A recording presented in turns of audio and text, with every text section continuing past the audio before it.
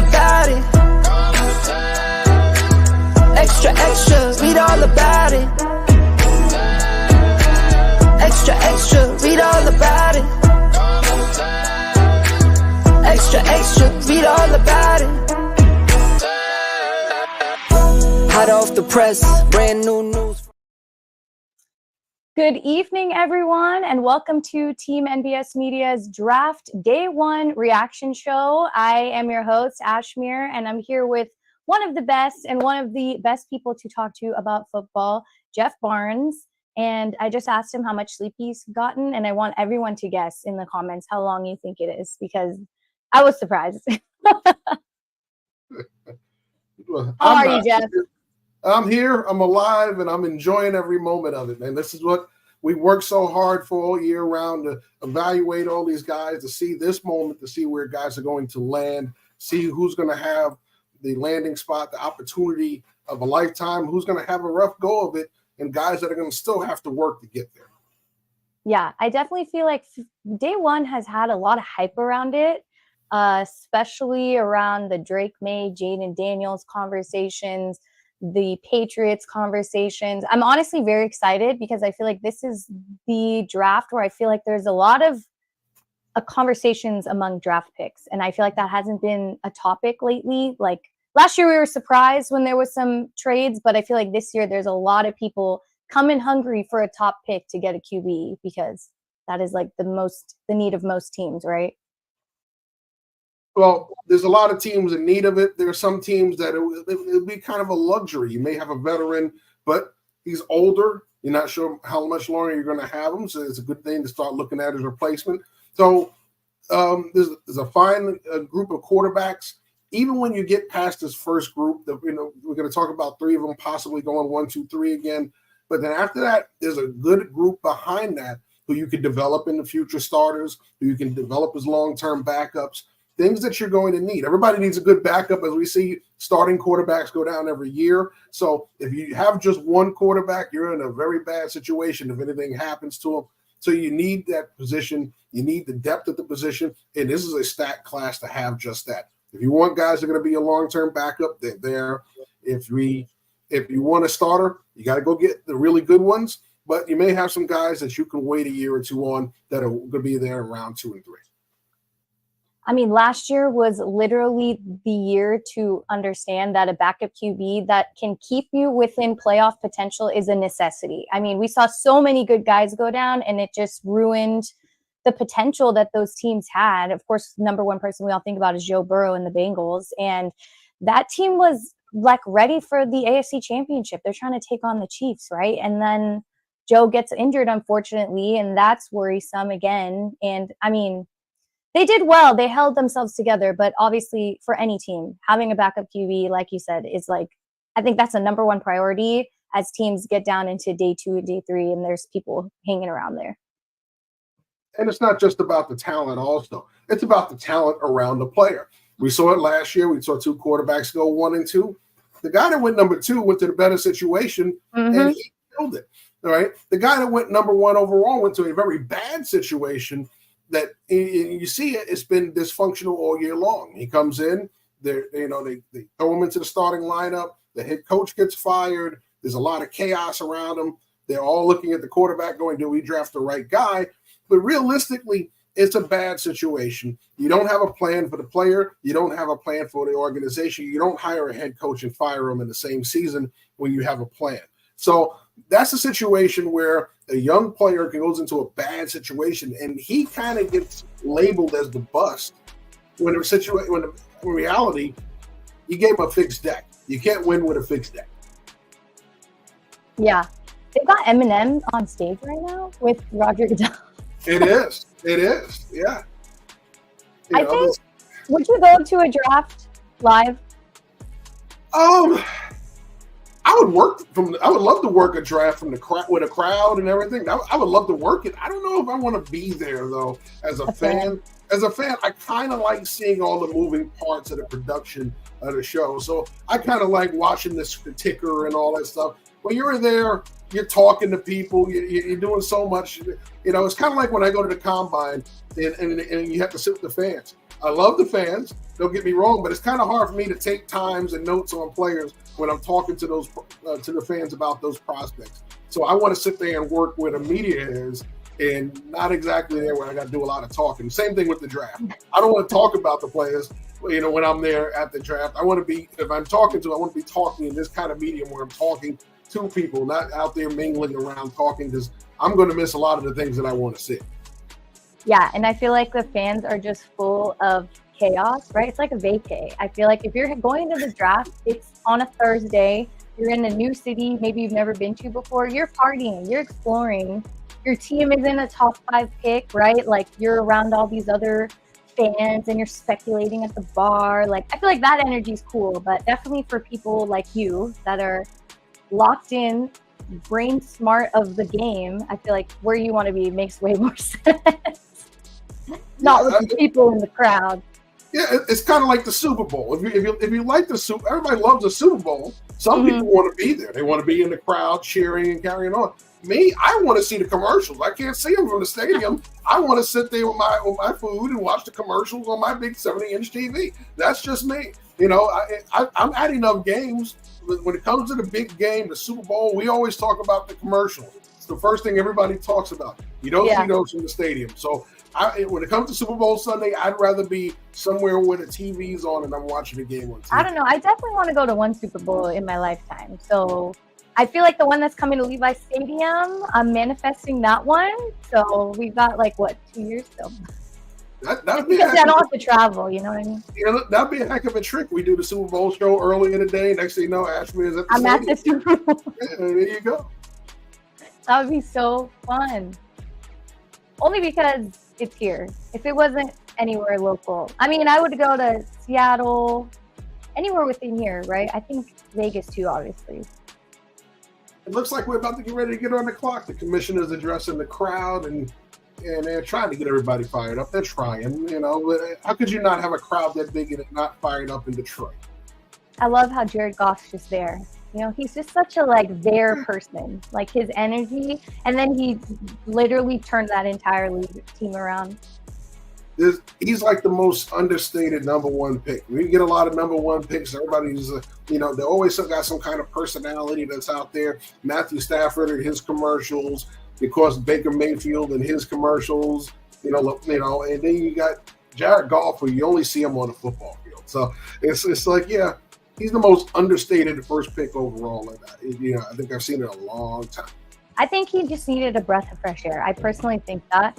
Also, for everyone watching, we've got trivia throughout the show because we know that there's 10 minutes between each pick, and we don't need to hear just Jeff and I talking about our favorite things to do every day. So I've got some trivia questions set up for later.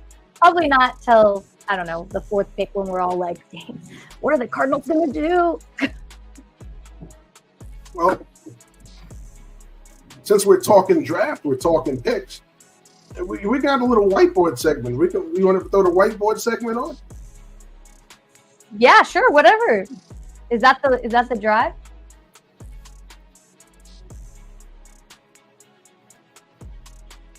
So one of the things that everybody's intrigued by is this quarterback class. Well, let's talk about it, all right? So at the top of my board, of course, I have both Caleb Williams and Jaden Daniels. Then we get into the real meat of it all, right? So we know who the top 2 are. Let's talk about the rest of it. So I have Michael Penix as my QB3, Drake May, Bo Nix, Jordan Travis, and here's J.J. McCarthy. A lot of buzz around McCarthy, a lot of things, a lot of people saying they like his film based on what they've seen, but you didn't see it at Michigan. Don't go by what you haven't seen, go by what you're seeing. Well, I went by what I was seeing. I see a guy who wasn't asked to do much because I don't think he's consistently doing it. He didn't consistently do it before this year, and they asked him not to do it this year. So I think what you saw was a guy who has tools, physical tools that you like, but he hasn't gone out there and shown you in the 2 years as a starter that he can consistently do it. Is there an upside there? Yes. But we always say you get in trouble when you're drafting just on upside. You got to see it on the film. I've seen it from him. I've seen it from him. I've seen it from these guys. Even though he has an injury history, Still, we want to see a little more from him, which is why he's here and not further up here. You want to see Bo Nix. We've seen the improvement from him over the years, playing a lot better at Oregon. That's why he's up here. We've seen it from Jordan Travis before he got hurt. So the question is, we haven't seen it from him. You go below him, Joe Milton, Sam Hartman, John Reese Plumlee, Michael Pratt, Spencer Rattler. These are guys who are inconsistent. Guys who you see a little something from, and then you see a lot of the bad things. So there's potential here. This is your potential range, right? These are guys with potential. These are the guys you've seen it from. If you're going by what you've seen instead of just projection, you got to go off of these guys. So these guys got to go first, and then you get to this group here. This is your potential guys that you see an upside, but you haven't seen it haven't seen it perform consistently on film at that level. So when you start getting to this lower range, those are your guys that are your long-term projects, guys that are going to be QB3s and learn, possibly elevate the QB2s, and then eventually, if they have to be a QB1, they're a spot starter, a short-time starter, not a long-term decision. All right, so here's that range that you're looking at. If you're looking for a backup for a couple of years with a potential to start, here's where you're looking for your starters, and down here is where you're looking to fill in the depth chart at quarterback. That's how we evaluate the quarterback position.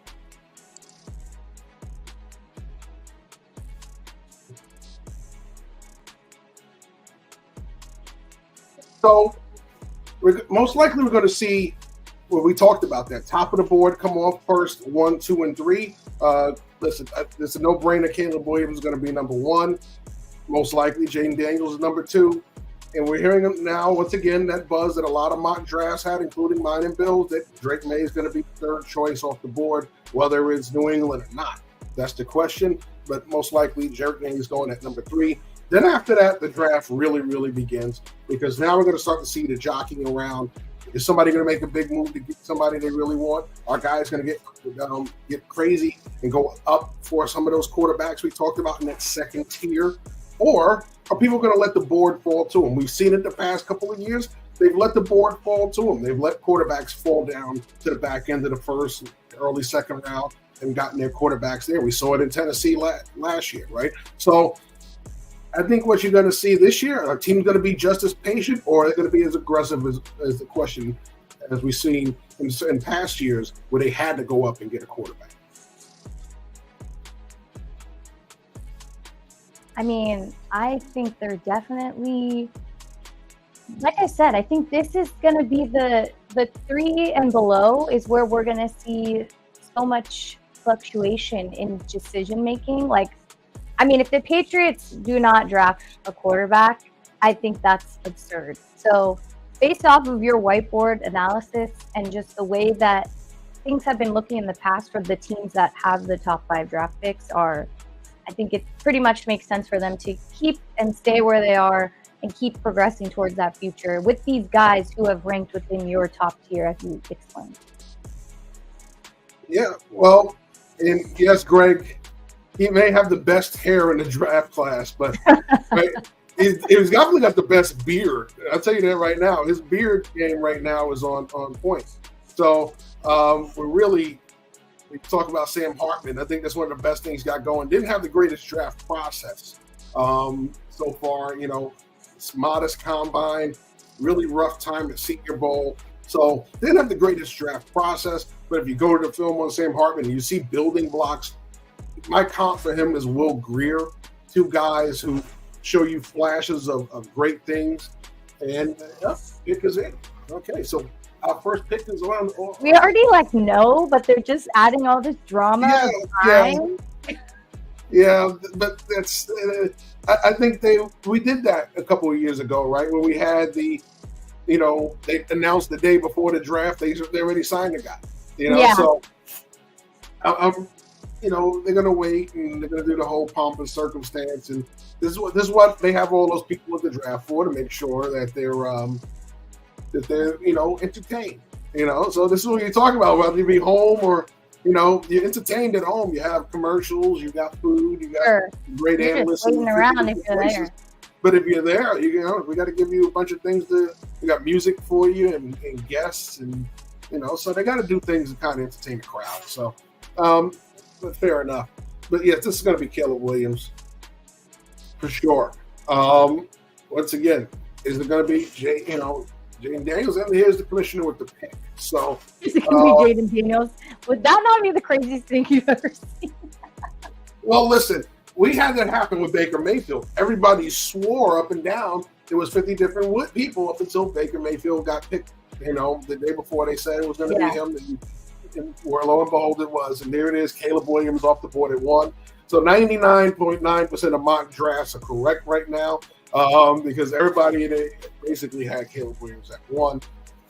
You know, so we're going to see what happens next with Washington.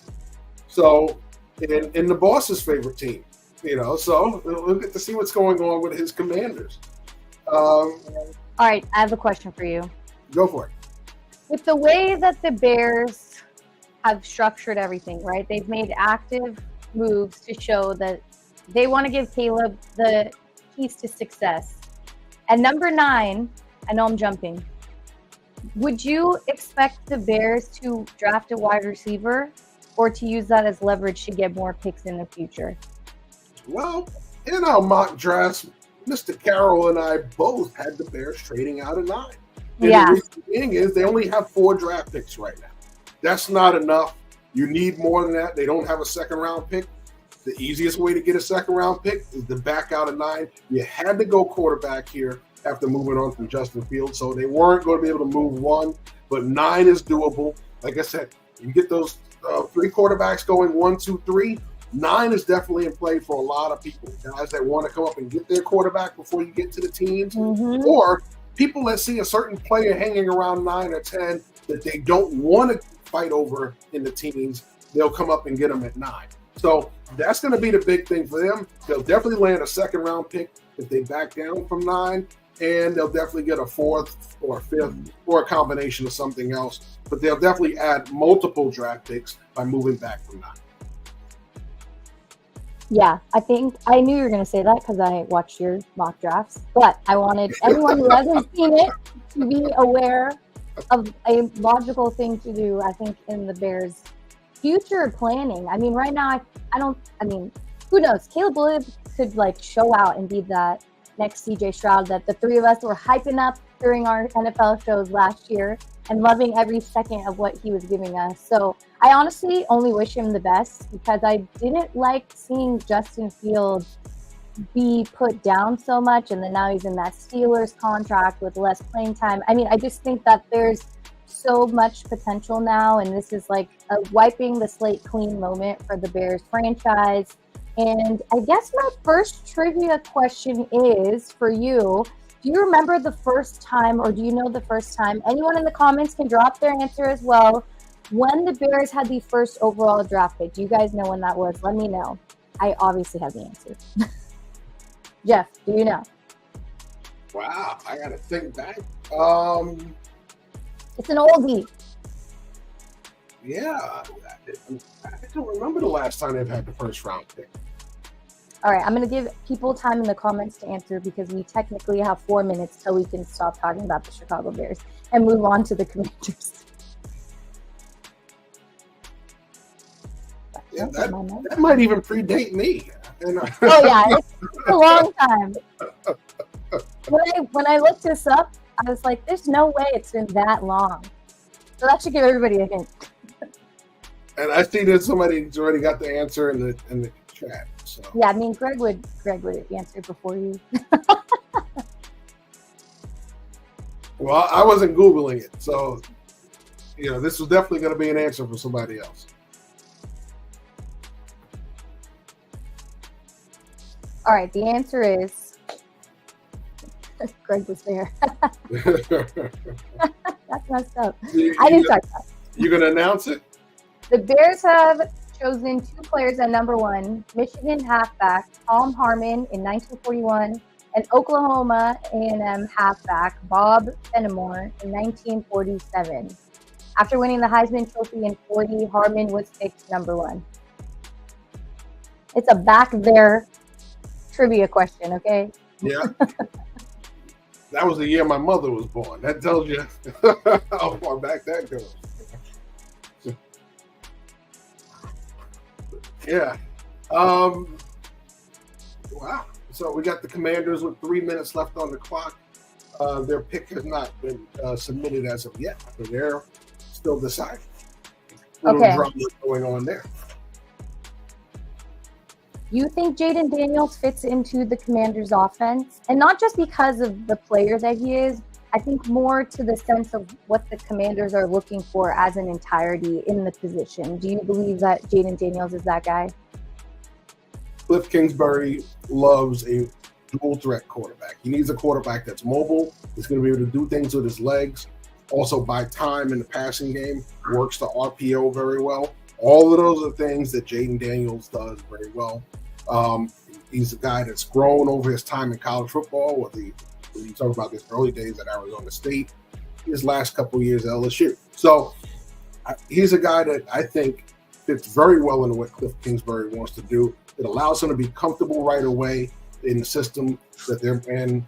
I think he's going to be the guy that they take here and they continue to put pieces around him to grow that system.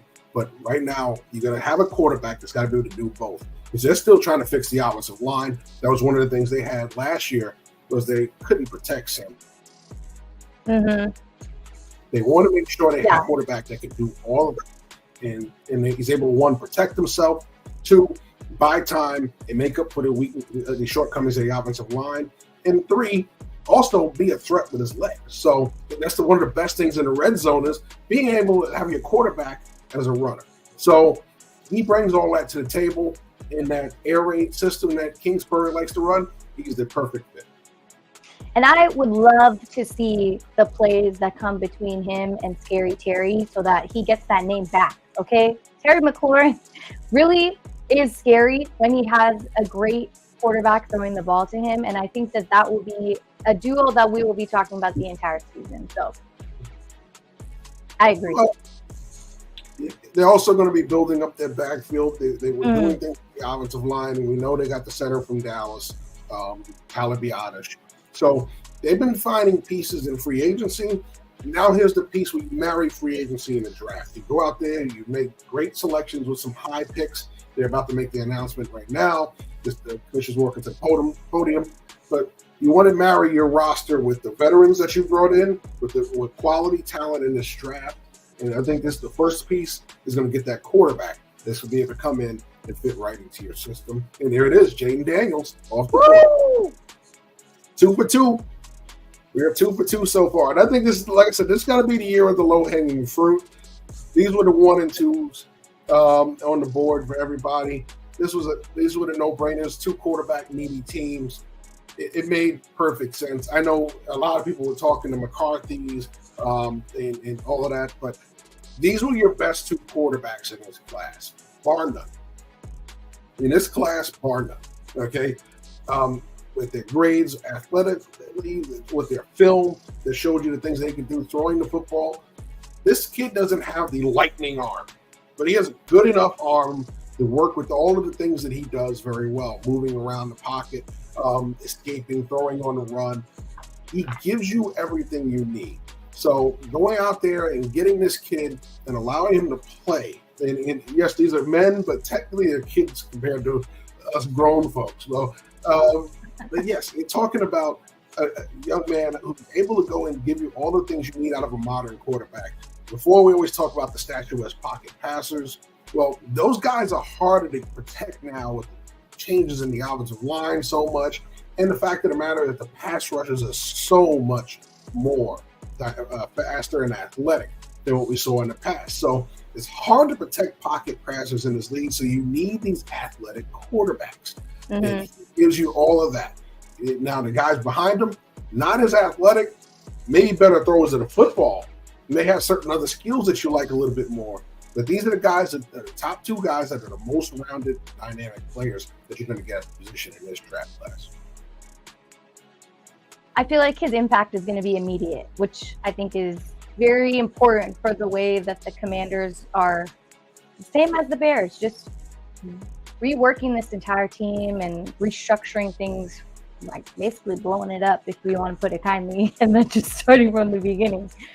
I don't have a trivia question as the first time the Commanders had a first round pick, so I guess second overall.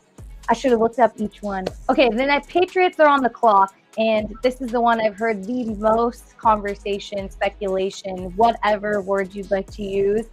And I am curious as to what you and Bill said on your mock draft happens at this pick. Do you think they stick with Drake May? Is that the best option at QB for them? Or, I mean, the Patriots need a lot of things. The team has a lot of things they need to work on. I think QB is number one. And so I'm curious to hear what your thoughts are. Well, I think they got to go Drake May. Yes, you have Jacoby Brissett. But I think if you really want to settle your quarterback issue, if your team is semi-decent, you're not going to be in range to get to a quarterback next year.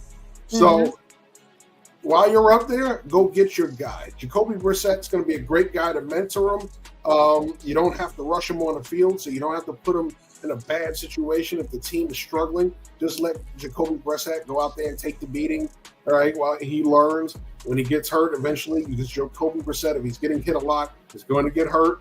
There'll be a chance for Drake May to go out there and learn and get some real reps. So I don't think you should have to rush him with Brissett there, which is the perfect situation. Let him go out there, get acclimated to the NFL, let him get acclimated to NFL defenses, let him see things that he hasn't seen at the college level.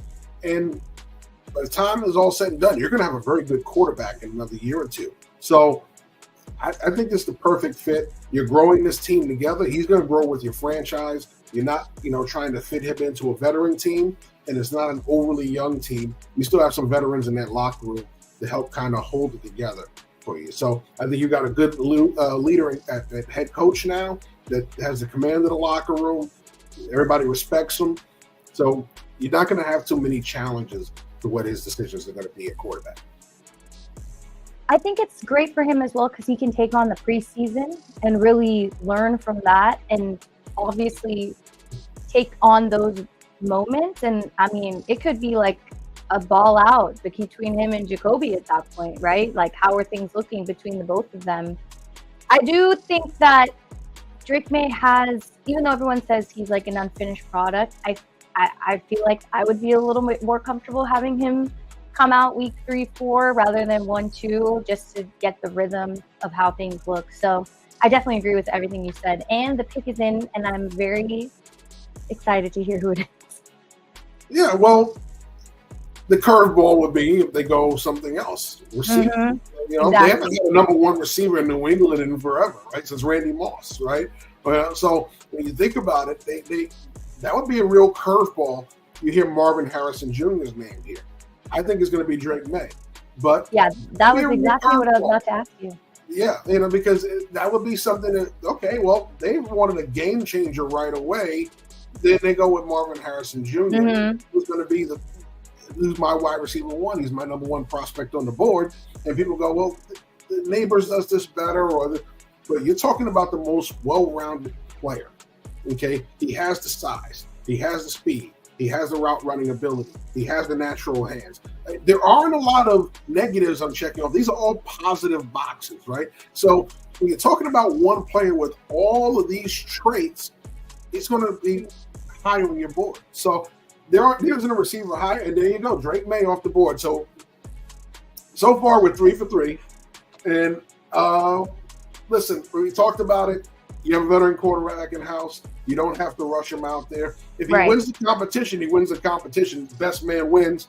Okay, then Brissett just mentors him from the bench. Either way, you're getting your future quarterback right now. You can grow with them, and all of a sudden, the New England Patriots have direction again. We haven't seen this in their last couple of drafts. It's all been, kind of cut and paste, trying to put something together. This offseason is making sense for the New England Patriots. Okay, we just got a comment that says Drake May is the Carson Wentz of Sam Howell. How do you feel about that? Well, listen, you can feel certain ways about Drake May. He's one of those guys who doesn't have that long list of experience. You know, Bo Nix has a lot of experience. Jaden Daniels has a lot of experience. You know, Caleb Williams has a lot of experience. All of those guys are 3-year starters. He's a guy that started for 2 years. So you're looking at a guy without a ton of experience. So there are questions about it. That doesn't always work out for some quarterbacks. Some it works out great for. We've seen guys come out there with limited experience and they look great for a couple of weeks, and then all of a sudden they never reach those heights that you expected. So the Mitch Trubisky's of the world, the guys who limited experience get drafted high and just never really live up to the draft grade that a lot of people gave them. So there are guys that I understand there's skepticism about him. He's a guy, like I said, you talk about just about 2 years of experience as a starter. So there's still a lot to prove. Like I said, the reason why he's not in the first round grades, because there's a lot to prove for Drake May. That's why he's a second round grade with those other guys. I just think that was a combination of people that you're like putting the worst and the best in one. Yeah, well, I'm not. When I do a comparison, it really matters. I'm not a huge comp guy because players are players. You know, I'm going to look at him. He may have certain things similar to a guy, but I'm not going to attach a name to him unless I really believe there's a lot of things very close in that player. But that's their comp. God bless them. Carson Wentz was a mentally broken player, but when he wasn't broken, he was an excellent quarterback early in his career. Sam Howell, on the other hand, still young. So yes. We'll find out what Sam Howell is in a new home. All right, we're at the Arizona pick, number 4. Let us know what your mock drafts look like. All right, so my mock here, I had Marvin Harrison Jr. Okay, top wide receiver on the board. They have a quarterback. They're looking to get better. Now, tackle also makes sense. But you know what? Who did they trade last year? Oh, they traded their top receiver in DeAndre Hopkins. So they need to bring back another one receiver. Why not bring the number 1 receiver in the draft to Arizona? Honestly, that would be one of my favorite duos to watch if Marvin Harrison and Kyler Murray get together, because Kyler still figures things out. Like the end of the last year, he was still playing to the level that we remembered from him. And I feel like adding Marvin Harrison to that is just like exactly what they need after losing their head coach. They just have been in this kind of turmoil of not reeling in, that division. And it's a very difficult division to try to top. And so I think just adding Marvin Harrison here will really give them that next level and help them offensively become way stronger than they have been in many years. And they're talking about 1971, we had quarterbacks drafted 1, 2, 3. Same thing with 99, we had quarterbacks 1, 2, 3. Some interesting names on those lists. Donovan McNabb was the second pick in 99. Of course, 2021, Trevor Lawrence, Zach Wilson, Trey Lance. Right. So you're at least seeing one of the 3 go on to have a pretty good career. So far, I think when you look at this group right there, I think they're going to places where they could be successful. I think Chicago this year is a way better place to be than it was for Justin Fields. Because Justin Fields, when he got there, they had no real direction. There was a lot of hodgepodge things being done. Did we want this guy? Did we not want this guy? It was just a mess. I think they have a direction, but they know that they weren't going to be able to fix it by the time his contract was up, which is why they moved on from him and got a younger quarterback. Is he better than Justin Fields? We're going to find out. I still think Justin Fields could be a pretty good quarterback given the right situation. So Jaden Daniels, I think, is in the right situation. And here comes the commissioner with pick number 4. Okay, so I have a follow-up question number 4. for Justin Fields after we hear this. Or I guess I can ask you now. No, I don't want to ruin the timing. No, we're going to find out in 3, 2, 1. Marvin Harrison Jr. 4 for 4. Here we go. All right, easiest money we ever made these first 4 picks this year, right? So the top wide receiver goes off the board right after the top 3 quarterbacks go off the board. All right, so We were talking about the quarterbacks being best fits where they are. We just talked about him being the best fit in Arizona, right? You're bringing in the best wide receiver in this class that gives you all of the things you need. You can play the X, you can play the Z, you can move around the formation, create mismatches. If you don't like the matches on the outside, if you feel able to double them up, you can motion him inside and get him matched up on nickel corners, safeties, and he can take advantage of those matchups. Marvin Harrison's route running ability is only going to get even better than it is. A guy that comes out of Ohio State where they teach route running at a premium. Look at the last bunch of receivers coming out of there. He is a guy that's going to come right in, and he's going to fit right in well in Arizona. I'm excited to see what's going to happen with that. I am too, especially for my fantasy team. This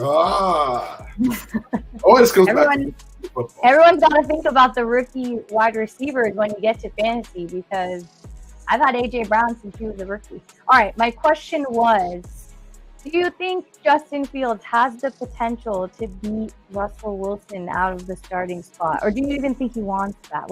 I kind of want to hear your thoughts on that. I think he does. I think the question's going to be how quick he meshes with everything around him. He's got to learn the new system. They're both coming into a new system at the same time, so they're pretty much even there. All right. Russell has a little more experience with certain things in different systems. So this will be the first time in a totally different system that he's been in. However, I think athletically, at this point, Russell Wilson's on the downside of his career. He's still in his prime. He's able to do a few more things than Russ does athletically. I think what he's going to be able to do is go out there and find things with his legs that Russ doesn't do anymore. Russ will run around and buy time, but he's going to be able to do things with his legs. And if he can do that and minimize turnovers while Russ has to force the ball down the field, I think that's how he beats out Russell Wilson. Because if you're not turning the ball over for Mike Tomlin, you can start for Mike Tomlin. And I think that's the one thing about it. Russ is going out there and he's running around doing Russ things. And unfortunately, he's an older player, so he's going to turn the ball over a little more when you're running around like that, whether it's on fumbles or, he's buying time and throws an interception and ill-advised interception. Well, he may throw his interceptions, but he's going to run a little bit more because he has the ability to do more with his legs. I think that's where you're going to see Justin Fields beat him out. Beautiful answer. All right, we've got the Chargers on the board, and I also think that the quote you said, what did you say? Man, I just lost it. If you're winning for Mike Tomlin, you're starting for Mike Tomlin. If you're not turning the ball over, yes. You start for Mike Tomlin. That should be on a shirt for Steeler Nation because it's true. Chargers here need a lot of things. They need a lot of help. They've got a great quarterback and a lackluster everything else. They made a bunch of trades, sent guys away. So on your big board, who do you have going here for the Chargers? In my mock, I had Malik Neighbors. I think because you look at the Chargers this offseason, what did they do? They unloaded a lot of veteran receivers. Keenan Allen gone, Mike Williams gone. So they need to rebuild that room. The best receiver just goes off the board.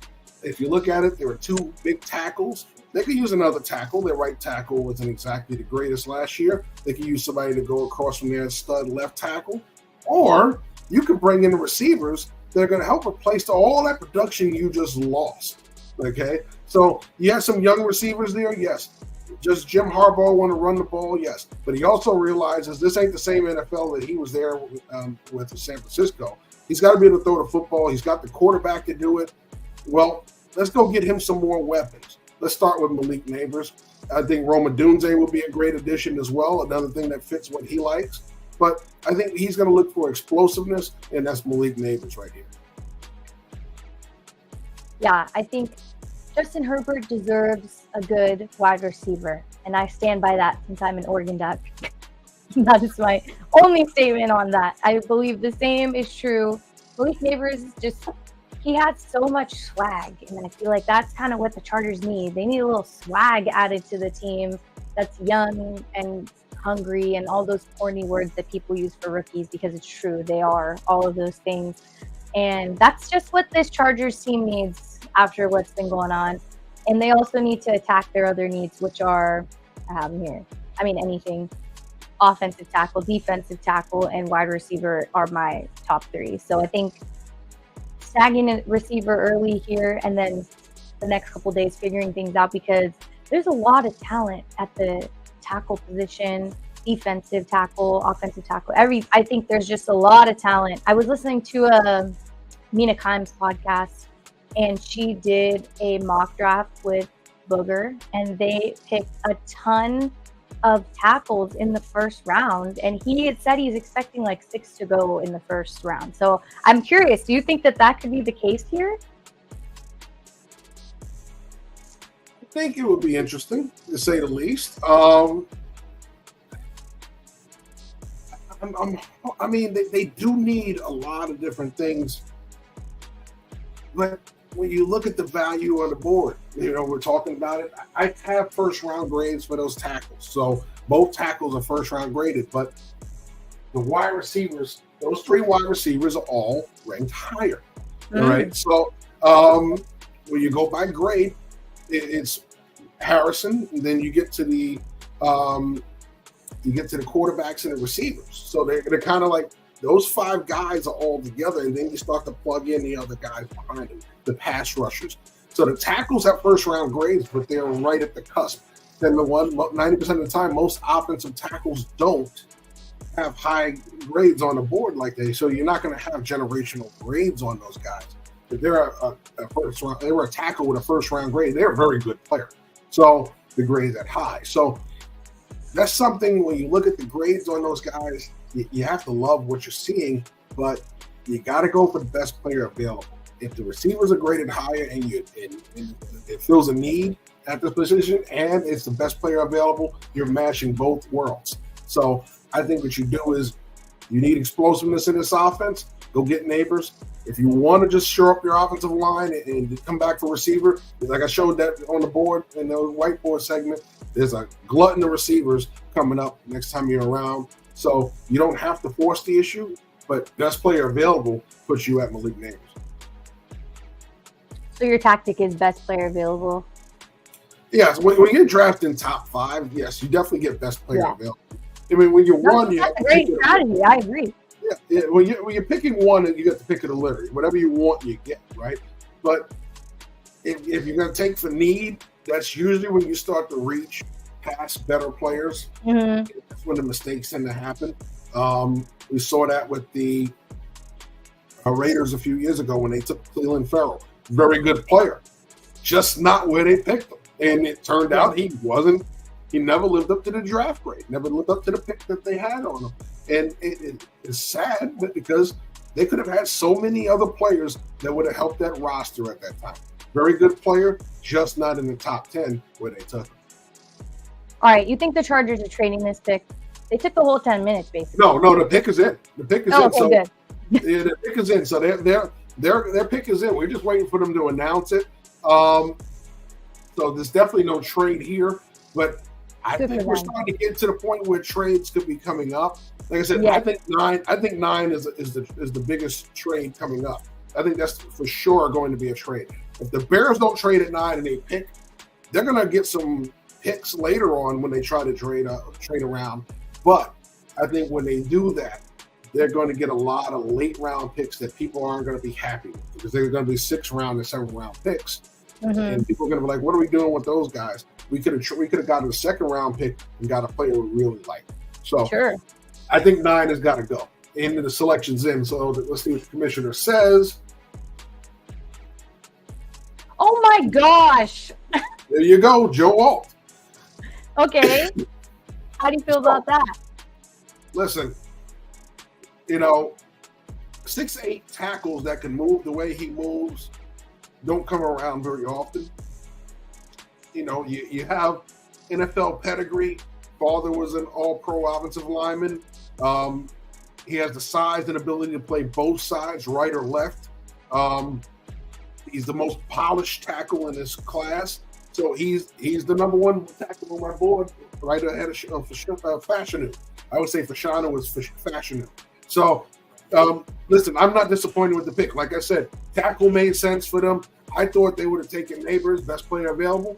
But Jim Harbaugh, we talked about Jim Harbaugh, loves to run the football, loves to do all that stuff. He's going to secure his big-time quarterback He's going to get that tackle to make sure his quarterback is not going to be hurt this year like he was last year. So give credit to Jim Harbaugh. He knew what he wanted. And like I said, there's value at receiver. He could have passed on receiver and gotten a receiver in the second round. So they're not done with receiver just yet. They're going to refill that room. They just didn't do it with Malik Neighbors. So I believe that, we both have receiver, I think, at that position. So credit to the Chargers going tackle there. And I think in one of my earlier mocks, I did have a tackle going. I'm going to say that I didn't choose.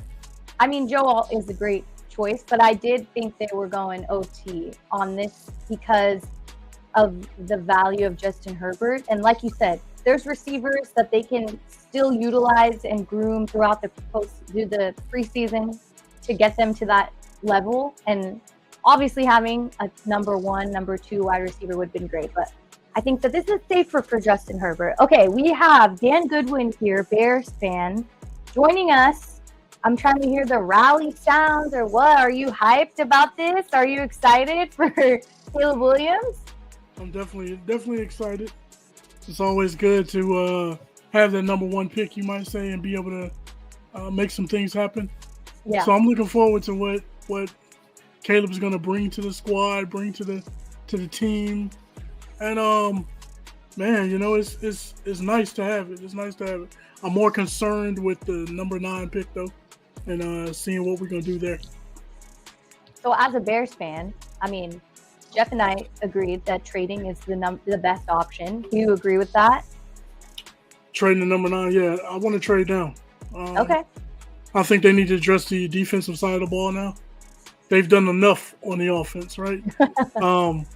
You gotta address the defensive side of the ball too. But you got so many players out there, and wide receiver class is deep. If you wanted to go wide receiver as well, you could do that if you wanted to. But I think it's so deep that we should just trade down, accumulate some more picks, because we only got 3 left in this draft. So makes sense to trade down. Are you going to any games or what? Home opener? Oh yeah, I'll definitely go to some games. I'm gonna go to the Detroit game. I always go to that one. I'm gonna go to some in Chicago. I'll probably go to the one in Arizona as well. Nice. So, Dan, what's the fan temperature right now? We know that it was at a fever pitch because half of them wanted Fields, half of them wanted Fields gone. That situation's over with. Caleb Williams, your quarterback now. What is the overall feel right now in Bears Nation now that all of this is finally played out? We did a podcast earlier today, and we addressed some of that stuff that's going around, like in the fandom, you might say. And one of the things that I addressed and we tried to talk about a little bit is, everybody just get on board. Everybody deal with it. You know what I mean? Justin Fields is gone. You had a lot of people that were, it was 50-50. 50-50. They wanted to keep Justin. Some people wanted to get rid of him. And they basically, trash the opposition, trash Caleb, trash Justin, in order to prove your point. That's what everybody was doing. So it was like Bears civil war going on. I felt like, but I think for the most part, everybody's kind of moved on. You still have a couple people, like somebody called into a radio station yesterday, I think it was, and was like, "I'm hoping Caleb Williams fails." And it's like, is this your team or not? Because you don't root for guys on your team to fail. So, I'm just like, hey, everybody get on board, man, and try to show some support. And hopefully the organization can now take a step forward and kind of develop somebody, because they failed in that regard several times. So can't always blame the players, man. You got to blame the organization too. Hang on 1 second, Dan.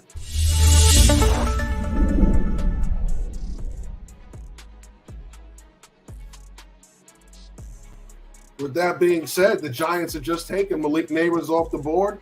So second wide receiver comes off the board. We had the tackle go to L.A. I keep wanting to say San Diego so bad, to L.A. But here come the New York Giants doing what we expected, going wide receiver. I picked the Doomsday to go there, but they got Neighbors, and he fell right to him. Thank you to the Chargers for going tackle. So they're very appreciative in New York. They've been wanting a receiver like this, a guy that can play the X, a guy that can play the Z, explosive player, a guy that can, when you get the ball in his hands, short or deep, he's going to make plays for you. They haven't had this kind of playmaker since Beckham. So, and it's funny, same school, LSU. So give credit to this new regime of the Giants, Joe Shane and company, for going out there and finding players that are going to come into your organization and win. He's a great addition to that offense. But Dan, we're going to get back to you and the Bears talk right now. Yeah. So we've got, the quarterback situation sorted out. We're rapidly approaching 9. I said I think you guys should trade back. You say you guys should trade back. Right now, if they stick at 9, what would you and Bears Nation be happy with at 9? Well, I was talking to a couple of my guys, man. My podcast buddy, Ill Will, he's of the mindset that you take a blue chip player. It doesn't matter what position it is. You need those types of guys on the roster, and I understand that. So, if you got like a Roma Dunze that's still there, then you take them. So on and so forth. That's what we're looking at. So I want a blue chip player, somebody that's gonna be there for 10, 15 years and be able to produce at a high level. So if you stick with the 9, I wouldn't mind seeing that. I wouldn't mind seeing, an edge rusher. I think it's too early to take Jared Verse. I would take him a little bit later. That's why I said trade down. But you just never know, man. You never know if you can find a trade partner or whatever. I definitely think they need an edge rusher, though. Definitely. Oh, man, the Giants fans are not happy with they get a receiver and they're immediately beating up the quarterback that's got to throw in the ball. Oh, man. Well, I believe he's an Eagles fan, so that makes sense, the comment there. So I won't put that on Giant fans. Yeah, so Bill, glad to see you. Bill, welcome. It's funny, we're talking Chicago football. Bill was stuck in Chicago traffic. So Yes. There you go, right? Shout out to the Melrose Park Chamber of Commerce. And they threw a wonderful, wonderful networking event. I ran through that room, shook hands, shook babies, kissed hands, kissed hands, shook babies, whatever, and got here as soon as I could. Some of the things that excite me about the draft are some of the things that do not excite me about Chicago traffic. But the great thing about the draft is a real test of, one, discipline, right? Everyone says we're going to stick to our board, or stick to our board, stick to our board. But every year you see 3 or 4 teams that do not. They panic. Something happens they were expecting. There's a run on a certain position, and they abandon all of their original plans. They abandon all the things they talked about, and they suddenly start panic drafting. And panic drafting, friends, neighbors, everybody, listen to me now, hear me later. Never panic draft. If you have to trade down, if you have to trade up, that's all fine. But never just take a player because you feel like if you don't, something terrible is about to happen, right? Take the player that fits. Take the right player in the right place. And like I said, sometimes that player's gone, the player you really want is gone, then yeah, look at the trade market. This is the kind of market, this particular draft, the kind of market where you're going to find dance partners if you are willing. And we've obviously talked about this pick 9 for the Bears a lot. It's been one of the more discussed picks, I think, in the whole draft, because the perception is the Bears would like to pick up more picks. And I think that's an accurate perception. What I know about Ryan Poles from my study of him is that he would like, but he's also a guy that's not willing to panic, right? If he doesn't get the deal he wants, he'll go ahead and pick. He's very disciplined in that way. So we're going to see a test, like I said, of who's disciplined. This draft is a great test of philosophy, discipline, and how strong your original plan is, and then your plan B and even your plan C is as you approach the draft.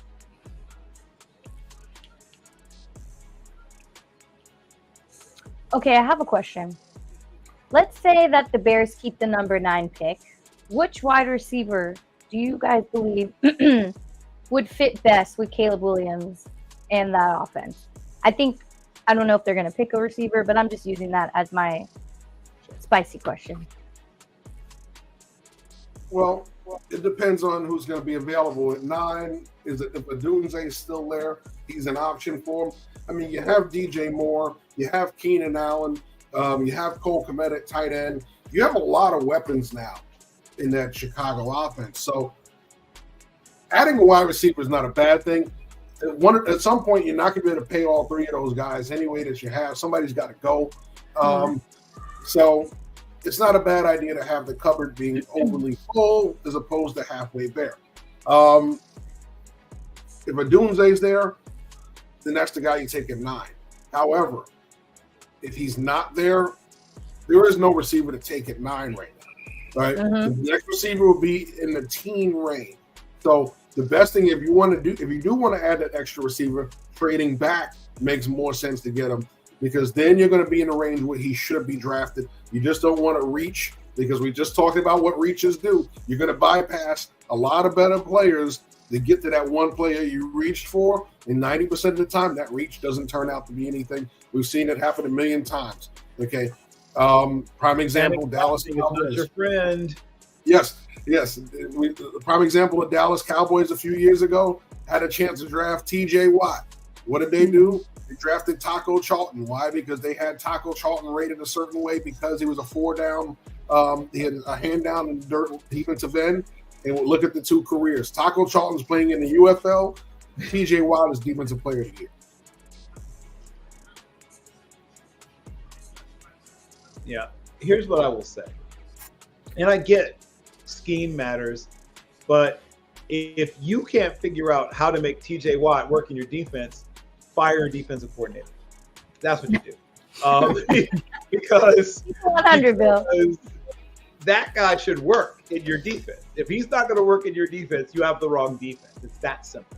If you somehow think Taco Charlton is going to fit what you do on defense better than Trent John Watt, you are playing the wrong defense. Something else needs to change. The thing about getting talented players, truly talented players, is that they will work. You can make them work. The Hassan Reddick situation, again. Hassan Reddick was being turned into like a will linebacker, like a full-time will linebacker. It's going to drop into coverage and, worry about, his run fit on the backside and all that cool stuff. And while, it's not the worst thing in the world, if you watch Hassan Reddick at all, if you watch one game of Hassan Reddick at Temple, you're like, oh yeah, this guy's just an undersized pass rusher. Sometimes a player is...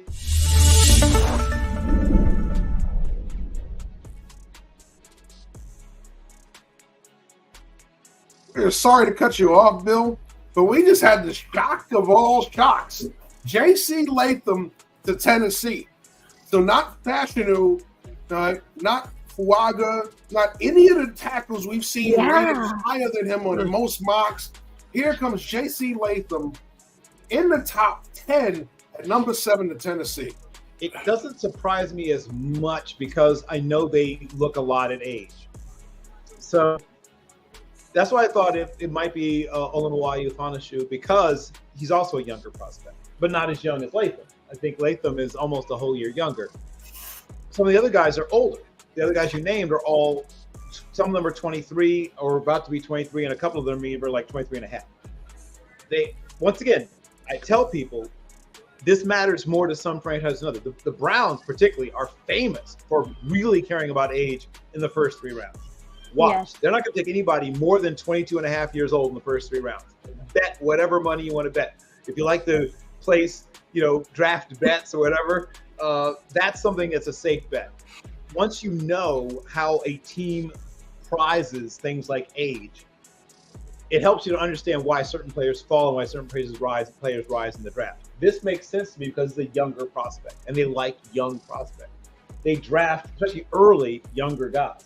They're not quite as doctrinaire as, say, the Browns, but they rarely take older players early. And when I say older, I mean guys who are 23 or very close to 23 and up. So this is one of the younger guys at that position, and they're going to, once again, shape him and all that good stuff. You hear mold and all those terms you hear. Is he quite the technician that some of the guys we named are? Frankly, no. I mean, there's no two ways around it. He is That not was going to be my question. Where were you ranking JC within the tackles here? I mean, on Jeff, my board, yeah, go ahead. on my board, I had J.C. Latham as my number 4 tackle. Okay, so ahead of J.C. Latham, I had Alt, I had Fashanu, I had Fawaga, and then I had Latham. So he is my number 4 tackle.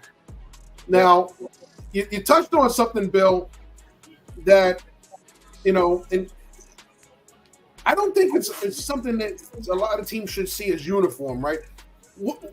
Some of the longer careers we see tend to be offensive linemen and quarterbacks. So I don't think you have to use age with the tackle position as much as you have to do with the wide receiver, the running back, and the DB positions, where those players are not going to be at their physical peak as long as these guys. We've seen tackles play to 38 years old, 39 years old, whether they're still starting, whether they're still backups. You can get a longer career out of a tackle. So while he is younger, I don't think that you always have to use the youth aspect with a tackle.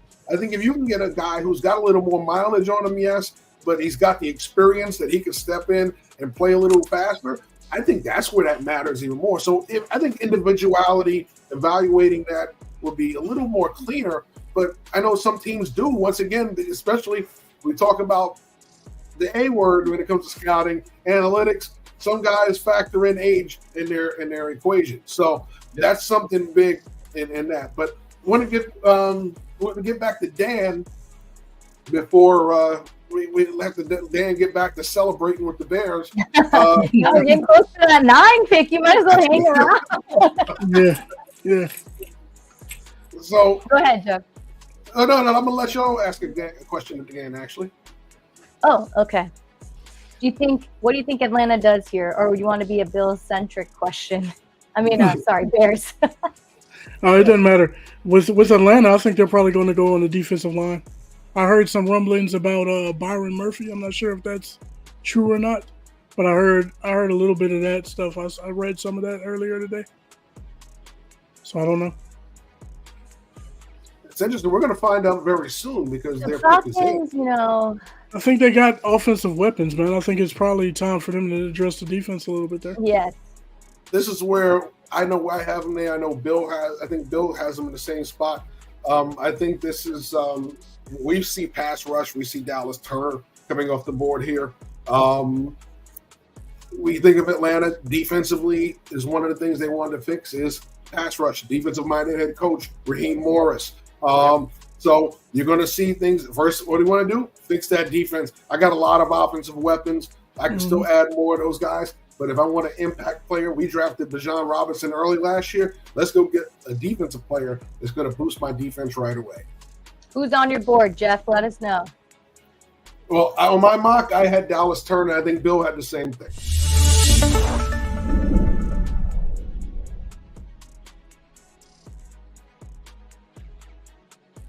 Oh my God, that's so exciting! No! Michael Penix off the board to Atlanta. Wow. So, That's exciting. So here's why. Terrible. The Raiders needed Michael Penix Jr. Here's what I was going to say that. Here's what I like about it. Now, is it early for him? Yes. I mean, we all agree it's early for him. What I like about it is they decided to go after a guy that doesn't need a lot of molding, whatever. He's going to be ready to play pretty early on. All the things that Jeff kind of just said, right? Maybe you take a guy who's mileage up. Has he had a somewhat terrifying injury history? The standard clavicular joint, the 2 ACLs, the other shoulder injury. Sure, yes, he's had a lot of injuries, and he's looked bad when pressured at times, right? I mean, obviously the Michigan game is a perfect example of how sometimes when he does get pressured, he doesn't always react the way he'd like. But he's got a very strong arm. His ceiling to me is a guy like Steve McNair. And Steve McNair is a guy that took a lot of shots too, as you might remember. Now, the game has changed. You won't be able to hit quarterbacks the way Steve got hit, but he has some things that remind me of McNair. once again, sort of a combination of Mark Brunell and Steve McNair is what I sort of describe him as. He's a guy who's got some toughness. I mean, he takes hits, and that, I mean, that's a good thing and a bad thing. It shows you that pocket courage and things like that. But when you've had the kind of energy, what's the most important ability? Availability. Just get the ball out of your hands. Mike, stop taking hits. If he can stay healthy, I think he'll end up being one of the better quarterbacks in this class. But yes, he's older and he's had a lot of injuries. So they need to really protect him. I hope they continue to bolster their offensive line. Okay, the Bears kept their pick. Dan is still here. I want to see the reaction live, just like my reaction that I just had. So let's see what they did here. I'm curious, who would you have on your board? All right, so we haven't unveiled the big board yet, so we'll pull that up. We're gonna go through who's still available and things of that nature. So let's get that. And this is based on Bill Carroll's top 300. So we've seen Harrison come off. We've seen Caleb Williams, Drake May, Neighbors, Adunze still available. Brock Bowers still available. Alta's off the board. Murphy's available. Newton's available. Fashinu's available. McCarthy's available. Okay, so Dallas Turner. We're going way down before we hit J.C. Latham. So you can see where J.C. Latham was compared to where they have, and the Bears have picked. So no trade for the Bears at 9. Here it is. So no trade for the Bears at 9. So obviously, right now, he's obviously did not get the offer that he liked. He was open for business. Yeah, he's been open for business. So he didn't get an offer. and I guarantee you that in his offers, he wanted a second. And if teams weren't willing to part with the second, then he wasn't going to move. So I think that's when you want to make sure, and yes, you can have different, combinations for your pick and values. There may not have been a team the way this board is going that's willing to move up for the teams. That's another thing. Okay. So there's maybe teams that are willing to sit in at 11, 12, 13 that are saying, guys are falling to where I am on this board. I don't have to move up and be aggressive to go get that's it. The other thing, right? Yeah. So that's a whole nother thing that's playing out with these trades. Because if you look at it, pick 9 is a $13.50 value. It's a $12.50 value for pick 11. If they wanted to move back 2 spots with Minnesota. So realistically, that's a 100-point difference.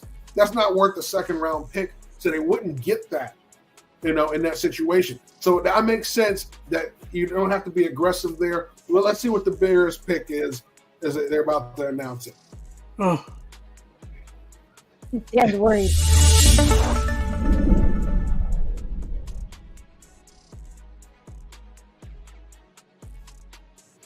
And just like Jeff predicted. All right, I'm with that. I'm with it. Better now, Dan? Do you feel I'm better? with it. I feel good. I feel good. I didn't want a wide receiver at that spot, but I'm okay with it because I know he has a good relationship with Caleb Williams. That's number one. Yeah. But number two, I don't mind having Rome come in there because Keenan Allen is really basically 1 year, possibly, right? He might not sign. So he can learn from DJ Moore, Keenan Allen for a year. He can play that third receiver role or whatever, and then maybe kind of transition him into being a top dog for years to come. So I'm looking forward to it. It's a nice 1-2 punch in that draft category of 1 and 9. I'm with it, man. I'm happy. I'm happy you're happy because I'm not happy, but that's a different story. I think Jeff hit it earlier. He said that if Rome's still available, this is an easy pick for them. And I mean, I'm excited to see the Bears next season. I'm ready for them to take over the league a little better than last year. Yeah, I hope so. That's a blue chip player, though. In my opinion, I think the drop off from Marvin to him is not that bad. And I'll tell you one other thing. If we were going to get a wide receiver, I wanted Rome Odunze over, say, a Malik Neighbors because I wanted the bigger wide receiver. We already got DJ Moore, and he's only like 6 foot, 6'1". So I want the other guy to be a little bit larger. You know what I mean? A guy that can make contested grabs, possession type of receiver, stuff like that. So I think it fits well with what they already have, and he can learn so much from a Keenan Allen who's a similar body style or body type. And the other good thing about him, once again, the term I've started using is possession plus. Because while he gives you a lot of the things you look at from a possession receiver, unlike a guy like Nuke Hopkins or Keenan Allen, even when those guys were young, they might break a tackle. They might pick up. Oh, here we go. Here we go. Minnesota's trading. The trade's afoot. Minnesota has moved up to 10. So Minnesota with the swap going from 11 to 10. JJ McCarthy's coming off the board. Yeah. I think this was heavily predicted, right? Yeah. I was off by one pick. I thought the Bears would be the ones making this deal, but yes, I thought this was happening. I was just recently in LaGrange Park, Illinois, the boyhood home of one JJ McCarthy, where there's all banners and all stuff around. And, I have friends that coached against him when he was younger at Nazareth. A friend of mine that coaches in Bolingbrook, Illinois. And yeah, he tore him up. He tore him up. Sorry, Drew.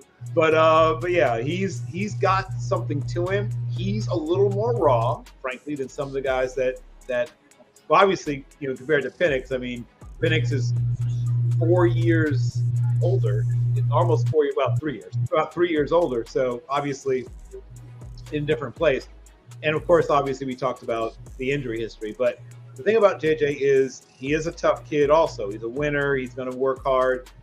He doesn't do all of the things on the field that maybe some of the guys have been asked to do. Like, you watch that beautiful fade ball that Penix throws.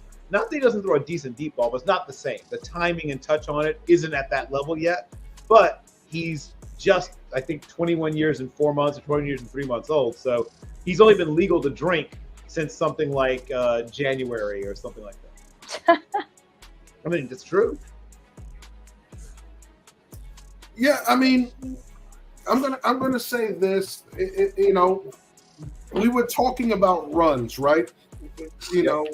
So we've now seen, we've seen 4 quarterbacks come off the board in the top 10 picks. Okay, if this is 5, if this is McCarthy, this is going to be 5. What does this mean? This means now, if you're those other quarterbacks, we're talking about them, if you're the other guys in that group, you're looking at this going, this is good for me.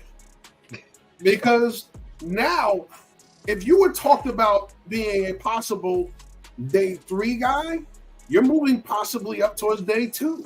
If you're a guy that was, possibly a round 2 pick because they didn't think you were in the first round, now teams that feel he may not be there when I go to pick in round 2 are going to probably jump back into the first and get you at the tail end to get that 5th-year option on you.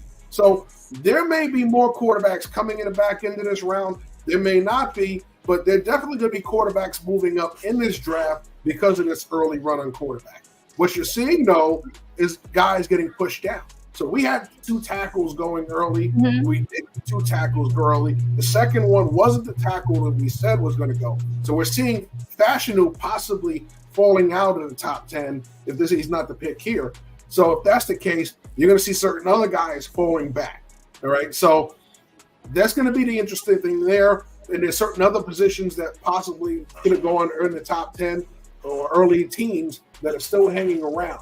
But if right now, if you are, if this is McCarthy, so if you are Bo Nix, if you are Spencer Rattler, Jordan Travis, all of those guys that we were talking about in that next tier, you're feeling good about your chances of going a lot sooner than expected because there's an early run on quarterbacks now. These guys are people who are grabbing their starters. So that means the guys are going to take the younger quarterbacks that they want to sit and learn. Those guys are going to come off the board a lot faster because they're not going to be around in round 3, round 4, the way this board is falling. All right, question for the team here. When you're picking a said JJ McCarthy, are you starting him initially, or what does that look like for his growth? Because I know there's a lot of conversations about how he was with Michigan. Not much was he didn't rely on the arm as much, and so I'm wondering what your thoughts are on that. Bill, you can start it. Sure. If I'm getting Jonathan James, aka JJ McCarthy, I'm not playing him right away for a couple of reasons. I mean, even physically, there's things he's going to have to do to adjust. He is the youngest of the quarterbacks. So there's some things developmentally, he just isn't all the way there yet. So if first, and I'm not sure if you mean, but that team's not, in my mind, competing for much of anything this year. You're not hurting my feelings. Okay, just making it clear that they can take their time. There's no reason to rush anything. In my mind, this team is on about a 2 or 3 year climb. I mean, once again, just look at Detroit, right? Follow sort of that same sort of idea. You get this guy, you get a few other guys, you draft well, right? You draft well, you make a couple of key free agent signings, and in a couple of years, maybe in 2026, you're in position to be a dangerous team. But throwing this guy out right away, it doesn't seem wise to me. I would be taking a more gradual approach. I would have him play in certain situations. I have him mop-up duty, maybe around, pick is it. All right. So just looking at that trade. So they went from 11. Am I right? Hold on. Yep, to 10. Yes. Yeah, Minnesota was 11, right? So 11 to 10. They went up 1 pick. Point of 50 value. 50 points was the difference between the 2 picks. They got a little bit of an overpay. They had to give up 129 and 157, 2 fifth-round picks. They gave up about 70 points for a 50-point pick. So they could have know for sure it's a quarterback. Yeah. They paid the QB tax, Jeff. Yeah. For everyone, and it's crazy. It's crazy. You got in the first what that's 5 quarterbacks now. If it's JJ McCarthy. If it's McCarthy, it's 5 quarterbacks in the top 10. Yep. Wow. Yep. You have 3 in a row to start the draft. And historically, right? 3 of those guys won't pan out and will be busts. It depends on the situation, right? So right? You could have a really good quarterback go to a bad situation and it just doesn't work. And unfortunately, it comes with the dinner, all right? You don't control where you go in the draft. And so you got to play in the situation. Listen, we've had 2 Mannings come through the league and tear it up, but their father played in some bad situations and was a really good quarterback. So, JJ McCarthy is your 5th quarterback off the board to Minnesota, and right now they are dancing in Minnesota. So I know Steve's in the chat. Yes, well, we know Steve Rogers is dancing. But I know Terrell Jones is dancing in Minnesota. Would love to get him back on the show this year. Terrell Jones is a former coach with the 49ers and Buccaneers. So he's originally from Minnesota, so he's a huge Viking fan. So I know he's very happy that they got a quarterback. And a Midwestern kid. He's played in bad weather his whole life. His first love was hockey. So yeah, he's going to be a good fit in Minnesota. All right. Well, thank you, everyone who's tuning in right now. Dan, appreciate you. And you're here to stick around for the 9th pick, which is honestly what I was anticipating. And we're going to take a quick break, everyone. So be sure to stay on, grab some water. We've got a long show ahead of us. All right. Sure. Stay tuned.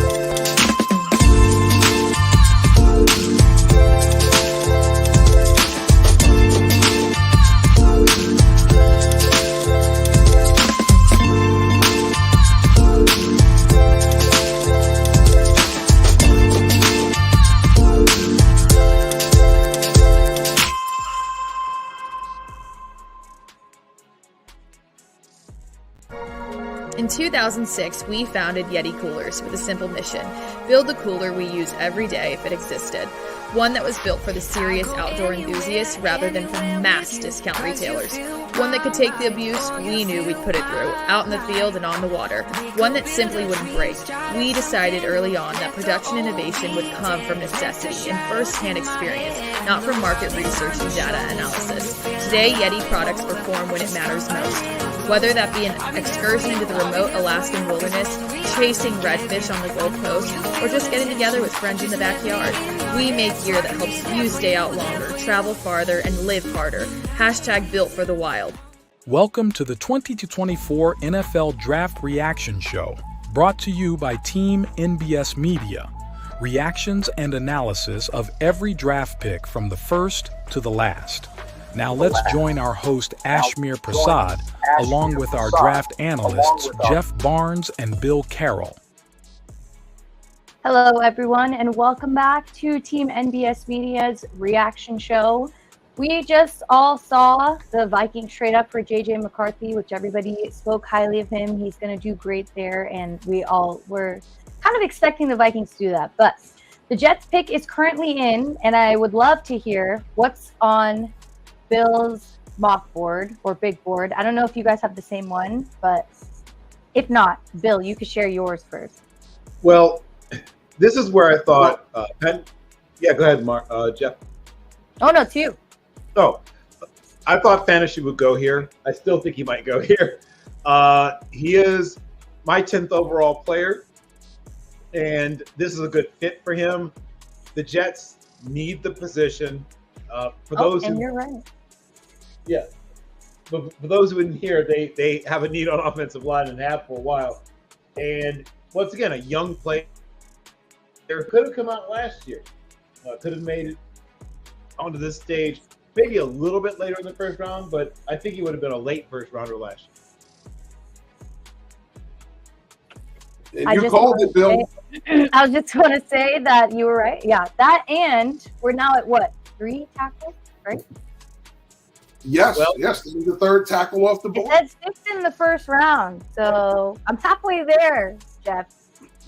I think we might get to 7, but 6 is. 6 is like me. If you are doing like once again an over/under kind of thing, 6 feels like easy money. I think 7 might even be in play. But yes, once again, you're drafting a bunch of quarterbacks. You better also have offensive tackle. True. Especially young quarterbacks, because they tend to hold the ball a little bit. So I don't think anybody mocked. We've gotten to 12. We haven't had a defensive player come off the board yet. I don't think it'll be much longer, though. Oh, no, we're getting in that range. We're definitely in that range. But I don't think anybody mocked it. Everybody at least had one defensive player coming off the board at this point, whether we were talking about Dallas Turner, whether we were talking about Jared Verse, Latu. Some people had him around 9 or 10. So I think that when you look at it, the value at the offensive position right now with this class is so high. People are definitely grabbing it. They don't feel that the talent as far as playmaking ability is as good later on. Although they are good players, they're not as well-rounded as the early players we're seeing going off the board. Teams that were desperate for quarterbacks have made their moves. Teams that are still looking at quarterback, don't be surprised if they start to get into a little aggressive mode too as well. But we're getting to the point where the defensive players are going to start to fly off the board too, especially in the teams. That's where we have mostly defensive guys coming off the board. So, but once again, we're talking about it. The 3 receivers are gone. Now we're starting to look at the Thomases of the world coming off the board. We're going to start to look at the Texas receivers coming into play since everybody's starting to go a bit early, right? We went heavy on the offense early. Brock Bowers. A lot of people were trying to mock him at the 9-10 spot. I think I had him going a little bit later. So I think we're starting to get into those. Yeah, we're starting to get into those scenarios as well. I think Bowers and 3 defensive players will be in the next 5 picks. In the next 5 picks, Bowers and then I think at least 3 defensive players are in that next. I think there's one more offensive lineman, maybe a guard, or a guy that maybe tackle or guard. And then I think other positions are going to be 3 defensive players, and I think Bowers is somewhere in that mix as well in the next 5 picks. Okay, everyone, we have another guest with us. We've got Brock joining us from Hawaii. Woo-hoo! Brock, how are you? Oh, I'm doing man. good. How are you all? Are you getting tan or what? Tad here and there. Only been here for a day, so I got to work on it. Hawaii. Well, I see you got your Aloha shirt on. Absolutely. Beautiful tropical weather. I didn't want to plan to pick today. He's vacation mode. All right, Brock, what have you thought of the draft so far?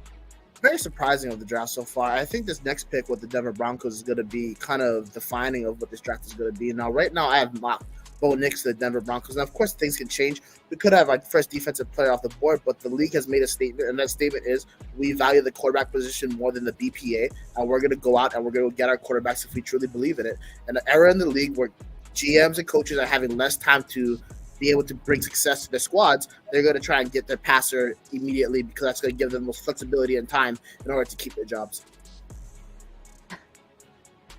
I mean, truly anything can go for Denver. I think any pick is going to be great for them because they are in a need of just about everything. And I am very curious to see who they have selected.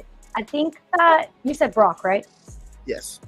Yeah, I feel like I've heard around some things that I've been listening to, going tight end is a little dangerous, I think, just for the Broncos specifically, just because there's so many other things that they need, and centering around him at this point in time just doesn't feel like what that is what Denver needs to do. And that's just what I believe. And after you've evaluated what happened, Russell's out, it's like kind of that new slate for them as well. And I feel like they should work on the tackle position, the defensive position, everything else that like surrounds the QB or the offense itself. So that's just my personal opinion. And I'm curious what's on everybody else's big board here. Well, Bill? I had bought Bowers at this point. Oh, okay. Yeah. And I think when you look at it, yes, they moved on from Jerry Jeudy, so wide receiver is definitely in play. But when you have a matchup tight end like that, one thing Sean Payton likes, he loved his Jimmy Grahams, and every tight end he can get his hands on there in New Orleans. I think if he has a chance to take another player like that, that's an X factor that you can move around the formation, create matchups with on the inside of the defense, and allow those younger receivers to work on the outside and underneath off of that with a running game. I think he's going to take a Bowers in this situation. We know they loaded up the past few years on defense. Some of those picks have been moved on from, like Bradley Chubb. But I think what they're going to do now is, once again, you got to start loading up this offense with weapons for whoever your quarterback's going to be. You're going to make it easier on whoever's going to be on the center. You don't want them to have to carry the load alone. So if you're going to do that, you got to get special players. You're talking about the best tight end in this class. The only one that has this complete skill set. So I think you got to go Brock Bowers here if you want to go with a playmaker. The only other thing you can come up with are really good receivers. Thomas, really good receiver. So, but you got, to me, I would take an X factor player like Bowers. What about you, Bill? If they don't go offense, I won't be shocked if it's a corner. So it could be Terry Arnold. I'm not going to rule that out. Sorry, Bill. I just saw the pick. So this is good, folks. This is really, here you go. Oh my goodness. Yep. I feel like that was the second option if it wasn't Brock. Yep. There we go. No, honestly, this pick makes a lot of sense. And what we saw in Bill Carroll's Mockapalooza was Jolene, who was the GM for the Denver Broncos, also selected Bo Nix. And you also have to look at who is in charge of the Denver Broncos right now. Yes, George Patton is the GM, but it's a Sean Payton show and no one else's. Sean Payton has a link tree that no other coach in the NFL besides a select few have right now, and that's time. They're not going to get rid of Sean Payton anytime soon because, one, they just traded for him, and two, he's Sean Payton. So he has the opportunity to grow and develop a quarterback. You also have to look at who Sean Payton is. He's an egotistical guy who wants things to happen his way. You don't get a veteran quarterback because they already have their own opinions about how things are supposed to be done in the NFL. You bring a guy like Bo Nix who's young, you can groom him to how you want him to be.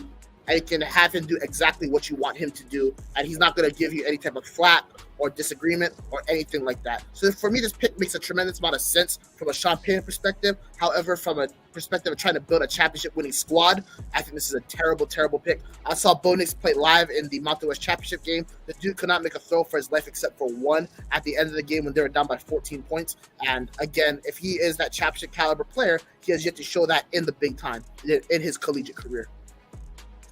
I think that this is a smarter pick because the Raiders would have picked him. I'm going to keep it 100. I'm glad that it didn't happen. I'm glad that Denver took that option away because I agree with you on that, Brock. I think that he's really strong in the offense that Oregon creates for their QBs. It makes them look so strong and stellar and phenomenal. Justin Herbert was all of those things and more, and he has proved to do so.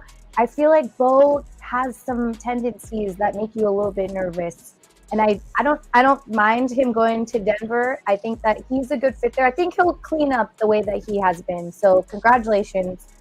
Only because I'm an Oregon Ducks fan is the reason I'm congratulating him, and that the Raiders didn't let that fall down to them.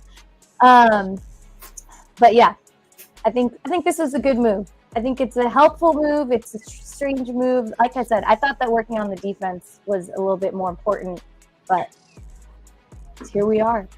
Here we are. So obviously these GMs were watching draft day because they obviously have a bunch of Post-it notes in their hands that are saying that right there. QB no matter what. Mm-hmm. Because that's exactly what we're seeing. 6 QBs off the board in 12 picks. Well, my prediction is that the next pick is a defensive play, but we'll see. But I think that the Raiders go defense, and I don't want to disagree with Ashmere. They might have taken Bo Nix, but I would not be shocked if they went defensive mode.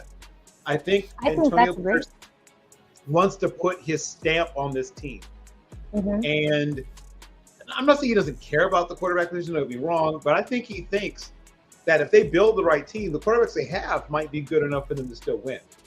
They looked pretty good at times, even with their rather meager resources they had in the quarterback position. They bolstered it a little bit through free agency. But if you think about what that defense looks like, if they get a top-tier pass rusher or a guy like Quinyon Mitchell, right? You throw that guy into an already improving defense being led by Antonio Pierce. I mean, I'd like to remind everybody, they have to play the Kansas City Chiefs. They have to play some teams that can throw the ball around. They have to play some teams that can put up points. And while they may not have the most dynamic offense in the world, defense still wins championships.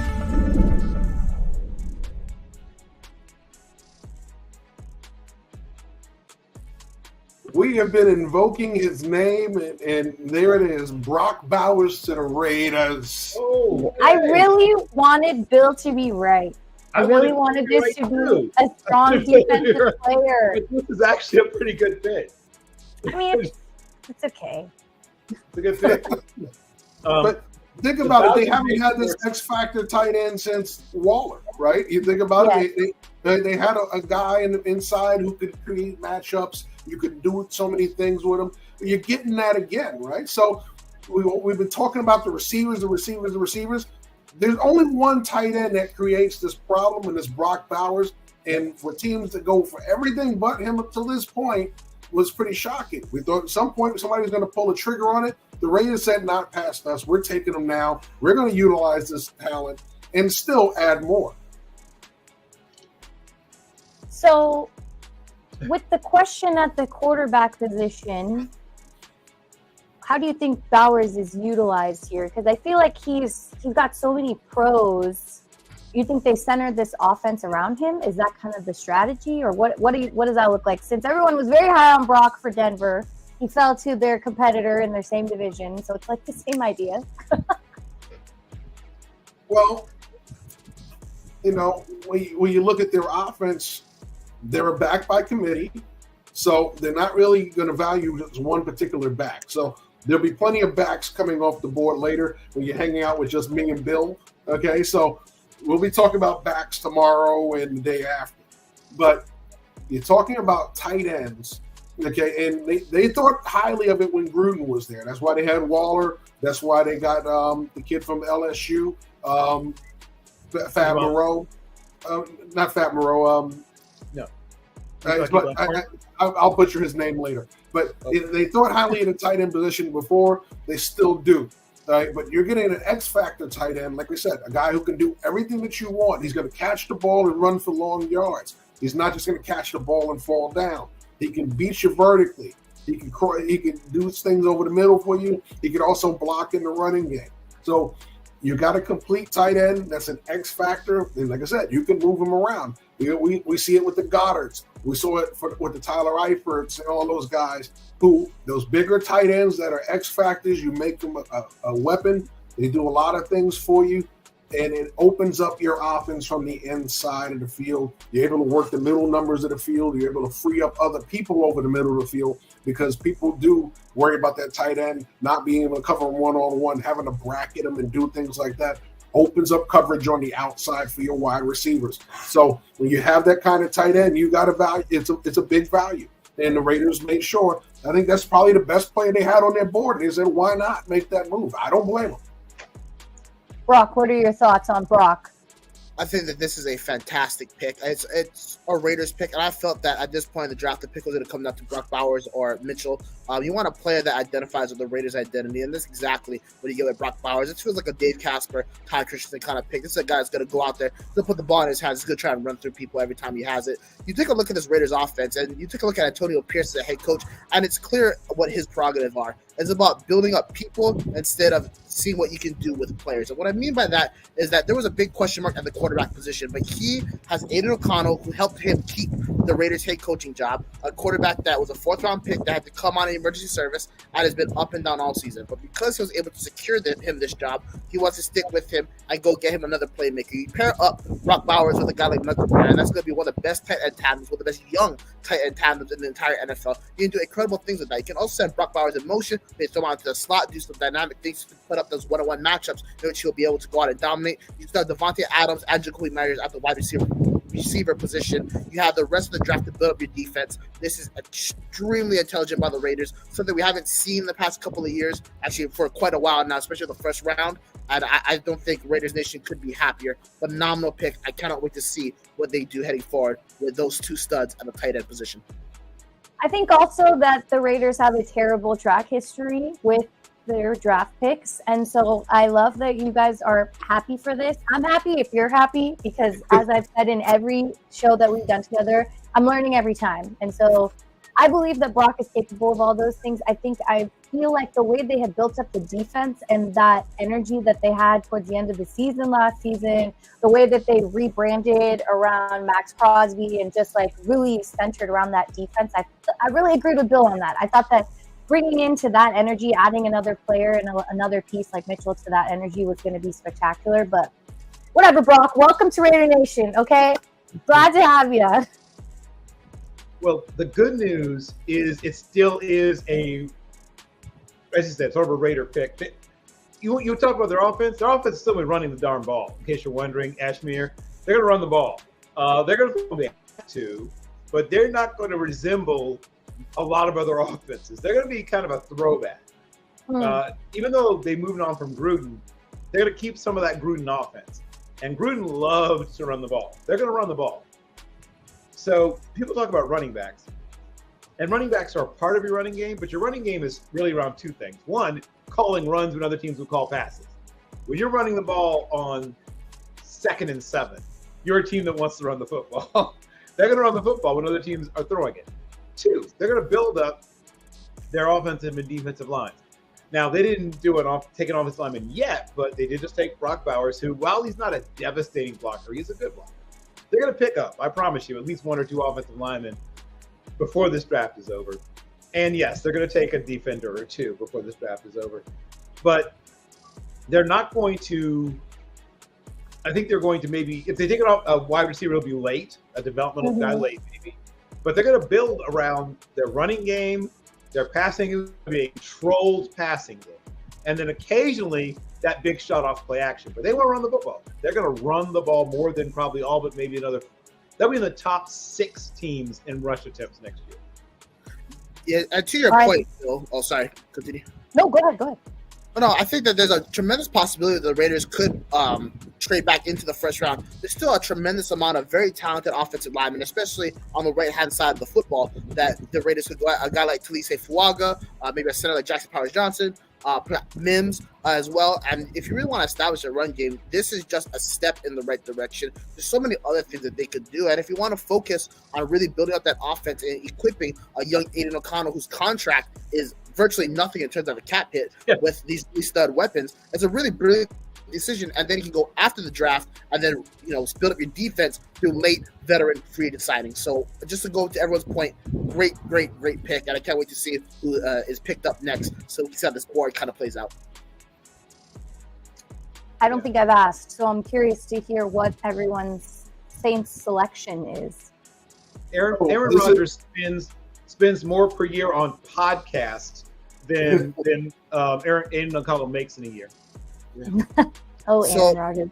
So just real quick, my Saints pick, I have them selecting Dallas Turner out of the University of Alabama. But the I haven't taken in-state prospect Brian Thomas from LSU. All right, Bill, who you got? Who's on your board? Well, a lot could happen here. So there's players available that frankly should not be available. Terrion Arnold should not be available. The aforementioned Quinyon Mitchell should not be available. Leatu Latu should not be available. Dallas Turner probably should not be available. Because of the rush for quarterbacks, there's some very good players just sitting there. Brian Thomas is a possibility, but I also think they may decide to look for an impact pass rusher. So that could be Dallas Turner or it could be Leatu Latu.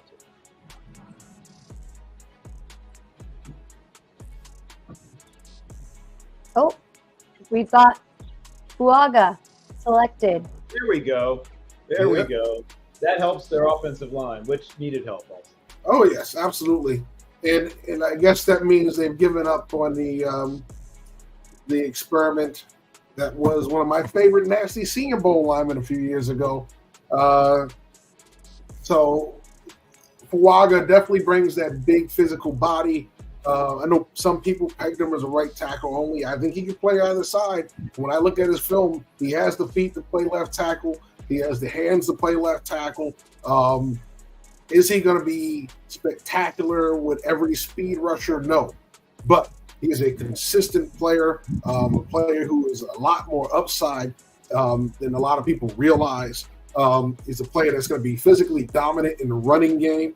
So being able to run the ball on both sides is a big thing. When teams tend to notice when you're better at running right than left. So I think he's a guy that definitely improves that offensive line.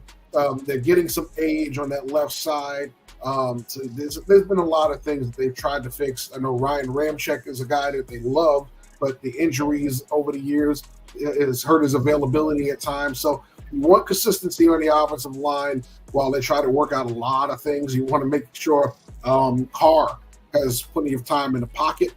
And you want to give Kamara some running room. You get tired of seeing Alvin Kamara getting the ball on the outside all the time in the passing game. So there are things that he opens up for you in New Orleans. While they desperately need help at wide receiver, line help was definitely on the menu. I read that Fuaga's got that dog in him. You guys agree with that? The dog you're talking about, I'll call it the Cane Corso. We should have made the graphic with the two of them. Yes, just the big, giant, massive Cane Corso. The term I used in my draft when I wrote up his scouting report was club bouncer, right? He's a biker club bouncer. He throws people out of the club on a regular basis. When you see him on tape, somebody at some point gets turned the way that the human body should not get turned. And it's fun for him. It's not so much fun for whoever that poor human being was. He takes people places they don't want to go and puts them in places they don't want to be, in positions they will not enjoy. So yes, if you want to be a tougher team, a more physical team, a meaner team, you draft a guy like Talise Fuaga. Brock, do you want to close out or do you want to let us know who your Colts pick is? Yeah, I'll close out. I'm a big fan of Tulisi Fuaga, and that's because I have maybe a bias towards Polynesian players due to my upbringing. Yay! But I think Fuaga was my number 3 tackle on the big boys. My number 3 tackle overall, actually. And like you said, he's the bouncer. He's gonna pull you and he's gonna get you out of the club. For a team like the Saints, I'm not too sure if it's the right fit because for a variety of reasons, I'll get into that. I do believe that they will establish a stronger running game behind Alvin Kamara, of course, Jamal Williams, who didn't have the expected production that they expected for last year when they signed him to that nice big contract. But for a team like the Saints, this to me tells one thing that's very clear. Dennis Allen nor Mickey Loomis feel that their job is in danger. And quite frankly, I have some questions about Gil Benson as an owner. I feel like she doesn't lack the fortitude to be able to go out there and fire these 2 guys who have proven time and time again that they are average at best. This is not a needle mover for me. And I felt that if they felt that their jobs were going to be desperate, they would go out there and try and get a dynamic playmaker, especially with the injuries and kind of screw-ups they've had at the wide receiver position over the past, say, 4 years. So even though I like the pick and I'm a big fan of the player, I do think there's different options could have went, especially on the defensive end. Cam Jordan's not getting any younger. That defense is kind of like wishy-washy at this point. And for a team that's been kind of stretching the cap on the defense side of the ball for quite a long time, I thought this is a great opportunity to bring in some young talent to that side of the football. But again, at the draft, we just got to wait and see. And I wish the best for Fuaga. I think he's going to be one of the premier right tackles in the league for the next 10 years. Just want to say my tackle counts at 4. I'm just keeping track here. Yep. I said 6. You might end up with 7, but I would love that. But yes, we're going to see. Once again, it's that we just talked about that. If you're going to get a bunch of young quarterbacks, you also need to protect them. And of course, you have to protect old quarterbacks too. Shout out to Aaron Charles Rodgers. So the way that you're building teams now, teams care way more about the edges of their offense than they used to, right? A few teams still run the football like they mean it, but most teams want to throw the ball. So that means you're looking at your wide receivers a lot and your tackles a lot. And of course, quarterbacks, because if you don't, doesn't matter what your tackles and your receivers doing if you don't have a quarterback. But on defense, now you have to defend those players. Now you can defend by getting a bunch of elite pass rush, elite wide cornerbacks, or you just knock the quarterback down, and that way your defensive backs just have to hold up for a second and a half. But the problem is you don't have either one, right? And of course, we just heard my other co-host, Brock from College Football Forecast, mention that the Saints don't have either one. Their pass rush isn't what it used to be, and their defensive secondary isn't what it used to be. Oh, the pick is in. Finally, but they're not announcing yet. They're not announcing yet. Oh, they haven't? Okay. Might we finally see a defensive player off the board? Might we finally see maybe Dallas Turner or I actually have a source that's telling me, is the pick in yet? Because I have a source that's kind of giving the pick is in, but they haven't announced. Source, Brock, drop the knowledge. What you got? Unfortunately, I can't name the source yet, but they're saying that there's a strong possibility this pick could be the first defensive player off the board, like Atu Latu from UCLA. Of course, we'll have to wait to see if that's actually true, but that's what's going around the current rumor mill as we speak. Well, the run on Polynesians has begun. I feel like that's where you guys were heading with your choices, right? Who's on your mock? I think Brock. Well, I had them taking a defensive player. I had them taking Jared Verse, but that was with Latu and Turner off the board. All 3 are in play at this pick. So it could be any one of those guys. It could be DB. We talked about Quinyon Mitchell was expected to be off the board. Still on the board. Let's see. Byron Murphy, I had him going a pick later. Yep. Yeah, they've got literally their pick of any defensive player. Yes. Yeah. You could have any.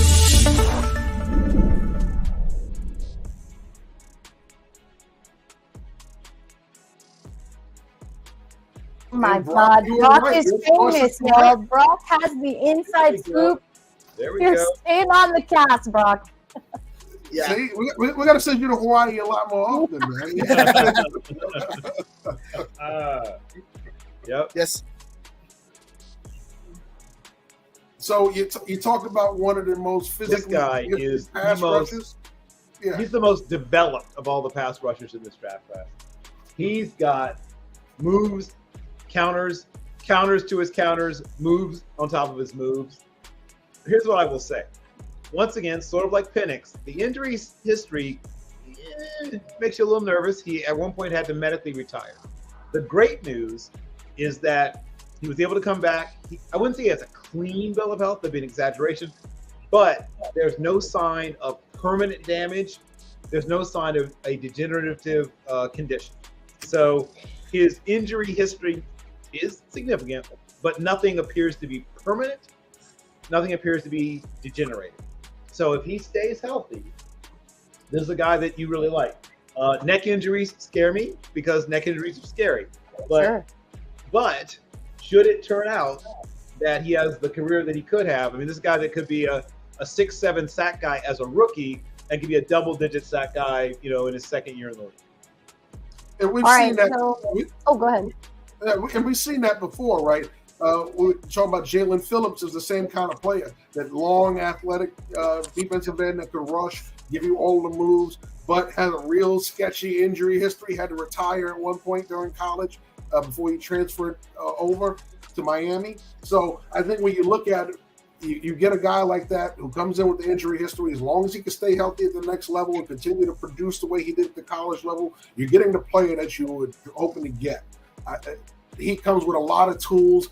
I think he comes with one of the best pass rush repertoires they've seen since a Freeney and a Mathis. Okay, a guy that has the ability to do all of those things that they did athletically coming off the edge. So when you look at it, is he bigger than Turner? Yes. Is he more well-rounded than Turner? Yes. So it's a great pick for them at that point. We talk about Verse. Does he give you a lot of things? I think he's a lot more explosive than Verse, in my opinion. So he was one of my top pass rushers originally.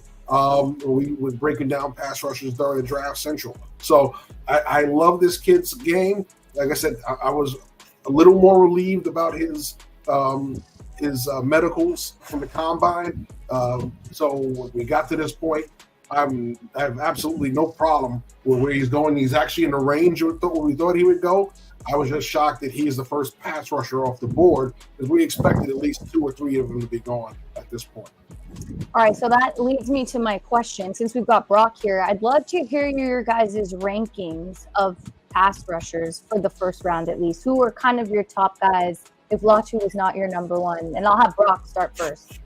So for me personally, I'm a big fan of Dallas Turner. So I had him as my 1, but I would say I had more Dallas Turner 1A and Latu 1B. Behind them, I also had kind of a tie. I just kind of prefer who you prefer between Chop Robinson and Jared Verse. I have Chop Robinson for career-wise as a little bit higher than Verse, but I think Verse will have more of an explosive career out the gate. And then I think, I don't want to use the word dramatic, but I do feel like there's a significant drop-off after that. So if you don't get one of those guys, I think you might as well wait until day 2, day 3 to kind of pick up maybe a pass rusher that you can have in rotationally, or be kind of number 2 guy. Because to me, those 4 are going to be the studs, and then it's kind of like everybody else who are going to be either developmental pieces or solid players in the league going forward. Okay. Well, I had Turner as my 1. Latu was my 2. All right, so he was my number 2 edge rusher, followed by Verse, Chop Robinson, and then that is Braden Trice is my edge rusher 5. So we and he was just a couple of points away from being a first round grade. So when you talk about the edge rushers, some of these guys graded real close. Trice a little further down the board than the rest of those guys. Chop Robinson, a little separation from those top 3 guys. Chop Robinson's not the finished product, so he's more of an upside pick than he is overall immediately come in and make a huge burst. But I think when you look at it, Verse is the guy that's a little more well-rounded. He's the guy that's harder to run at of the group, right? But I don't think he's as burst. He doesn't have the burst of the top 2 guys. Those guys have a special gear.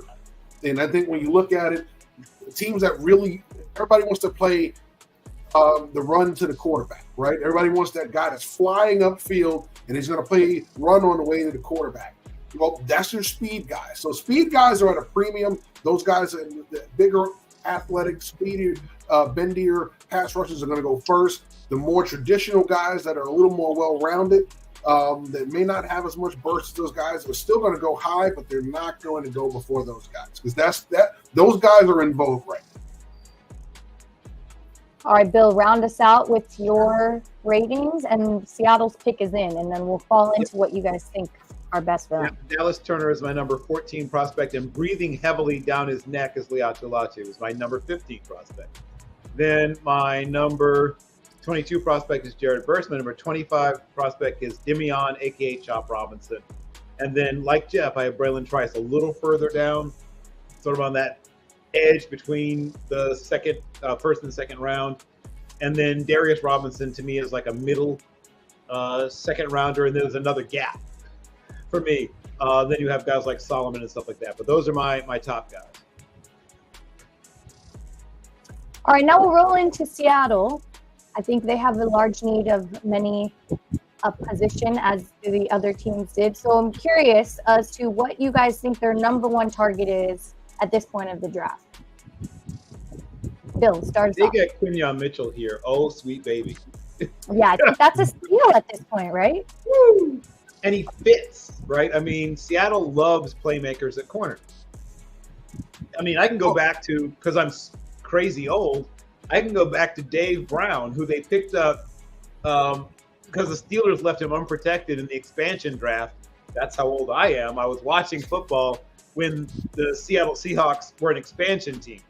And they picked up Dave Brown. The Steelers left him unprotected. He got 60 career interceptions as a Seahawk after being unprotected as a Steeler. The Steelers had drafted him out of Michigan. And tell me if you heard this before. He played safety in college and even some of his time in Pittsburgh. When he gets to Seattle, what do they do? Move him to corner. So it's not something that started just when Pete Carroll got there. Seattle's been moving safeties to corners since the 1970s. But they love playmakers in their secondary. And while the Legion of Boom may not be, coming again anytime soon, the idea of getting Quinyon Mitchell, even Terrion Arnold, and they're both good players. I mean, I have them very close together in my rankings. I slightly prefer Mitchell, but I could see both those guys flat out killing it. I wouldn't rule out a defensive tackle. They do have a need on the defensive interior, but I just feel like this feels like Quinyon Mitchell to me. Jeff? Well, I had Byron Murphy at this point. You talk about they would love to do in Seattle. Well, they've been trying to fix their pass rush for the past couple of seasons. Well, one of the best ways to fix it is from the inside. You get guys that can collapse the pocket from the inside. So I think Murphy's one of those guys that they really could use to help bolster that pass rush. But we're talking about edge rushers falling. Dallas Turner fits here. So that's a guy that they could definitely use. And also Jared Verse, we were talking about it. So I think edge rush or interior pass rush is going to be big for them at this point in the draft. While they could use a bunch of different things, they could use safety. Safety will be around day 2. But fixing that line of scrimmage on the defensive side is something that they've desperately been trying to do. They've been drafted a bunch of guys throwing bodies at the situation. Newest scheme, all right. Certain guys are going to come in and fit. Murphy fits that kind of hybrid, odd front that they like to run. So I think that's where you're going to probably go here. All right, Brock, I'll let you round it out. I think actually we're going to see a surprise pick here. I think even though I still have the pick, I think Seattle should. I think they're actually going to pick Cooper DeJean in this position. The reason why is they don't have a safety room at all. DeJean is a perfect fit, and he could potentially play that Kyle Hamilton role that Mike McDonald had in Baltimore, and that's why I believe that DeJean will actually be going up to Seattle. And Bill, what did I say last night? I said we didn't mock a safety, but I said technically you did because a lot of people see DeJean as a safety. So. Yeah, as much as I would love Mitchell in this slot, the one position on defense they got secured is corner with Witherspoon, and of course the name I can't remember from UTSA, Tariq Woolen. I apologize, but yeah, I mean Mitchell, I would have loved him in Seattle, but they just got too many good corners for them to select him at this point in the draft. And I know you mentioned corner. Listen, Witherspoon played well in the slot. He could play outside, but he's a game changer in the slot. So adding another strong corner outside wouldn't hurt either. The pick is being announced right now by Roger Goodell, and the pick is... Brock can see the future. He already knows.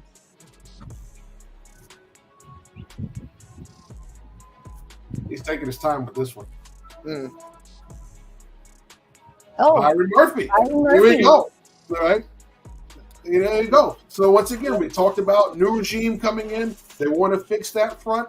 You bring in a big body guy. If you're one of those hybrid front, he plays the 5 tech for you. He can play the 3 tech. You could give him multiple different looks.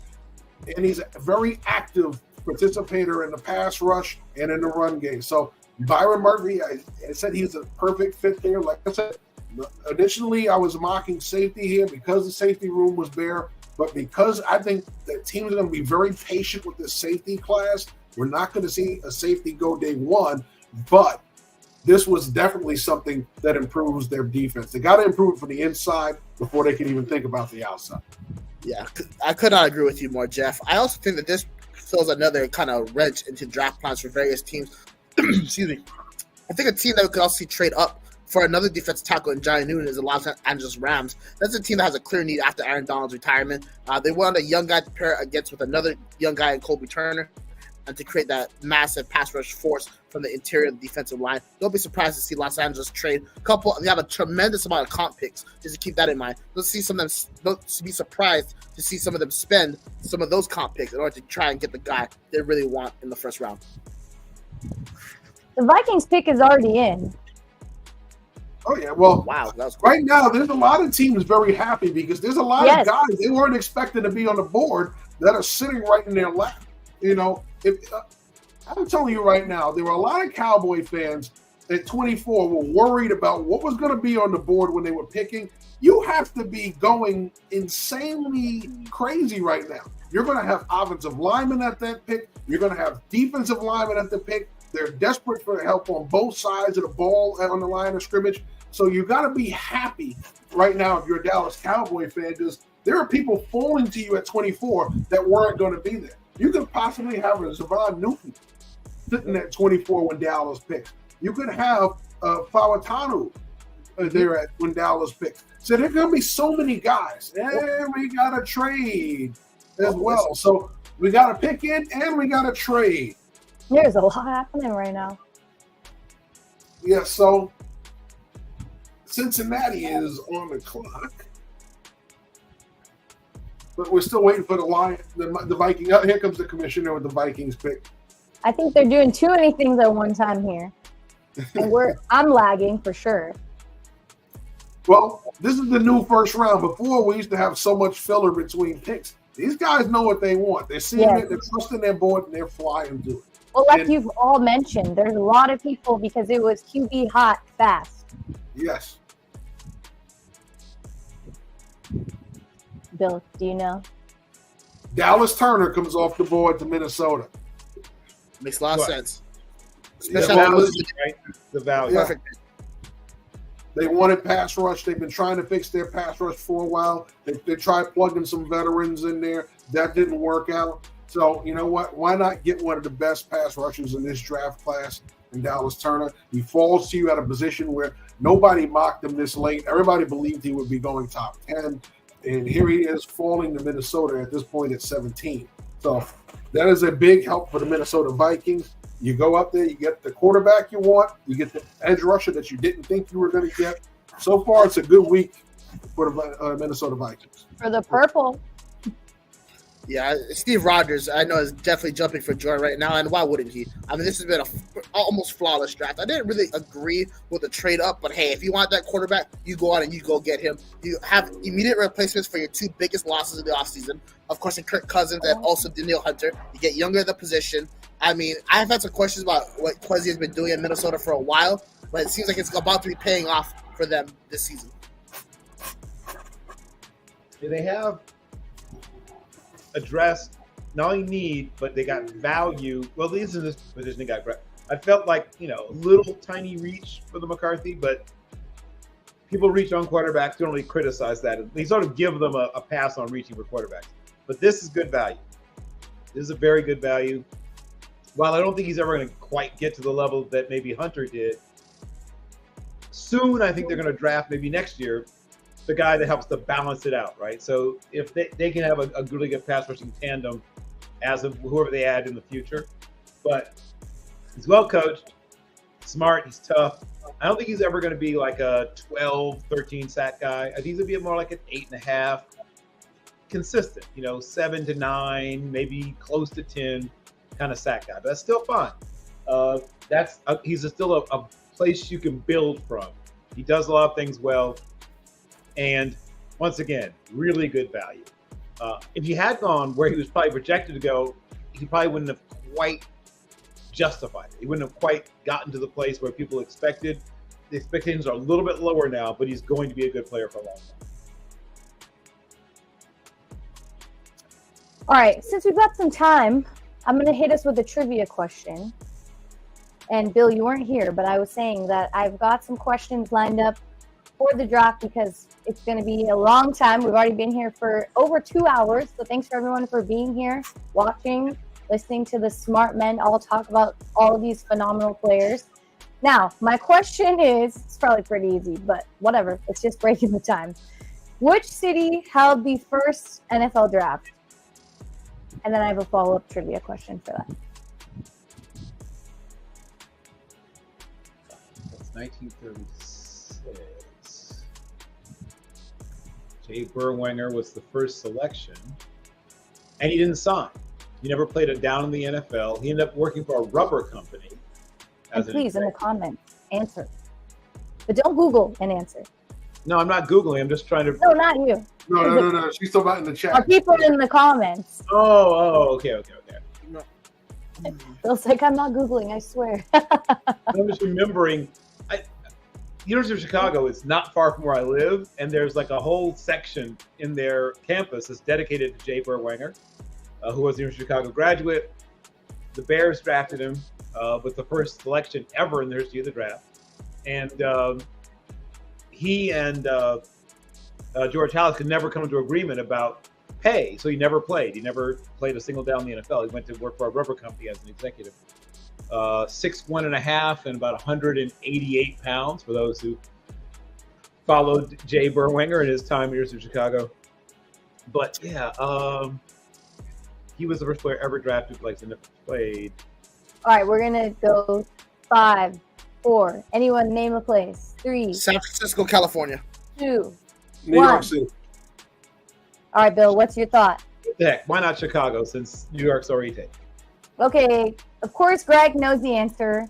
It's Philly. It's Philly. Yes, Philadelphia. All right, my next question. Can you name the schools who have provided the most first-round draft picks since 1980? You said since 1980? Yeah. The school? Yeah. I'm gonna go with the University of Miami. Okay. As your number 1.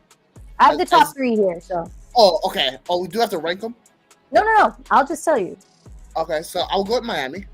Okay. USC. And Notre Dame. All right. Nice. Jeff?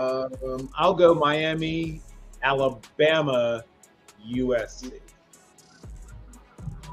I'm going to go with Alabama, Notre Dame. Miami slowed down in recent years, so I want to say USC. All right, you guys are halfway there. Alabama's 1 with 60, Ohio State at 59. I have a feeling Ohio State was in it. And then Miami at 54. Miami. Okay. Greg was wrong. He said USC and Oklahoma. I was surprised Florida State didn't get close to there. But They slowed they're down pretty in recent low, years, actually. too. but that's the thing. But they slowed down in recent years. Yeah. I mean, have they really? I feel like they average, like now maybe not so, but maybe go 6 years ago they were averaging at least 1 a year. Oh, definitely. Years ago, two and none. Well, at one point they were averaging multiple, so it's a bit of a slowdown. It was like Miami. You counted; there was a bunch of Miami guys coming in every year. Oh, there was one year where Miami had, I think, 5 guys in the first round. Yeah. So, Yeah. 2004 draft, maybe? Something like that. They had 5 guys in the first round. I think at that point it might have been the record, but I think it might have been broken since then. Oh, Greg said he did that on purpose. All right, for the Bengals, who do you guys have on your big boards for the Bengals? Oh, well, the guy I had mocked at him is now gone. He is now officially I had Fuaga going there, but he's gone. He's gone. So I could, and I'm agreeing with Jeff. That's the person I projected there as well, but he's gone. Other players I could see landing there now that he's gone. Kunaloo, possibly Fontenot. Some people still think he could play tackle. Of course, there's a bunch of really good defensive players they could choose from. If they decide to go defense, they could get Jared Verse. They could get Damian Chop Robinson. They could get Wiggins or DeJean or Terrion Arnold. Terrion Arnold, I think, is the highest rated player. No, sorry. Jerzon Newton and then Terrion Arnold, the two highest players right now still on my board. But they conceivably even, I think it'd be a little reachy, but they could take one of the other offensive tackles like either Guyton or Jordan Morgan. Those are guys I would take a little later. Or Mims. Yeah, well, this is the point where a lot of people were starting to mock Mims in, right? At this point in the board, around 18, 19, 20, they, Latham and all those guys were gone. Mims was coming off the board here. So he's definitely in play. I'll let you just say that with recent news breaking, I think they actually go Brian Thomas Jr. out of LSU. And it makes sense. Well, your number 2 receiver's talking about leaving, right? He wants out. You're not going to pay him. And your Bayou Bengals, the past two first rounders have been absolute studs for your organization. I'm sure Mike Brown still remembers Whitworth, from LSU. I think he has a loving relationship with those Louisiana State University Tigers. So I wouldn't be surprised to see him go old school, or at least trending the way he has in the past. And Mims was in play, and Mims comes off the board. Wow. Right? There we go. Got to protect Joe Burrow. There. I mean, how many more offensive linemen can you sign for him? And before either saying we suck at doing this, or just, I'm just saying because you have Orlando Brown, Trent Brown, you brought in Lyle Collins, you brought in Ted Karras, you brought in Alex Kappa. You already had Adeniji over there. I think Jonah Williams was there for a moment that they brought him in for. I think it was before Burrow, but they still had him for a while. Like, how many times can you keep just going offensive lineman and hoping for the best? Like, I'm sorry, this is kind of if Mims doesn't work out, like, this is getting a bit sad for the Bengals. Well, I think Mims is the guy that's going to come in and push one of those two veterans, right? You like Orlando Brown, but we know what Orlando Brown's weakness is. His weakness is speed.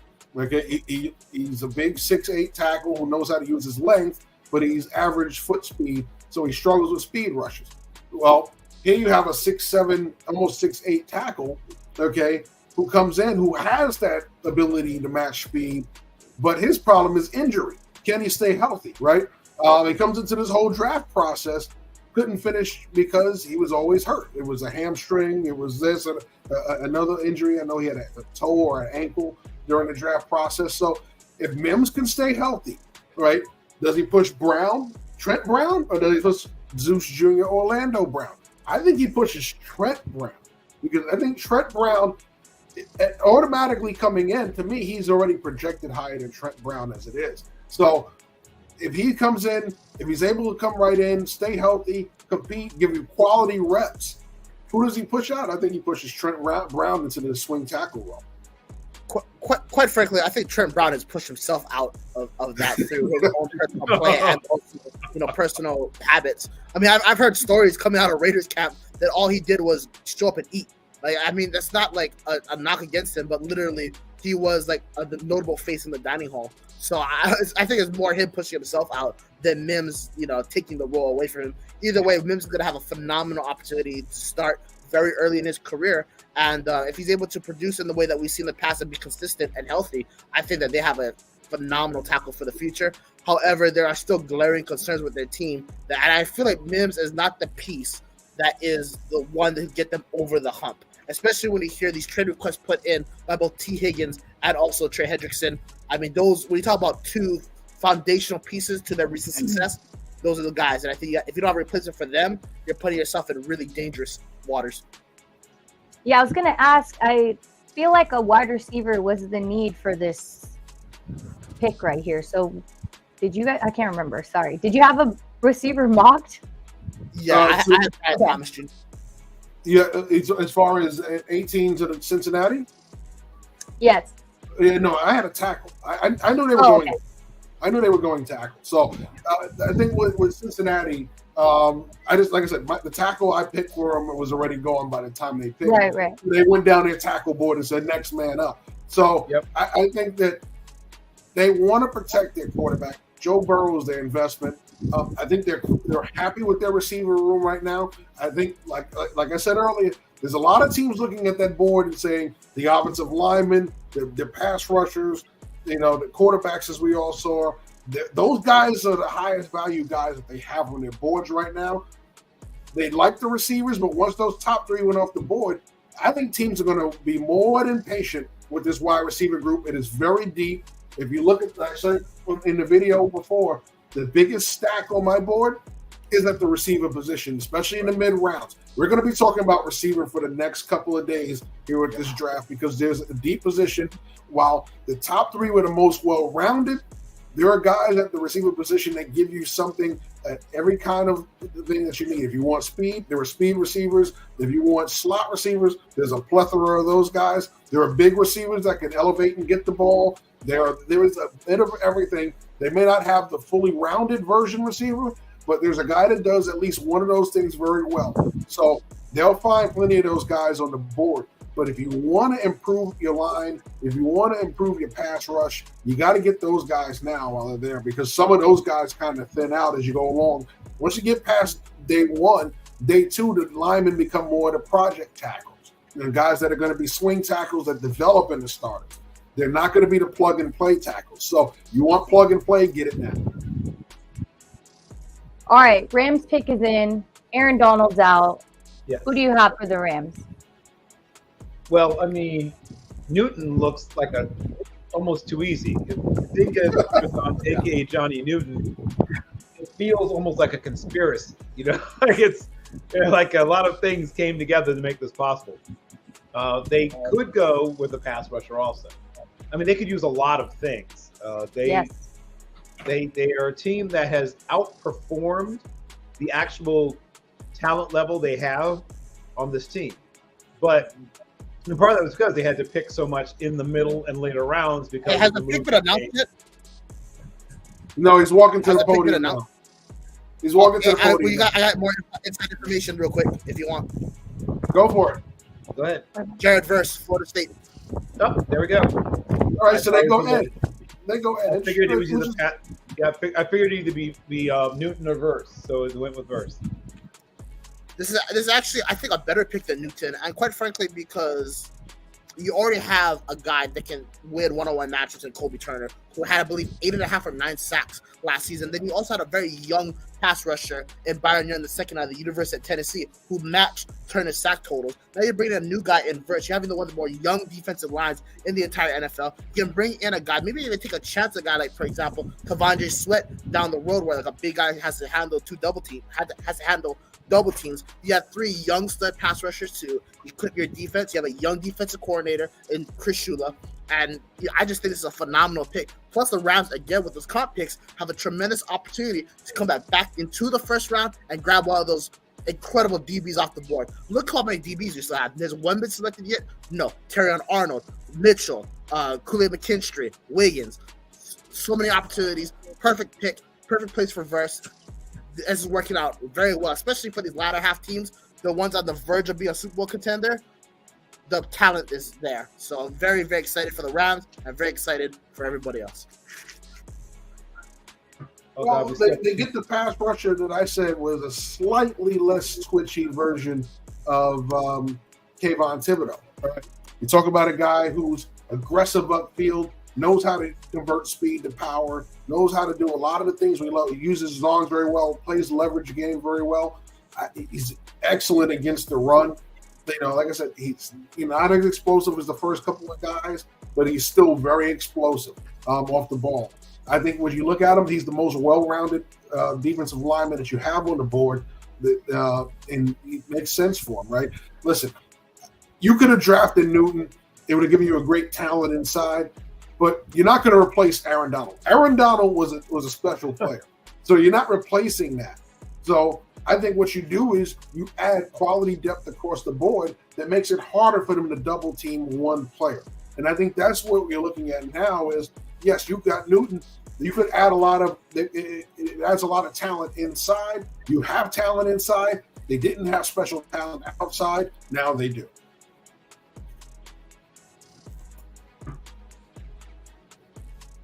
And sorry.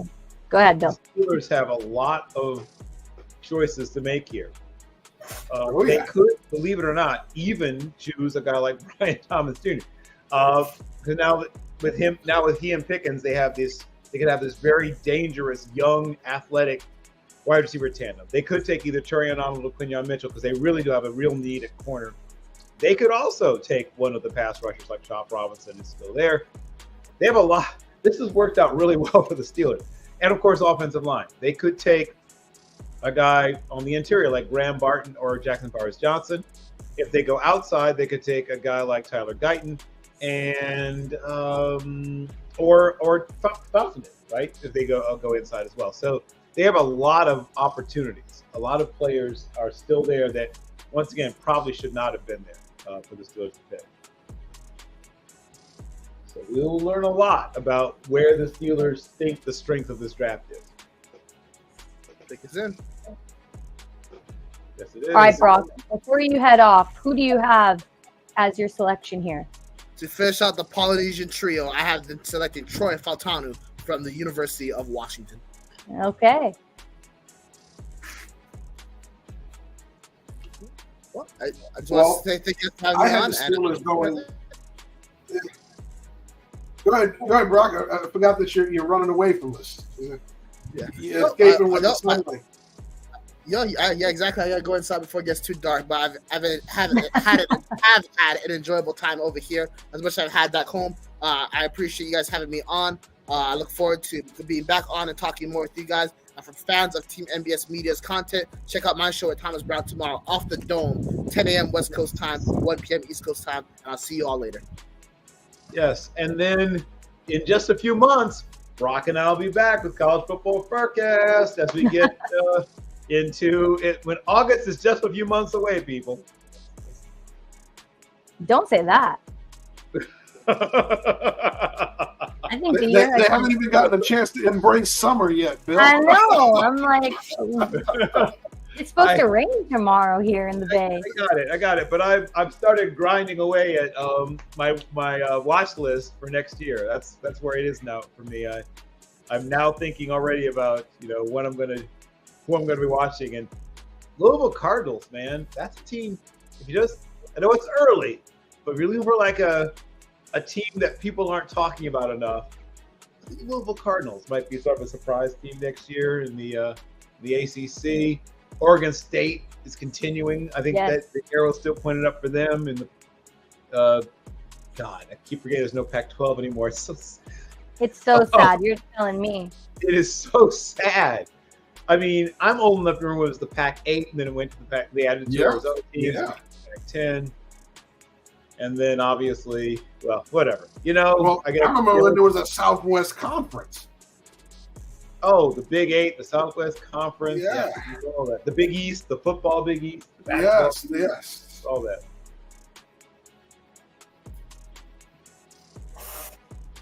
All right, for the Steelers, you think they go wide receiver here? It is quite possible because I didn't expect the wide receivers, one of the wide receivers that's still on the board to still be there when they were picking. I had taken Terrion Arnold, but once again, that was with Quinyon Mitchell off the board. That was with Nate Wiggins off the board. All those guys are still there. So we're seeing a ton of defensive players still on the board, top defensive players. A lot of offensive guys are still going. So it wouldn't shock me if they went receiver, especially with some of the moves they made. We know Pickens is going to be the lead dog in the receiving room. So who's going to be Robin? We know who Batman is. Who's going to be Robin, right? Is it somebody that's already in the room, or do they bring in a young rookie? So don't worry about the seat commissioner walking to the podium. We're not. Yeah, So I believe they would draft a wide receiver. I think they're going to do it a little later. I would be thrilled if it's Quinyon Mitchell. I'll be fine if it's Fontanu. I'll be pretty excited if it's Demion Chop Robinson. I will probably be a little less excited if it was a guy like Kool-Aid McKinstry. I'd be a little bummed maybe if it was I'm gonna say bummed. I mean, Cooper DeJean's a really good player. I wouldn't mind as much if it were him. I could see even a surprise pick. The Steelers every once in a while will go off the board and, or off of what other people may see. I wouldn't be shocked if it's Tyler Guyton, but I'd be, like I said, a little surprised. And then, because of the lack of, and of course, Jackson Powers Johnson is another guy I could consider there just because they really do have a need on the interior of their offense. And Graham Barton as well, but also fit that. So they've got the option. Going to make the pick for him. Wow. Talk about the term elder statesman just jumps up. That is truly an elder statesman.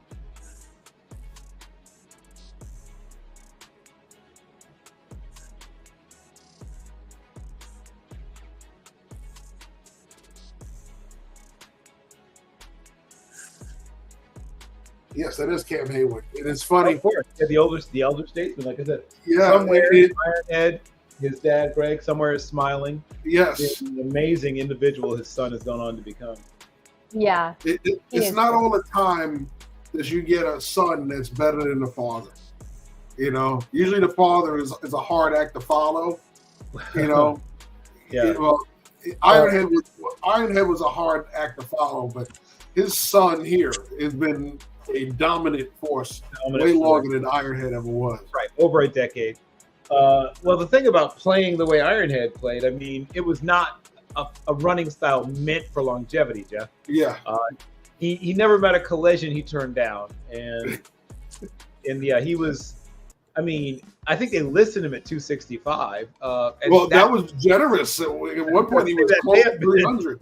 A bit of an undersell. But yeah, just all right. Power. The pick is Troy Polamalu. There you go. I almost butchered that. Yeah, Troy Polamalu. Well, trust me, I butcher them all the time. Listen, here's a young man. You gotta love his skill set. Yep. He can play guard or tackle. I know a lot of people have him as a solution at left tackle. He can play left or right. I think if you want that athletic guard that has a mean streak, he still fits that bill. We also know he has a very good cousin at the position named Panay Sewell. Okay, So you get the football pedigree. Right?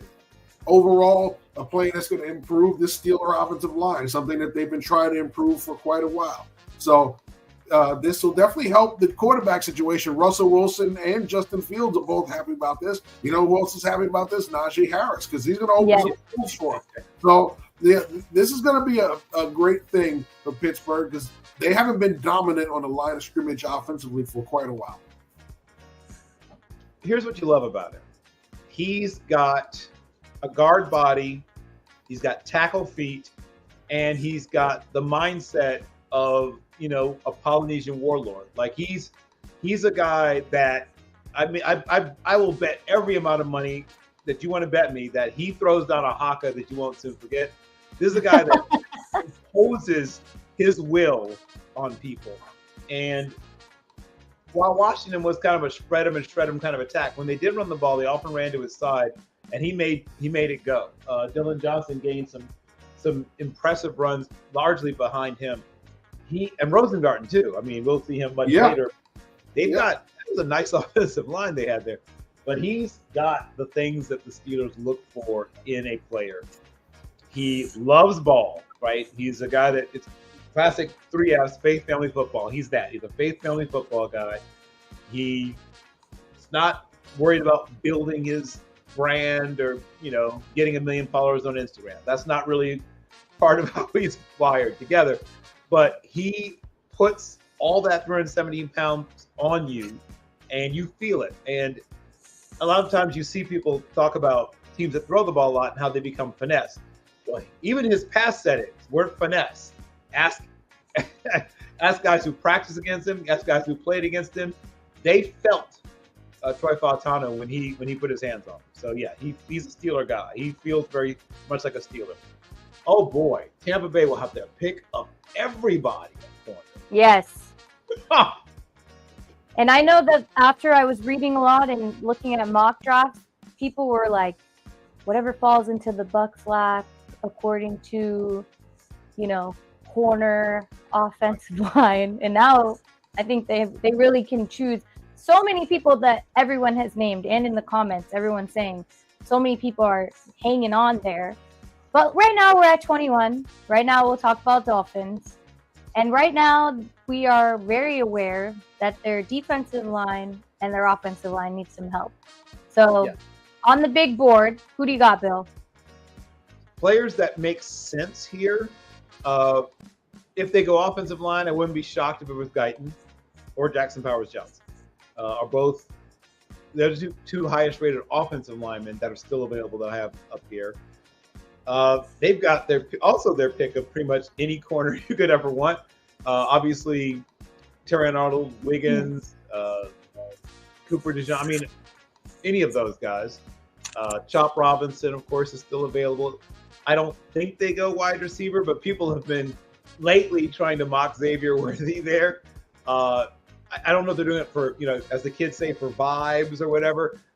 It would be kind of a strange pick simply because Worthy's going to be there probably later. If you really like him, trade back up into the end of the first. But if they go D-line, once again, Johnny Jerzon Newton.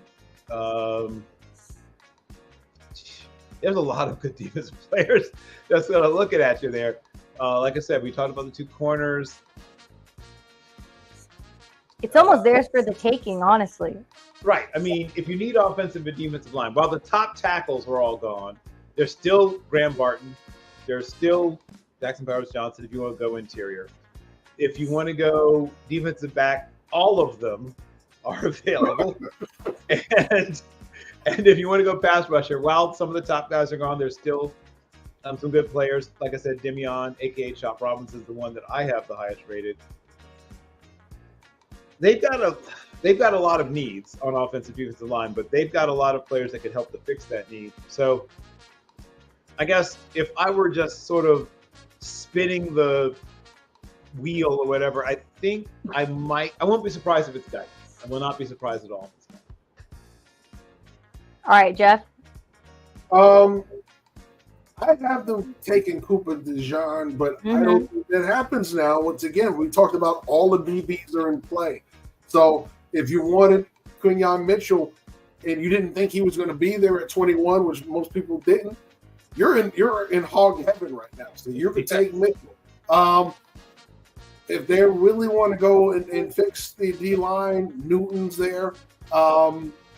We've seen now finally the three top pass rushers go. If they want more edge rush, which they desperately needed because they were signing every edge rusher known to man last year, especially because every one of them got hurt. If you want depth there, well, how about adding a Chop Robinson to your rotation? So I think there's a lot that they can do to fix that defensive line. The offensive line, there's still plenty of talent there. There's a Guyton. There's we've seen Mims go off the board. But there's Jordan Morgan from Arizona. Yes, thank you. I had to look at the board to get the last name. Jordan Morgan is a big tackle that you can look at. If you want to go interior, Jackson Powers-Johnson is there. Graham Barton is there. So, you're starting to look at the board and go, you picked off the top of the board at tackle. I think we've been really hitting all the high-graded tackles have come off. So now you're starting to look at the board and go, okay, well, now we're getting to that stack of tackles. So this is the repercussions we're going to see tomorrow is, in day 3 is all these tackles are coming off the board. There's going to be a run of everything else tomorrow for a while because everybody's going to fill their tackle need. And then they'll come back again later on and fill with depth. Well, I think Bill is happy because Chop Robinson has been selected. There we go. Didn't I just say you can add a Chop Robinson to your rotation? Yes, both of you agree. So it's about time. It's about time. That edge rush was their Achilles heel because they had so many injuries. We saw Phillips go down, we saw Chubb go down, and everybody else they signed went down right along with them. So you need a lot of depth at that position, and you got to get young when you do it. Younger bodies tend to take the beating a little bit more, and with the extra game, guys just are going to get injured. You're going to need a wave of bodies rushing the quarterback. So this is definitely a big help for the Miami Dolphins. They need the edge rush, and Chop Robinson, a guy who's only going to get better, is a big help. Yeah. The thing about a guy like Chop, while he doesn't have all the array of moves that you see from Laiatu Latu, he doesn't have quite the same length that you're getting from Dallas Turner. He's not as refined or as finished as any of the guys you saw before. But for raw ability, for raw pass rush ability, for raw difficulty to deal with in terms of trying to block him, there is no player who is just if you tell a tackle or whoever, or tight end, whoever, hey, get this guy. Nobody gets on you faster. Nobody is more of a problem to deal with just as a pure physical presence amongst pass rushers than him. And once he figures it out, that's the big question. Will he learn a counter move? We learn, that how to set a guy up, get a guy off balance the way that both Laiatu and Verse know how to. He doesn't do that. He just comes straight at you. But if he figures out some of those other things, super dangerous. And such a talent available at this point. You got to get him. All right, Philly's on the clock. And if there are Philly fans in the chat, I think this is a new year for you because last year we don't know what happened. And A.J. Brown just signed his nice, long, fat contract, which we love to see if we are fantasy owners, which is me. And I know I'm always bringing it back. What? It just hit me, right? Quinton Mitchell makes so much sense. And that's what I was just about to say. The chat is, Mitchell is being called for in the chat for Philly fans. My gosh. Keep your tabs right here. Oh my gosh. The fact that we haven't had a DB come off the board, Bill, do you think that we oversold the position in this class? No, they are, Jeff. We are right and they are wrong. The issue is that we're right. My little preamble about don't panic pick.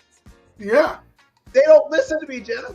Yeah, well, we were talking about the stacks, right? When you go through the stacks, somebody gets pushed down. We're witnessing this very good corner class get pushed down. Yes, I agree. 3, 4 corners were mocked in round 1. Right now, we're at pick number 22. We have 0 corners so far off the board. So unless there's a run of corners to end this round, you're not going to get 4 corners in round 1. I think this pushes Kool-Aid into the early second. So the Eagles will be the first team? Down. Yeah, and the corners seem to be the group that's getting pushed down. I think we get 3 corners. There is a little bit of a run towards the back end. Yes. I still think, I'll be shocked if Buffalo doesn't take one. They kind of sort of have to. I think that, yes, no love. Exactly, no love. Well, the love is going to be delayed, I think is what's going to actually happen. I think it's going to go Eagles. Yeah, there's a good number. I think we'll close out the draft with 4 of them. Yeah, this might push Kool-Aid into the second, but I think that Quinyon goes. I think he goes here, but if he doesn't, he goes very quickly. I think we're going to see Deshaun and/or Wiggins go in another couple of picks, and then it'll be a question mark if McKinstry makes it in the first. But I think he gets pushed into the second. So we look at the Eagles now. Their pick is in. So we're just waiting for that announcement to come in. We got Jacksonville, Dallas, Green Bay, Tampa Bay. All these teams with major holes. Some of them in the same places. Some of them with different spots, right? So you think about Jacksonville, Dallas, Green Bay, especially these three teams, all looking for offensive line help. That's been pretty picked over if you're looking for tackle, right? But the interior offensive line, intact. You can get interior offensive line at value at any one of these picks right now. If you're looking at defensive line, other than edge rushers, intact. You can get quality value at any one of these picks at interior defensive line. All right. So if you're looking for secondary help, there's a plethora of that. Easy value in the secondary. If you're looking for wide receiver help, there is still value on the board at wide receiver. We're here in the 20s where some of the extra receivers were mocked to come off. So right now we're still in range for wide receiver. If you're looking for safety help, wait till day 2. They'll be there. All right. So I'm sorry, Bill, but unfortunately, that's just the way this draft is definitely feeling. I told you I didn't think there was going to be any safeties taken in the first. I said that. Yeah, before. I thought they would sneak into the back end, but as we got closer and closer, like I said, the free agency set the tone for me. When the first couple of safeties went off the board in free agency, and then it got quiet at safety, I knew running back and safety were going to be value picks here in the draft. Right, but for some of these teams who are sitting here, like Tampa Bay, like the Eagles, who could definitely use cornerbacks, this is like they couldn't have designed a draft to go better.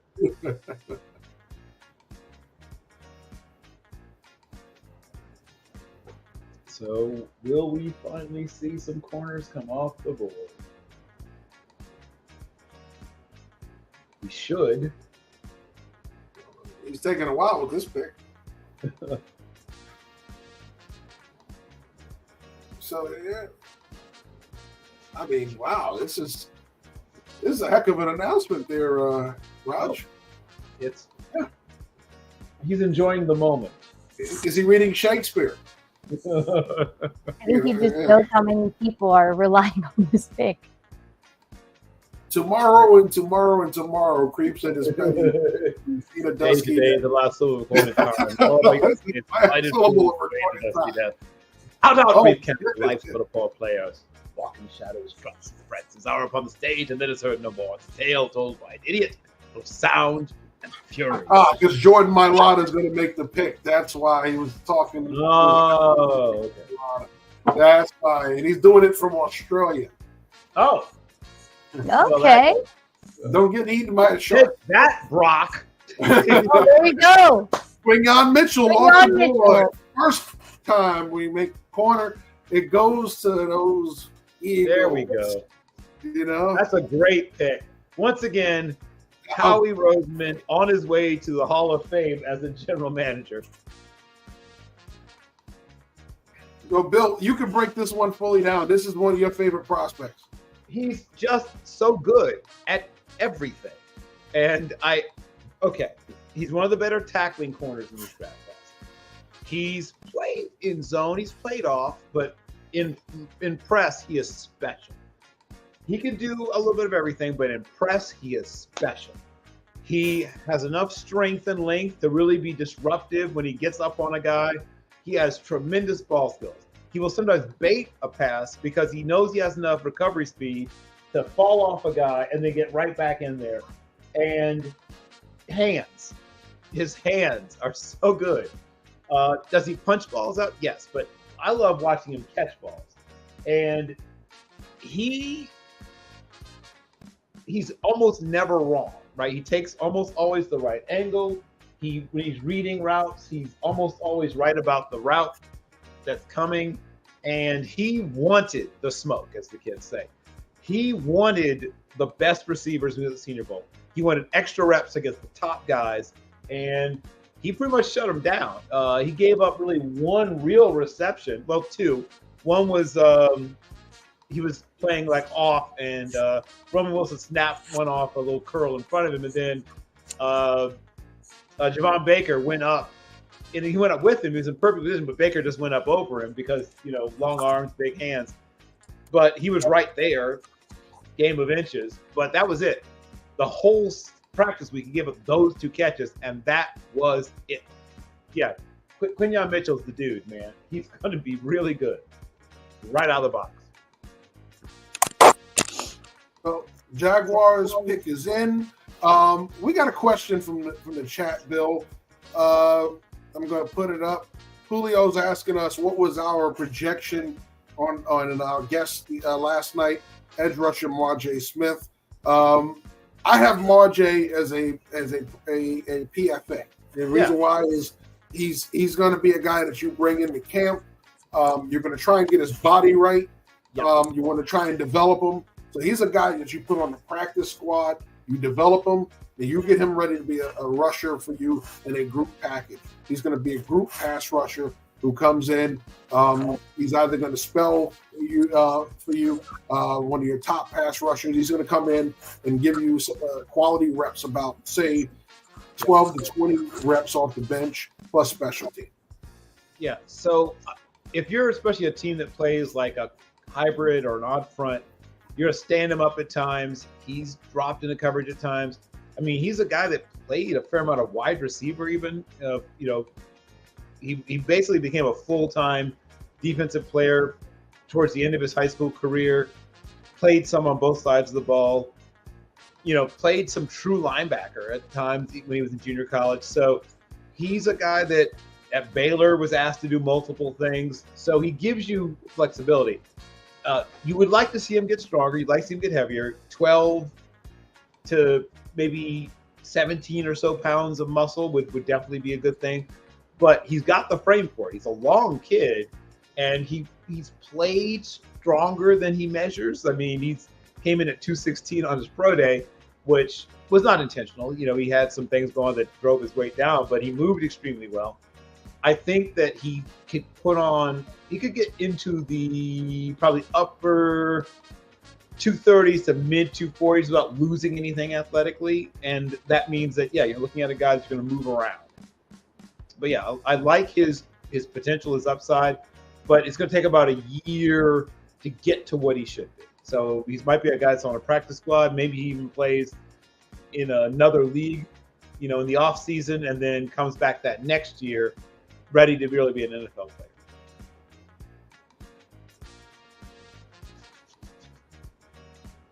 I think we're waiting for that to be announced. Second corner off the board. And the Dallas Cowboys are on the clock. Yeah, I think we might see our second corner off the board. I think the little corner run might be coming up.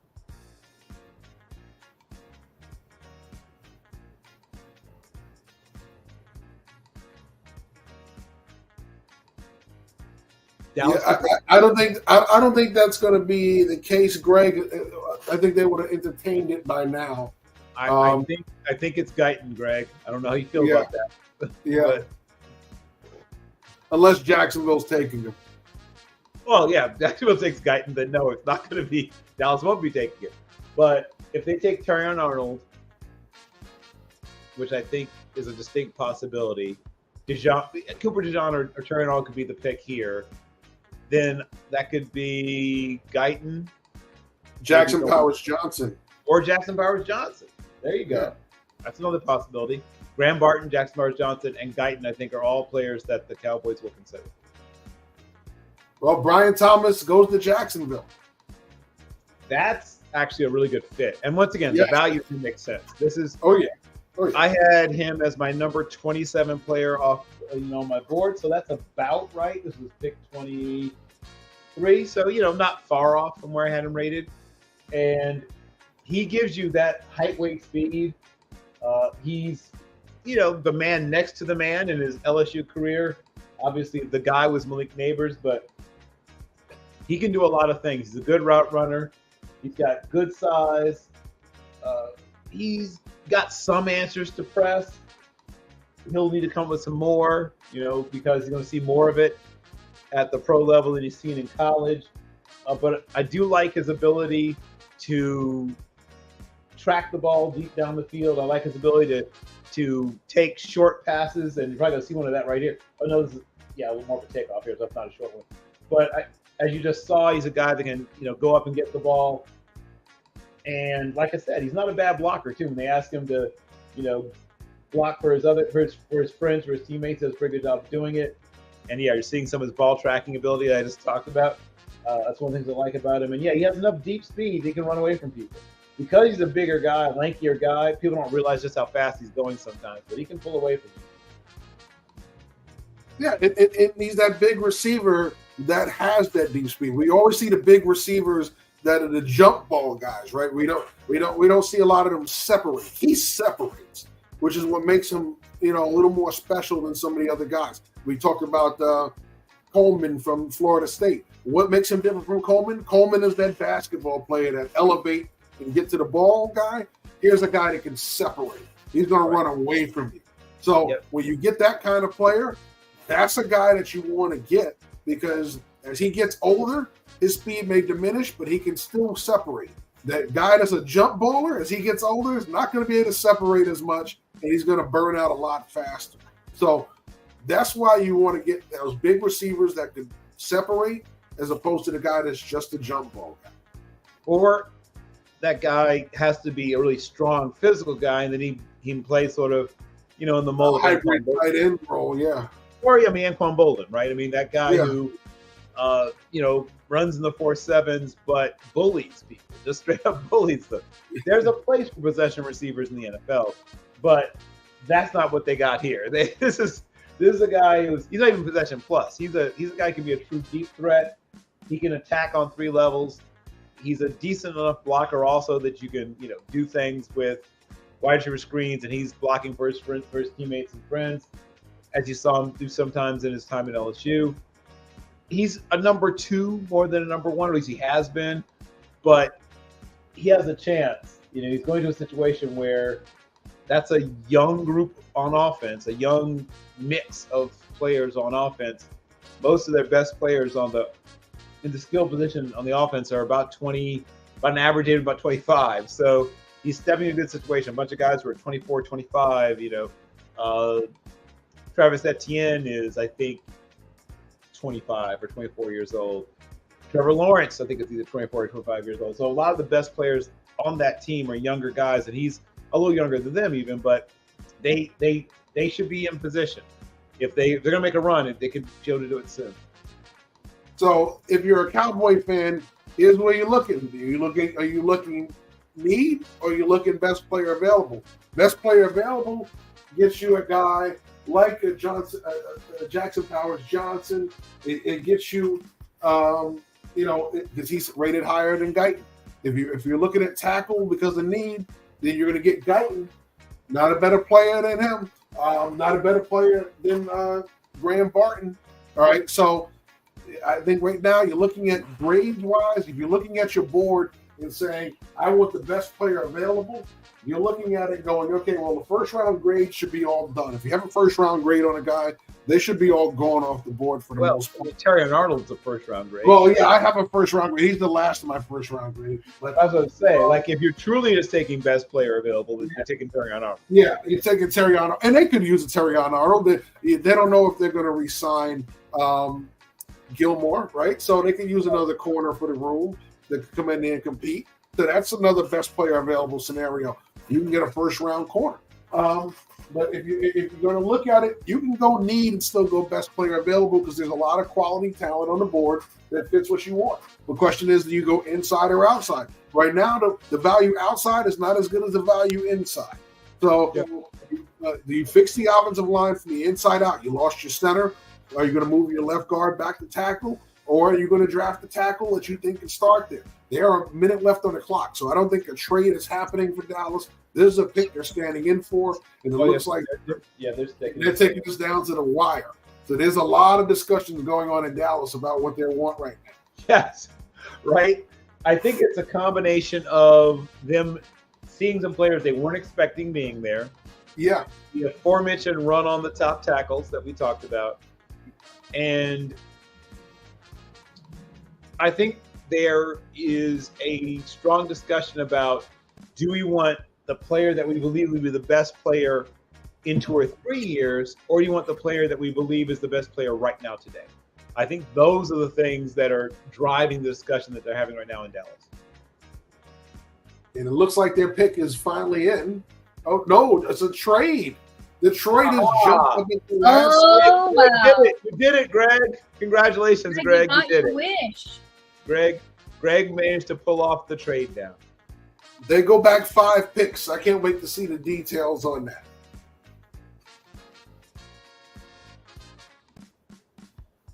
So somebody said, "Oh my God, Terry Arnold's still there." Well, if you Detroit, one thing, what was the weakness of Detroit, right? We talked about the secondary. Okay, so they had Chauncey Gardner-Johnson. He went back to Philadelphia. All right, they need to upgrade the safety position. They could do that day 2. But day 1, I thought there'd be another trade. Your corners too. I just couldn't find it. Remember I said I couldn't find what the other trade would be? This is a trade I couldn't find. What they traded. So, is it Terrion Arnold? Is it Cooper DeJean? Is it, of course, I talked about Wiggins a lot. Could it be Wiggins? There are a lot of good corners on the board right now.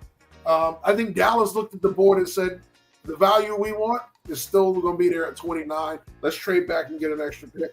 And they held on to that to the last second. So they must have been talking on the phone for a minute there. Yes. I think they had more than one team on the line. Yeah.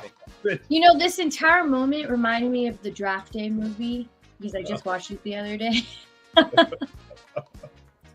When they're convincing the Jags GM to the last second to trade with them. That's literally how I'm thinking. So I'm waiting to see what. Yeah.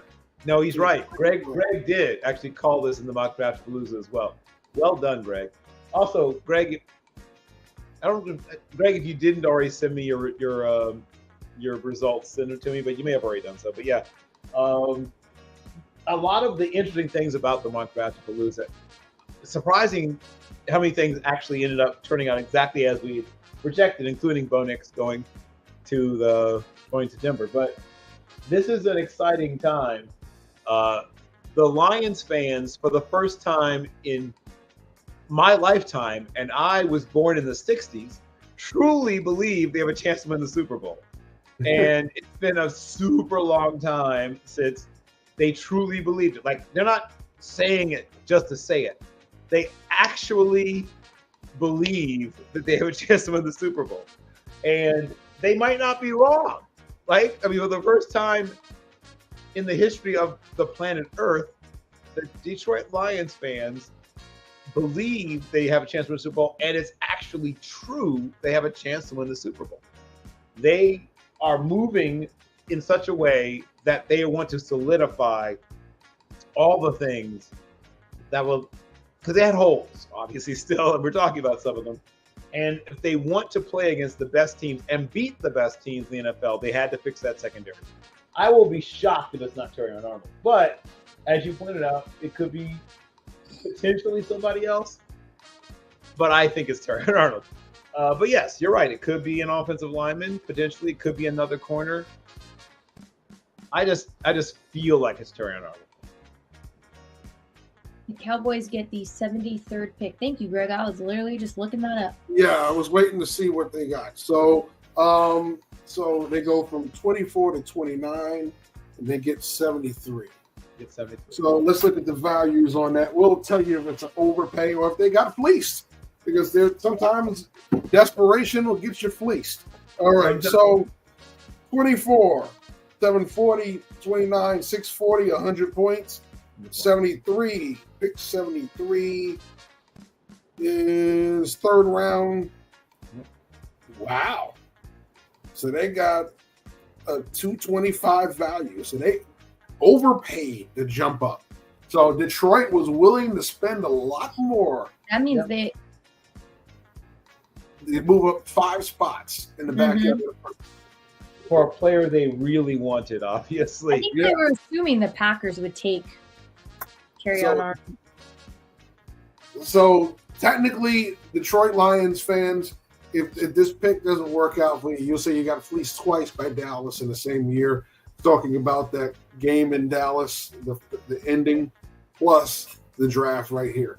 But I'm pretty sure you're getting a very good player right here that's going to work out for you better than Jeff Okudah did.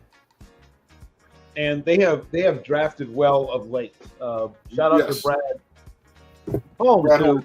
Yes. I'm probably the only person who's actually watched Brad Holmes when he was a player. He went to Hampton, where he was a sort of rangy defensive tackle. He had a sort of a strange body type for a D tackle. He was, I think, about 6'4" and about 267 pounds, if memory serves me correctly, when he was playing.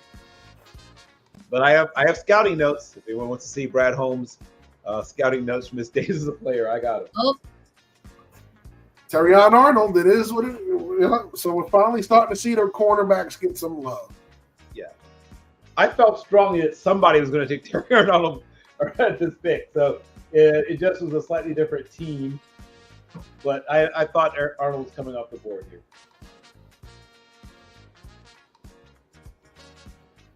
So while it was a slight overpay, or maybe more than slight overpay, if he ends up being what people believe he's likely to be, nobody will care. Absolutely nobody will care. If he plays at a rookie of the year type level, no one will mind.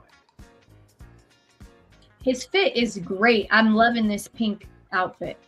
I feel like we haven't talked about any fits lately because it's just been like go, go, go with the draft picks. That's very Sugar Ray from Harlem Nights, you know, the shiny suit with the print on it. Yeah, very Club Sugar Ray, very Richard Pryor. And I see his mom also went matching with the pink. Yes. So, you believe Dallas would have gone with Terrion if they? Well, I mean, is that why? I thought he would have taken Terrion Arnold here. Yes. So obviously, if Dallas couldn't get out of the pick, they might have still taken him, but they might have taken Guyton also. I mean, so there comes a point in the draft where a player is too good to stay on the board. Sure. You know what I mean? Like, it's just too good a player. I keep saying over and over again, you shouldn't use the draft simply to plug holes in your team.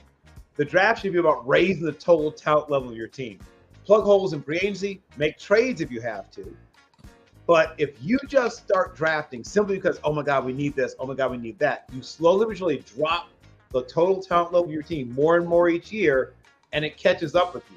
And then at some point, you're losing quality depth, you're losing the ability to make trades, right? If you have too many good players at one position, people know that, right? And you can make trades if you need to. But don't go with a player who's almost as good when there's a player who's better available. You will eventually pay for it. You can do it for a short amount of time, but drafting players that are not as good when there's better players available always catches up. All right, since we're on the Packers, I have some Packers trivia. So I'm going to ask you guys some questions before we hear who the pick is. If I can get my mouse to the right place. Okay, here we go. This feels very Cooper DeJean-ish for me, but yes, I'm sorry, but the pick itself feels like it might be. How many quarterbacks have the Packers drafted since 2000? Woo! Let's see. Well, the low-hanging fruit, of course, is Aaron Rodgers. But they also drafted Braum. Yes, Brian Braum. Yep. There was the kid from LSU. I forget his name. He was another one. He came in after Russell, right? The kid from LSU. Yes. There's Love. There's somebody I'm missing in between. They drafted Kurt Benkert also. Yes, Kurt Benkert. That's who it was. Virginia, University of Virginia. Right. Also, this is open to the chat. Don't forget. Yeah. I think at least 6. Yeah. But it might be more than that. At least 6 that I can think of. But I'm probably missing at least, I'm going to say, you said 2000. I'm going to say 8. Okay.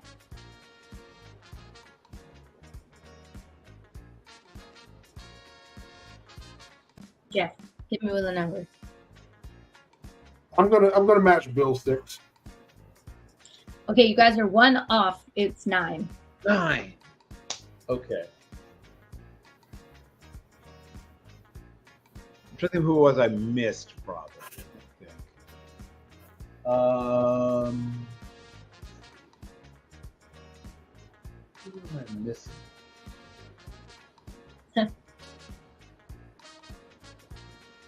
Oh, this suit has his pictures in it. This is awesome. Matt Flynn, yes, thank you. Flynn, right? Who later made $25 million for not winning the starting job in Seattle. Yeah.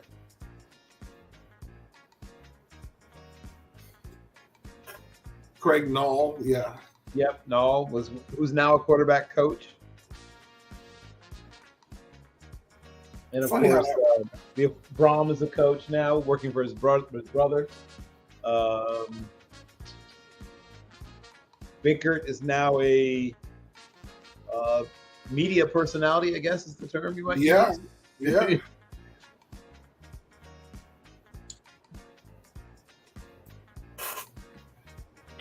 How did you feel? Who are you projecting for the Packers? I had the Packers going. I believe I had them going O-line. I had them taking Guyton. Guyton could go here. Jackson Powers-Johnson could go here. Graham Barton could go here. But they really need to tackle. They got to replace Bakhtiari. They really do. Jordan Morgan's not out of the question. And once again, I'll throw out there that Cooper DeJean is a player. Sometimes, once again, need or not, a player's too good for you to just say, okay, we're not going to take it. So, but yeah, Guyton, Jackson Myers-Johnson. I could even possibly see Jordan Morgan, as you mentioned. Wiggins is a possibility as well. I don't think Kool-Aid goes here, but yeah. And once again, the aforementioned Cooper DeJean. Those are all players I could see coming off the board here. There's a lot of very good football players that are still available. And like I said, some of these guys, as Jeff pointed out, are getting pushed out of the first into the second. Kool-Aid is a guy that might end up being pushed into the second. Graham Barton is going to be he was a borderline first or second round guy anyway, but he could end up in the second round. I have a feeling Jordan Morgan. Yeah, well, Guyton or Morgan were those are the two tackles I have left. Yeah. I have Guyton slightly ahead of Morgan, but they're close together. Guyton's a little more. I had Guyton over Morgan. Look at the look on that guy's face. Got to replace Bakhtiari, right? Bakhtiari. They have Bakhtiari. Guyton's a little more finesse than Morgan. Morgan's a little more physically strong than Guyton. Guyton's longer and has, tremendous feet, but he's a little less powerful in the lower body. Morgan's a little stronger, a little more thump in the rump coming from Morgan than you're going to get from a guy like Guyton. So they may have decided they like the guy with a little more power, a little more heft. So Tampa Bay's pick is in. They were thrilled to see Wiggins there. Yeah, I feel like they already know. Yes. I feel like it's Nate Wiggins. I'll be shocked if it's not Nate Wiggins, actually.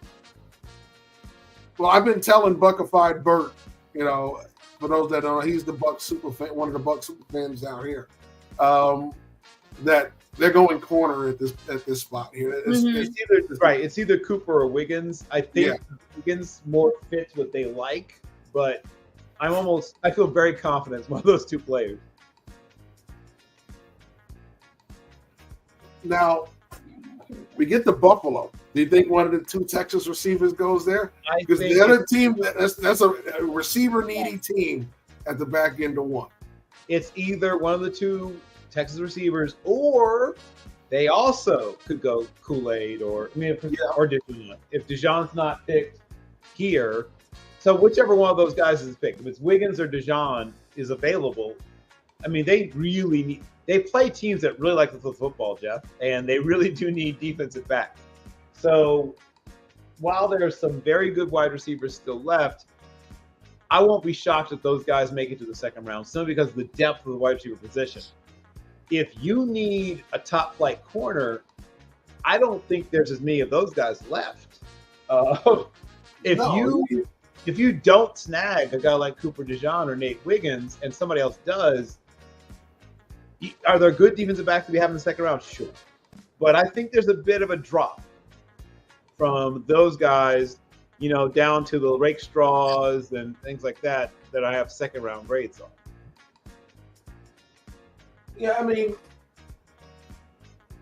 we've finally seen both first round grades. Like I said, the first round cupboard is bare, right? If you're looking at your board, the first round grades are gone, and they should be at this point in the draft. But there are so many good corners left over.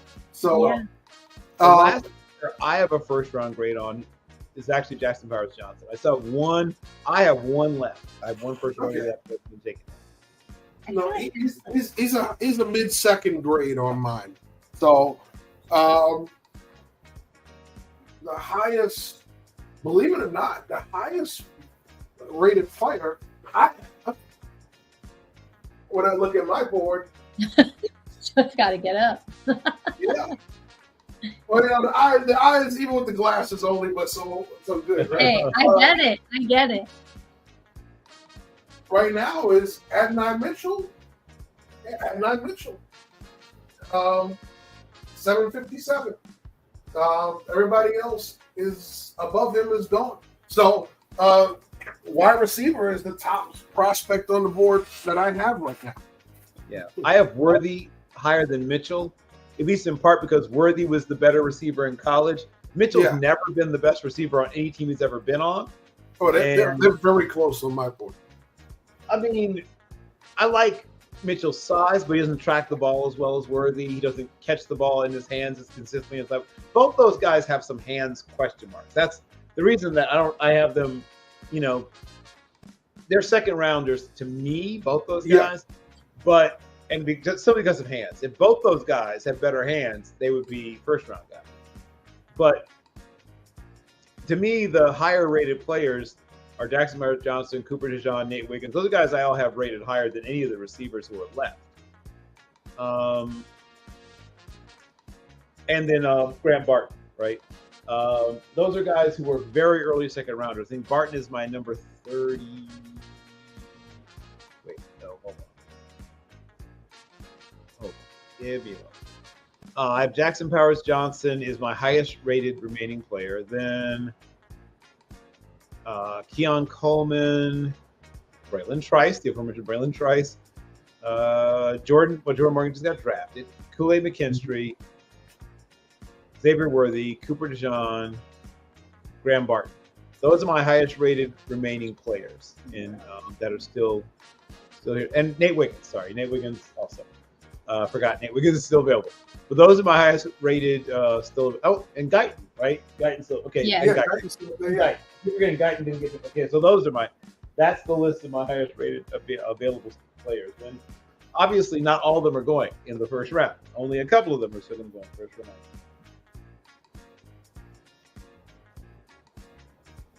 Yeah, so the QB thirst really helped teams that don't need quarterbacks. And there was 14 straight offensive players. That is the longest streak in the history.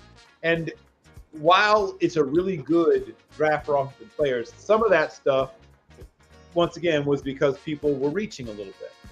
Once the run on tackles began, people went a little earlier on tackles than they might have ordinarily. And once again, about half of those quarterbacks should have gone later than they did. So we had some things sort of distort or manipulate, or whatever term we want to use, the board, simply because some teams do prioritize their needs. And I get it. I mean, it's called need for a reason. But my philosophy has always been, don't let need make you pass on a great player to get a good team.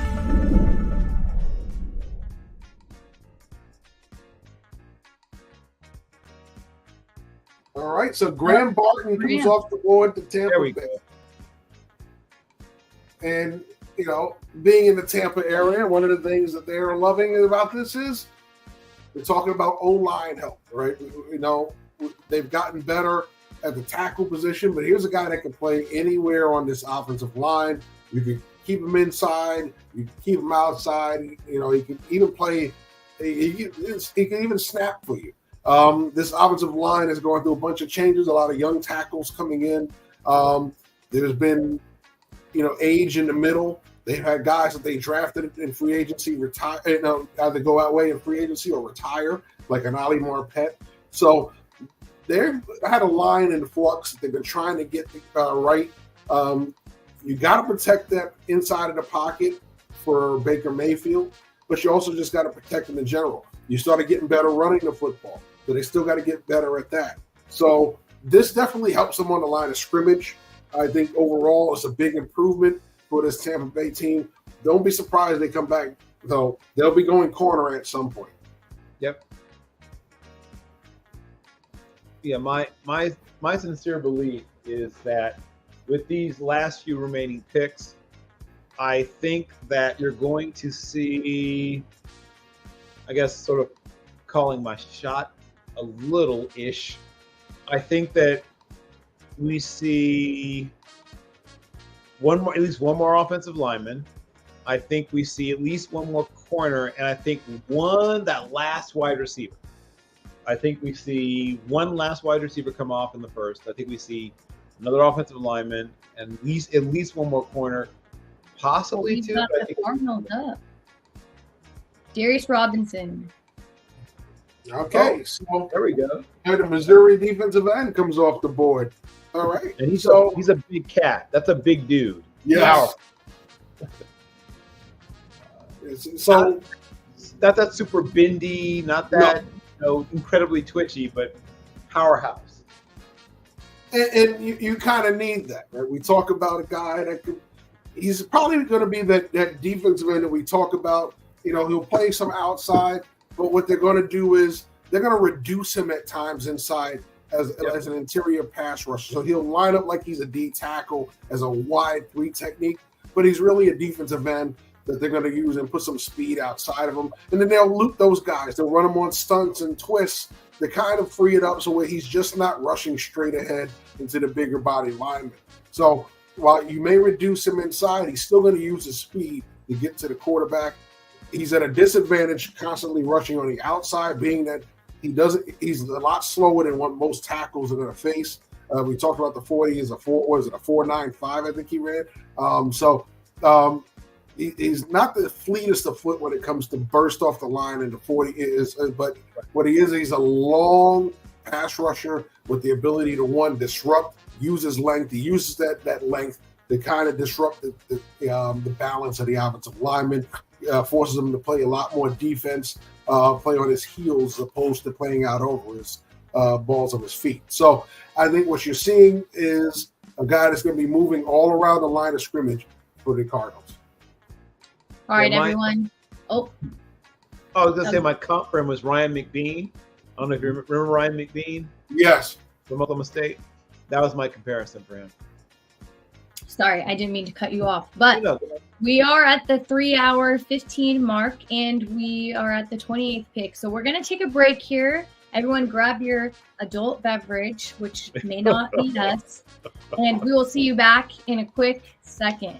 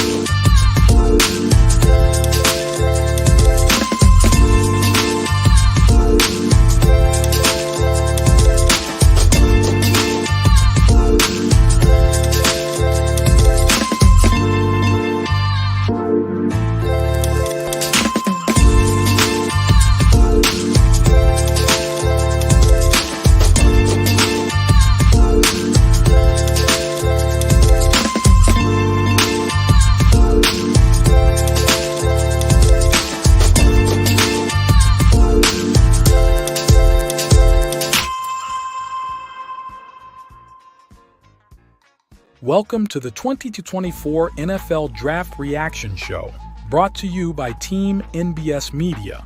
Reactions and analysis of every draft pick from the first to the last. Now let's join our host Ashmere Prasad, along with our draft analysts Jeff Barnes and Bill Carroll. Welcome to the 2024 NFL Draft Reaction Show, brought to you by Team NBS Media. Reactions and analysis of every draft pick from the first to the last. Now let's join our host Ashmere Prasad, along with our draft analysts Jeff Barnes and Bill Carroll.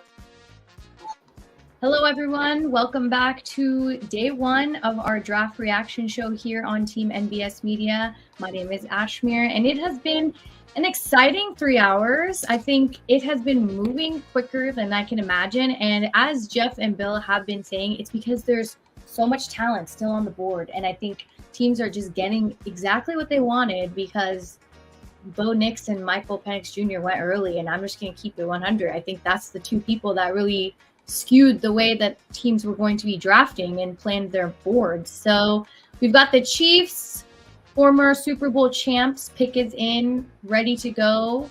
Who do you guys think is their need here? They moved up, I see. Yeah. Yes. Well, wide receiver being one. Cornerback and safety are also things that they need. So if there is a safety, or if there's a guy that's a corner that they think can move over, a lot of people keep saying that's Cooper DeJean. That could be the case where they jump up, they get one of those corners who they believe could either stay outside or slide them inside as a safety. So, but definitely, people were saying wide receiver. I mocked, I believe, wide receiver to them. Actually, the last mock I had them trading out. But before I had them taking one of the Texas wide receivers. Worthy I had going earlier, but it would be a great pick. You talk about the speed that Worthy creates. He gives them a better option than some of the slot receivers that they have. Rashid Rice's situation, he's going to definitely miss some games. So you've got to address the wide receiver room. It was your weakness last year.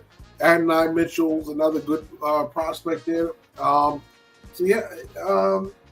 Also, if you want the bigger of the receivers who has that ball tracking ability vertically, Javon Baker from UCF is a good option as well. But I think the Texas receivers, I have them graded higher than Baker. So I think those are one of the guys go off the board if you're talking wide receiver to Kansas City.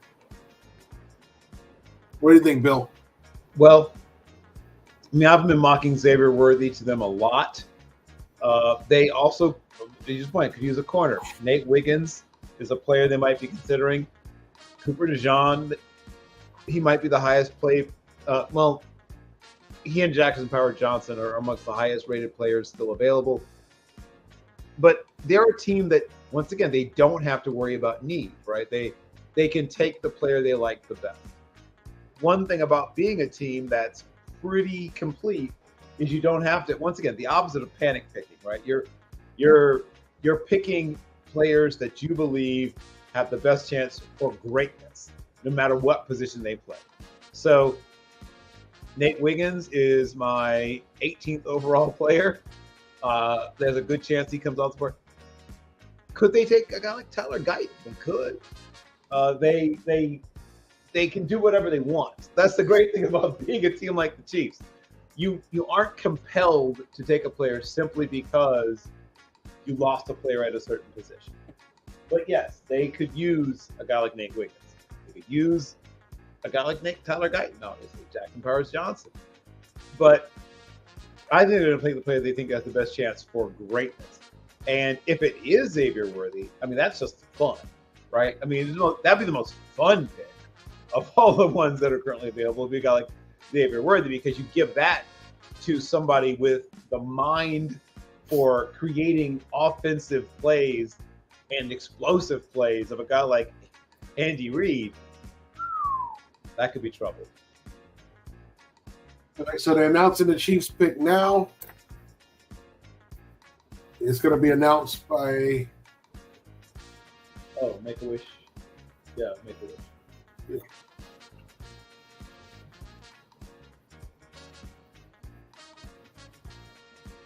So as we wait for that, we'll at least get the graphic going. Let's get a graphic going.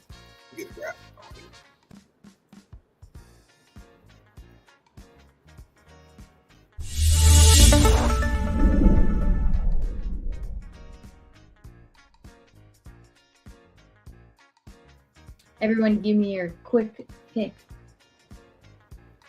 Well, Worthy was my guy. That makes sense to me. Worthy. I think you're right. Towards DB. I'm leaning towards DB here. Let's go Wiggins. Worthy it is. Okay. So they chose the wide receiver over the DB. Both are needs for this team. So I like Worthy. Once again, you talk about Andy Reid. What does he love? Speed. Yes. You know, what does Xavier Worthy have? Speed. All right. A guy that's going to be able to get open off of the other routes that you have going for you.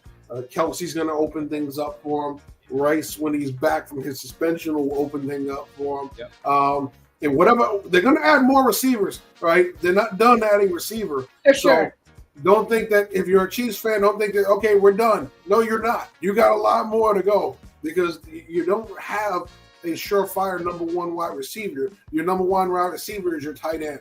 So they're going to be adding more and more talent to that room this year. They're not going to go through the doldrums they went through last year where they were fighting to make plays at the wide receiver position. They're going to try and add as much talent as they can. Marquise Brown is a big get, but once again, they need more. Yeah. The other Texas wide receiver, I think the other Texas wide receiver ends up with the Baltimore Ravens. The Cowboys pick is in. All right, Greg, so they won't be trading back. I don't know. They waited till the last second. Anything is possible. Well, this time they're saying the pick is in. So they didn't fool us this time like they did the last time where they stopped the clock and we thought, oh, they made the pick, and then all of a sudden trade came up. So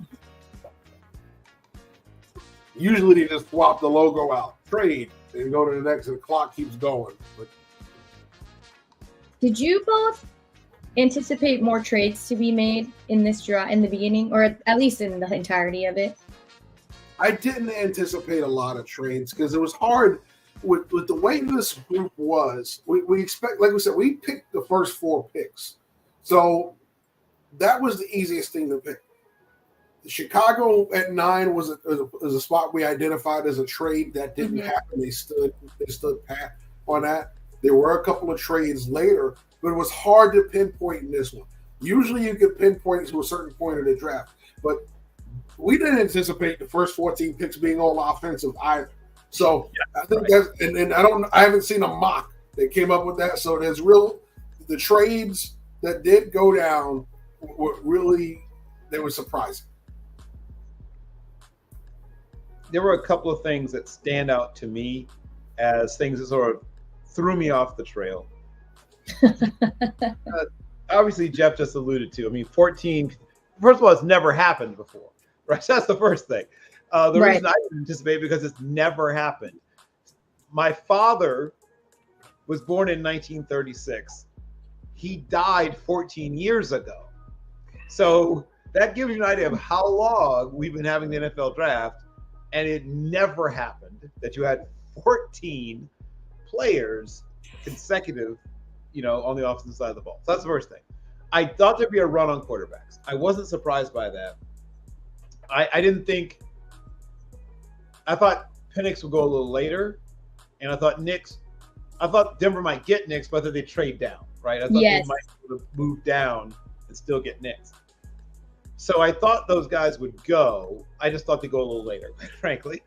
And the fact that it took so long for any defensive players to come off the board, particularly for the corners to come off the board, that I didn't see coming. I nailed a few picks in there, right? I mean, some of the things I absolutely saw coming, but some of this stuff was just like, no, definitely not. I was definitely not prepared for some of the things that did happen. All right, well, here's our pick. I told you, you're getting Guyton, Greg. I just was a few picks off of that.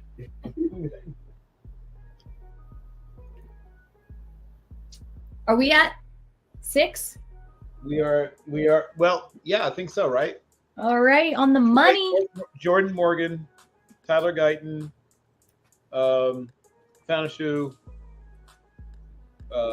obviously Alt, and Latham. Talisa Fuaga. Latham. Yeah. The lucky number of the night.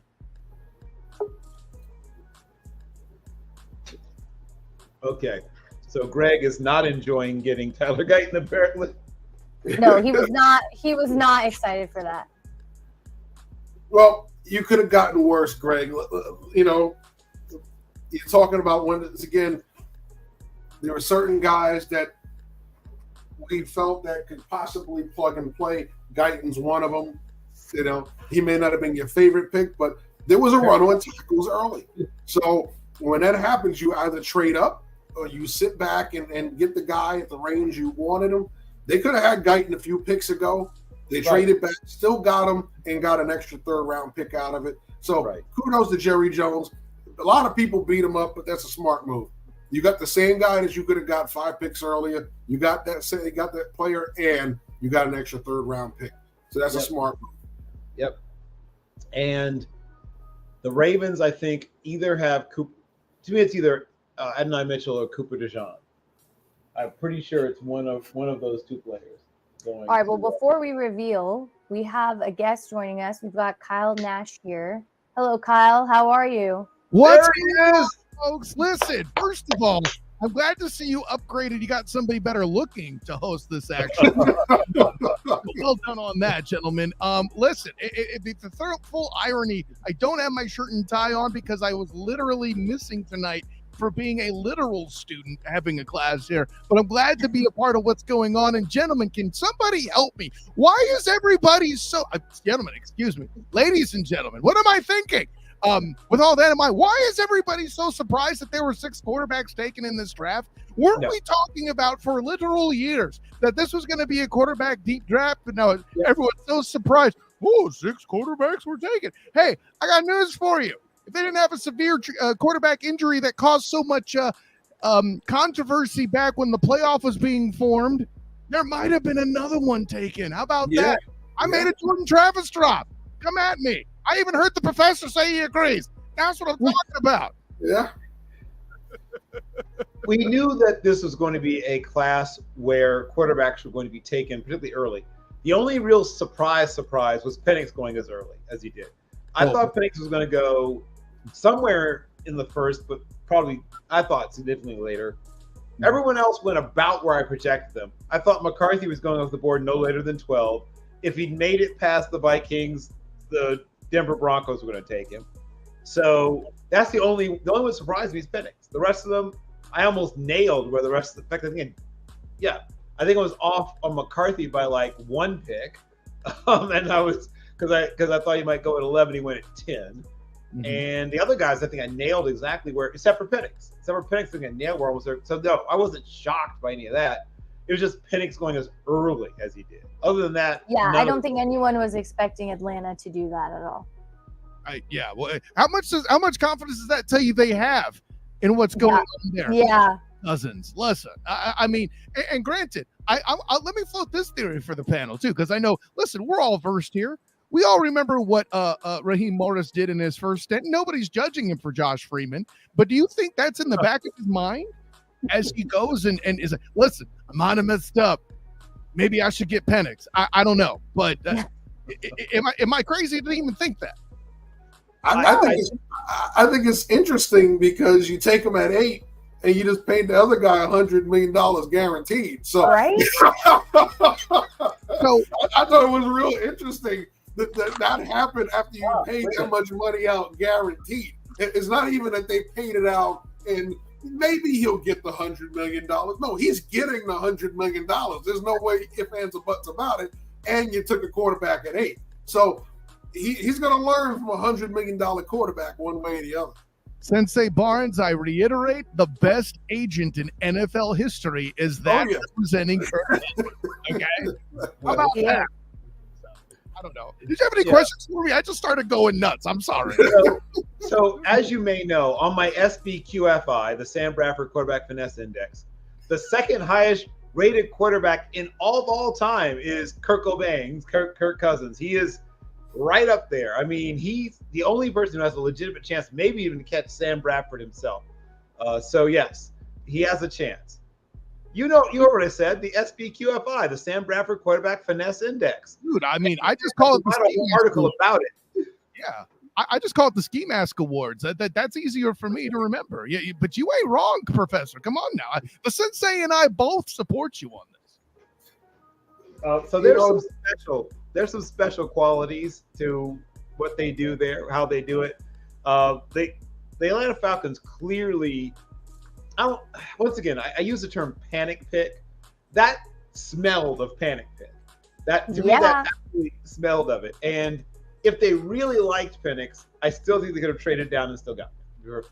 Oh, 100%. I don't think unless he fell to the Raiders, as I was hoping, I think that was where he would have landed. So I think they were just trying to avoid that. It's still a reach, though, even if the Raiders were reaching for that. Well, so. I mean, we saw a team trade up to 10. They could have traded down to that same spot, maybe lower than that same spot, and still gotten Penix. I would have been if Penix left the board. You said the Raiders. The Raiders, I think, are a possibility. I still am not 100% sold on them taking him, but the Raiders would have at least considered it. I agree. Yes, I think anything before 13 was outrageous. So, Kyle, you're speaking facts. Hey, listen, well, and no disrespect to the Raiders, like if there was a quarterback at their pick, they should take him. I mean, I see, fine, but do you really expect him to throw the ball like that? I know they got Devontae Adams, and listen, I've been a seller on Jimmy Garoppolo despite being a 49er fan ever since he left San Francisco because that dude got too many injuries, right? So they had to get somebody to throw the football, and I'm with you. Expecting Penix to be there should have been the right thing. They did not calculate for panicking Atlanta. Yes. Yes. So, Kyle, since you're the only one who actually gets assigned seating at Jacksonville, when I go there when it's picked for yourself. So, in the press box, right? So, tell me. You lose out on Ridley at the last minute in free agency. He pulls thanks, guys. I like this offer, but I got a better one elsewhere. I'm out. You get a good pick today. You get Thomas from LSU. Yep. What's the feel with Jacksonville now with this new upgraded receiving corps? It's funny, and it might be a good sign. Maybe Jaguars fans and the Duval Deval, as I call them whenever I write for the Jaguar Report, bing, or talk with my friend Travis Holmes on the Duval Dive, bing. Maybe they'll be happy that I'm a little confused what to think. And it's the same as Anton Harrison last year. That's why I feel that way. It's the right position. It does fill a need, but was it the right guy? And I wasn't sure if Anton Harrison would be exactly right, but I didn't hate it. Come to find out, listen, if they gave offensive lineman credit for Rookie of the Year, he'd be a candidate. No one's beating C.J. Stroud. I'm not stupid. But I can make an argument that he was just as effective at his position as Puka Nacua was as a receiver. You just don't get stats if you're beef because people hate. Listen, they keep calling them skill positions. That is a slur, ladies and gentlemen. I'm telling you right now. But that all aside, the fact that I have that trepidation, maybe if you're into superstition, they have a need. I don't know that Thomas fits exactly what they require, though. I'm not sure at this point if you can have a player. Think about the Jaguars receiver corps for a minute, right? Zay Jones, Christian Kirk, and Gabe Davis now arrived. These are all guys who feel like number 2 receivers all together with Evan Ingram at tight end and Travis Etienne, who is an excellent receiving threat out of the backfield. This is a group of receivers that's talented enough to be pencil whipped by Doug Peterson with a quarterback in Trevor Lawrence who's talented enough when he's on his back because the O-lineman let too many holes happen last year. Let's call it what it is. I know a lot of them were playing hurt. There was a lot of movement. Ezra Cleveland had to be brought in later. All of that was a whole thing, right? I'm not going to say their offense was in shambles, but let's be real. If Calvin Ridley also caught some passes in the end zone, they would have beaten the alleged defending world champs. Not alleged, they are defending world champs, and no disrespect to Patrick Mahomes II and Travis Michael Kelce. but that's a win in week 2 in Duval. Full name. So, yeah, I do full names for those that deserve it, Lady Ashford. There you go. There you go. I just want to give a through flowers to Eric DaCosta in Baltimore. Oh yeah, I think he has like a tattoo somewhere on his body that says "the right player at the right place at the right price," and I mean he sticks to it. Like he won't reach, he won't do it. He gets the right player. Nate Wiggins is a player that had no business being there where they picked, but they held their water. They waited, they bided their time, and boom, there he was. And he's going to play right out of the box. He's going to play right out of the box. He may play a little nickel for them. He may play, a few different spots in the, in some of their dime and packages and things like that. But Nate Wiggins is skinny. There's no two ways about it. He is very, very, very, very thin. I know it. You know it. We all know it. But he can flip his hips. He's got great feet. He's top 5 guy in ball skills in this draft class. Terrific recovery speed. Wow. And you've got strength and conditioning people. You've got people that are going to, put him on an eating schedule. He never needs to be more than about 183 pounds anyway. I mean, he doesn't need to be huge. But yes, 7 or 8 pounds would help. And I'm sure they'll help him to find those pounds. But that's a great pick. If you told me that Nate Wiggins was going to be available when they picked, I would have looked at you like you were insane. So it is.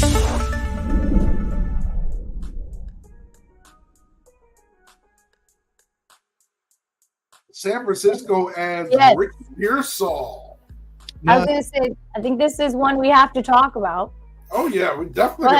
Go ahead, Jeff. So, the whole time we were talking about this draft process and the receivers, it's always been talked about the top 3, always the Texas guys.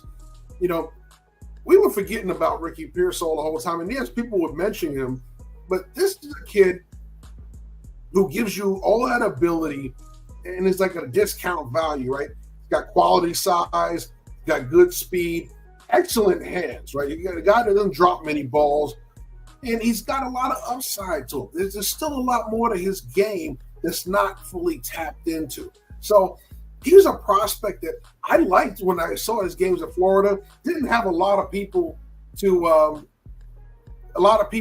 to him that you would say were great quarterbacks, right? And so Graham Mertz was his quarterback this year. Made Graham Mertz look amazing on some throws, right? Because he's the ability to do that for the quarterback. Anytime you get a receiver that can make your quarterback look better, you gotta take. Okay, there's a lot happening now. Carolina finally has a chance for a first-round pick. They traded with Buffalo. Buffalo said, whatever, we'll figure this out tomorrow. So Carolina's on the board. Yeah, they move up one pick because they would have been the first pick tomorrow. Well, sure. Who do they really want is what I'm asking, that they needed to not wait till tomorrow. So players that jump out at me, I mean, Cooper DeJean is a player that they could be considering. They could be taking a look at a guy like Jackson Powers-Johnson. Their offensive line was a shambles last year. Yes. That's nice. Kindly said. So they could definitely be looking at offensive linemen. I think they should definitely consider that if they haven't. And they conceivably could still be looking to add weapons. There's still offensive players left. Like the aforementioned Adonai Mitchell is a guy they might be looking at Adonai Mitchell. I mentioned DeJean. Who else could they be thinking about? I'll let you try to. Let's throw up the board and we'll see what's left out of that group. All right, so you've finally seen Wiggins go off the board. Fantano versus Daniels, all these guys are gone, right? Kool-Aid McKinstry still on the board. It's a possibility also, yeah. Cooper DeJean still on the board. He's possible, yep. All right. Troy Franklin still on the board. Devondre Sweat, I think he goes tomorrow. Right. A lot of these guys are guys I believe should still be on the board tomorrow as well. Yeah. Adonai Mitchell, still on the board. Mitchell is a guy that I could see them trading up for. We mentioned Jackson Powers Johnson already. Rack of Straw is a guy I had going day 2. Finished Drake Straw the second rounder to me. Second and a fifth, 30. Yeah. So I mean, the good thing about it is when you look at a lot of the things on this board, they've picked it over pretty good by the time we got to 32, right? So we're doing something right when your top 40 is pretty picked over by pick 32. Right. You know, when you have a lot of guys in your top 40 still up there at pick 32, you got to reassess how you graded people. So, well, listen, I'll ask the question, gentlemen, if you don't mind. I have the sensei and the professor. I have the rare opportunity to pick a brain, and I saw this guy in person opening week last year. Keon Coleman could be something they're jumping up for here, right? It could be. If you want that big play guy, the guy that's going to make the contested catch, because you don't have that on your roster, and they don't. So I think that's a guy that they desperately need. Could they use the speed at receiver? Yes. But if you got a guy who right now your quarterback is got to fit balls in the tight windows because he doesn't get a lot of separation. Well, this guy doesn't get a lot of separation, but he does make catches in those scenarios. So he's a good guy to look at. We've talked about a few of the other receivers. If they want wide receiver help, and listen, while you're looking there, Sensei, I'll say this for a fact. I think our initial impulse of beef for protecting the undersized Bryce Young is certainly a smart idea. By the way, how fun was that for you to see that window close of the Carolina blunder at the top of the round here? Round at 9 and have the absolute hauling that they did tonight. I'm not saying I got them winning the draft. I don't want to spoil them, but you know. Wow, they went for. I was just about to mention Xavier Legette, and that's who they went up for. Yeah, that's who they went up for was Xavier Legette. Because I was looking at the receiver board, I said, well, we mentioned Baker. I didn't mention Malachi Corley, and the name right below Corley was Xavier Legette. So South Carolina, a guy who had a pretty hit and miss Senior Bowl week. He had some really great moments, a little rough spots at times. Yep. But one of those bigger receivers, guys that can make some big plays for you. There's quality speed. But what you get out of him, yards after catch, creation. Guys that create for you. So you want that because you didn't have that last year. You didn't have guys that were going to create things for your quarterback. Your quarterback needs help. I think last year people put too much on Bryce Young was going to carry this team. Carry it with what? He had an aging old veteran receiver and a lot of young guys that just could not help him out. So you bring in talent here that's going to help him out. All right. And I guarantee you tomorrow there's going to be a lot more of help like this coming to Carolina. Right. And the Bills. I'll go ahead. Real quick comment I have to Professor. I'll let you run because I know you got better logic, but I saw a comment there about that this being a good pick for Carolina. Folks, there's not really such a conceivable thing as a bad pick. They have that many needs. Okay. But I do enjoy getting more weapons. And listen, Sensei Jeff said it best. But yeah, Professor, go ahead. I'm sorry. I was going to say, and this is really a smart move also for Buffalo. They're still getting either Kool-Aid McKinstry or Mitchell, who are probably going to pick anyway. They're going to still get the player they probably would have picked anyway, and they picked up an extra fifth rounder. So it's a very smart move for them. Liggett is a guy who had some focus drops. The person I compared him to was Sammy Coates, but actually a wide receiver.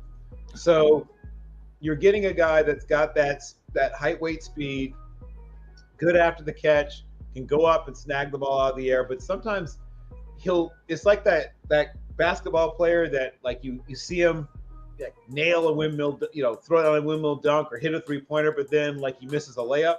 He's sort of like that in that he'll pull off a spectacular play. He'll do something amazing, and then on a little hook route, it'll just bounce off his chest. Like that's the only thing is like he has to get more consistent. But his physical skill set is top 4 in this draft class amongst the receivers. He just hasn't been consistent enough catching the ball cleanly in his hands. But if he cleans that up, he could be a star. All right, I think this comment is worth addressing since we've got a quad box here. Let's grade who got an F in anyone's ratings here, or something below a B. I mean, it's Atlanta, right? Like we're all clear on that. Yes. I'll say this. I wouldn't give him an A. I love the kid. I do. I think you could have got a better value at 8. Yes. So I think for the value of the pick, I think Michael Penix is going to be a good quarterback. Like I said, he was my QB3 on my board. However, at 8 it was a little too rich for him. We talked about, I said Cleveland Farrell in the top 10 when he was picked was too rich for the Raiders. This is too rich for Atlanta. You could have gotten him later. You didn't want to risk it. Understandable, right? But it's a reach. So what happens with reaches? You tend to pass guys that could really help you right away. He's not unless he comes out there and beats your $100 million quarterback. And if he does that, then Houston, you have a problem because you've already paid the $100 million. Okay, so if you're going to have, he's going to beat out your $100 million quarterback, you've got a problem. So Atlanta, there's certain things you got to look at for the situation. I don't give you an A for that pick. I would give you at best a C because it's still a good player. I think fits what you need to do. I just don't like him at the value of the pick. I don't think we got any Fs tonight because honestly, there was too much talent to screw this up. Okay, all right, so I don't push back on you, Sensei, but let me tell you what you said about Michael Penix. And listen, he was my preseason Heisman pick, by the way, and I would have given it to him ahead of Jalen Daniels. That's right, I said it. I don't want to start another fight, but that's a separate question. Punchline's this, gentlemen. Michael Penix, as not only the runner-up quarterback in the league in college football last year, right? Not saying he's a bad player. My thing is this: Atlanta is going to put him in a position where he is completely wasted and compromised. You already have a situation where Kirk Cousins done stole from you, right? Then all the other players that you can supply more weapons. Atlanta has a tradition of garbage defense. You could really put yourself in a position to lock yourself in to win this mediocre division. Listen, Jeff, you cover the Bucs. You know what I'm talking about, that NFC South being mediocre. You had the opportunity to lock yourself in as kings in the way the Packers had been in the past for just a bit. And now you squandered that because you panicked. That's why I call it an F. Yeah. I mean, I think F is too strong, but if you said C-, I would not have any kind of quibble with it. Yeah. I like the player. I dislike the value. I dislike the situation. I dislike, and as was pointed out, like the nightmare scenario is he does beat out Kirk Cousins. Like you've painted yourself into a fascinating box. If he comes out and outplays Kirk Cousins, yikes. Yeah. Oh boy. Like that's a tough gotten to pay Brandon Ayuk to come in and help him, for example. I'm picking a name out the hat, but you get it. Or did everyone see his reaction? Kirk's reaction. What was that, Ash? Did you guys see Kirk's reaction? No. He was actually shocked when he saw that they picked up Michael Penix, like actual shock in his face. So I bet he was. I think he and everybody is confused. And they actually have Michael Penix on right now, and he's talking about how he's so excited to learn from Kirk Cousins, and he's good for the opportunity and excited to get with somebody who's been in the league for a number of years. So take that as you may.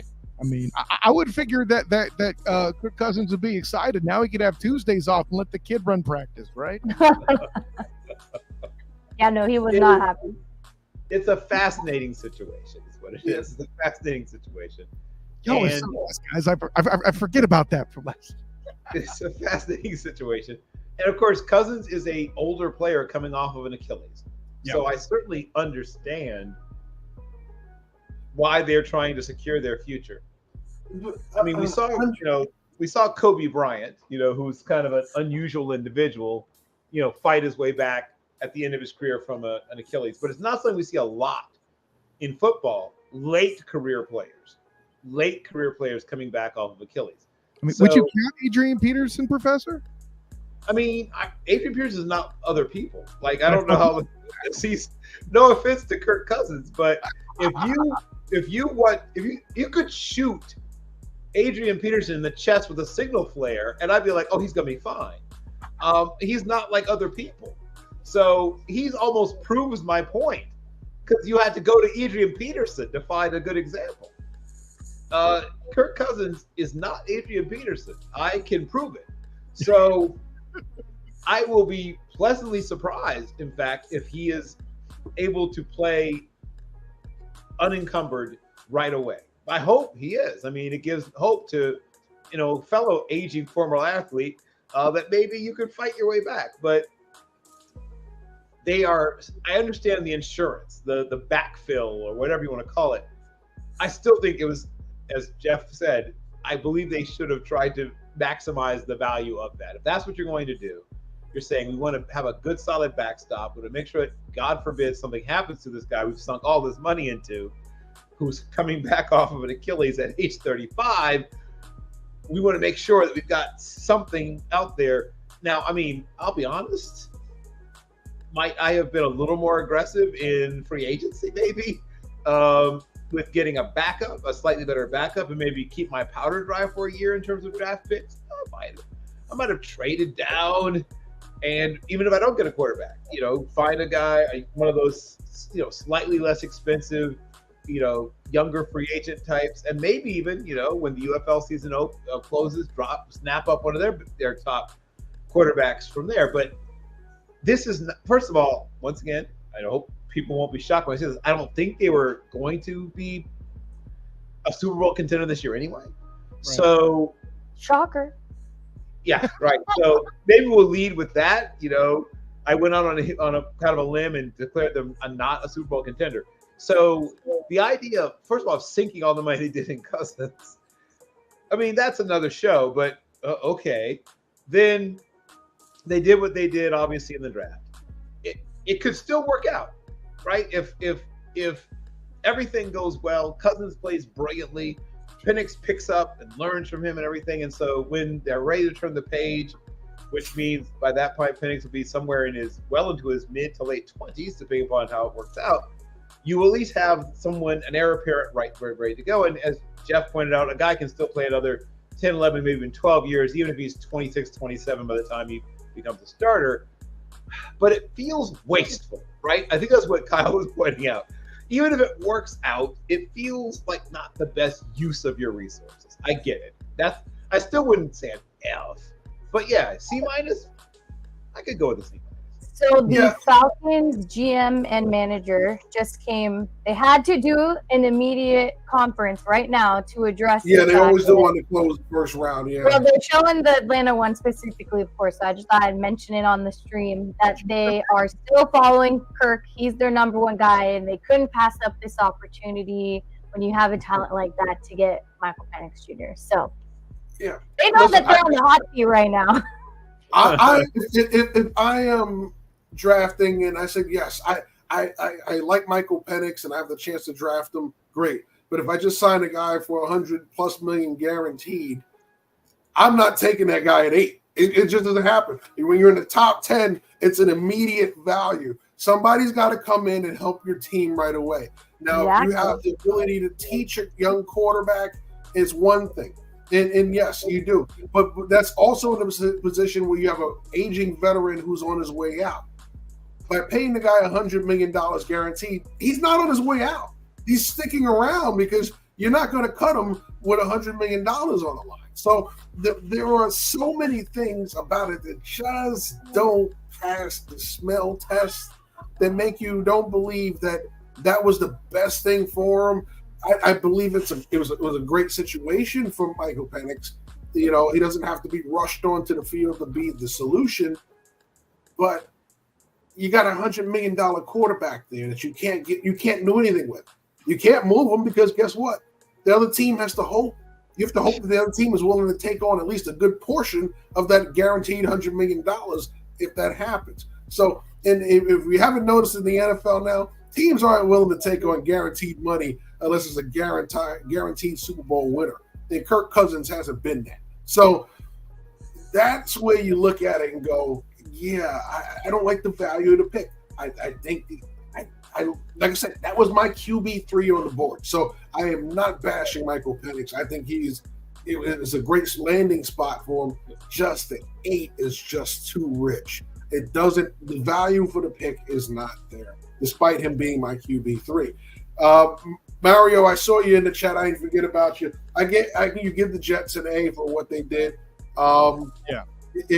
Listen, they needed the help on the offensive line. They've been trying to figure out that equation. It hasn't worked. They let Becton go because of it. Fashanu comes in, immediate upgrade. Listen, I called Aaron Rodgers an injury risk last year. I didn't think I'd be that right, but it's only more so now. And granted, whether his shadows of his injury inspired Atlanta as well is another question. But yeah, I liked what the Jets did, making their pick for offensive line. Absolutely. Yeah, I know I'm beef partial, but sure. I thought it was a fantastic move. I thought they were going to get Brock Bowers and make a complete and total mistake again, not because the player, but because the situation. And listen, at least they acknowledged they screwed up with Zach Wilson finally and got him out the building. I think you gentlemen remember when I was hosting you when that pick was made, and I torched it then. Okay, so that all being said, listen, I know we've been bashing a lot. I want to drop my own positivity, ladies and gentlemen. When grading for A's in tonight, granted it's only round 1, the bar starts at the Bears, right? With what they did tonight. I mean, that's got to be. Oh yeah. Now I'm worried about the Bears the rest of the weekend because by not moving 9, you only have 2 picks left, and you don't have a lot of value in getting extra picks for those. They're going to be late picks for what you're going to get from them. So maybe some comp picks if you're lucky. In a 5th or a 6th round, if you move around at the right time, but you've got a 3rd and a 4th going forward. No 2nd round pick tomorrow, so the Bears won't be on the clock until late tomorrow evening. So, yeah, their best chance to add quality picks was moving back from 9. They didn't do it. I guess he didn't get any of the offers. Like I said, I'm pretty sure that it had to be a 2 in that package, and I don't think he got a 2 in order to move back. So he probably just said, I'll take the receiver and move back. So unless he's willing to trade a player or a future pick to get back into the 2nd, I think he's going to have to pretty much stand pat and work with what he's got. When you are a team that, I mean, it's a historical team. Literally, the team that organized or helped organize the NFL literally at its beginning of its infancy. The Decatur Staleys, yes. Right, going back to the days of the Decatur Staleys, right? And they have had one consistent problem since Cyanide Sid Luckman hung him up, is the quarterback position. So there's all this pressure and all this, discussion and focus on that. And then to be able to also go back, and circle around and get a player that I think has a legitimate chance to be in the fight for Rookie of the Year. Those are things that you like. What you don't like is only having 2 more picks left in the whole rest of the draft. So while it is they did 2 good things with both those picks and set themselves up for, a decade, maybe a decade plus of production for those 2 players, they're going to have to do a really good job of working the undrafted free agent market, maybe snap up some of those very, very, very good bargain basement type free agents who are still around, and they have to hit on some of those guys because once again, this team is not 1 or 2 players away, though I think they will be improved.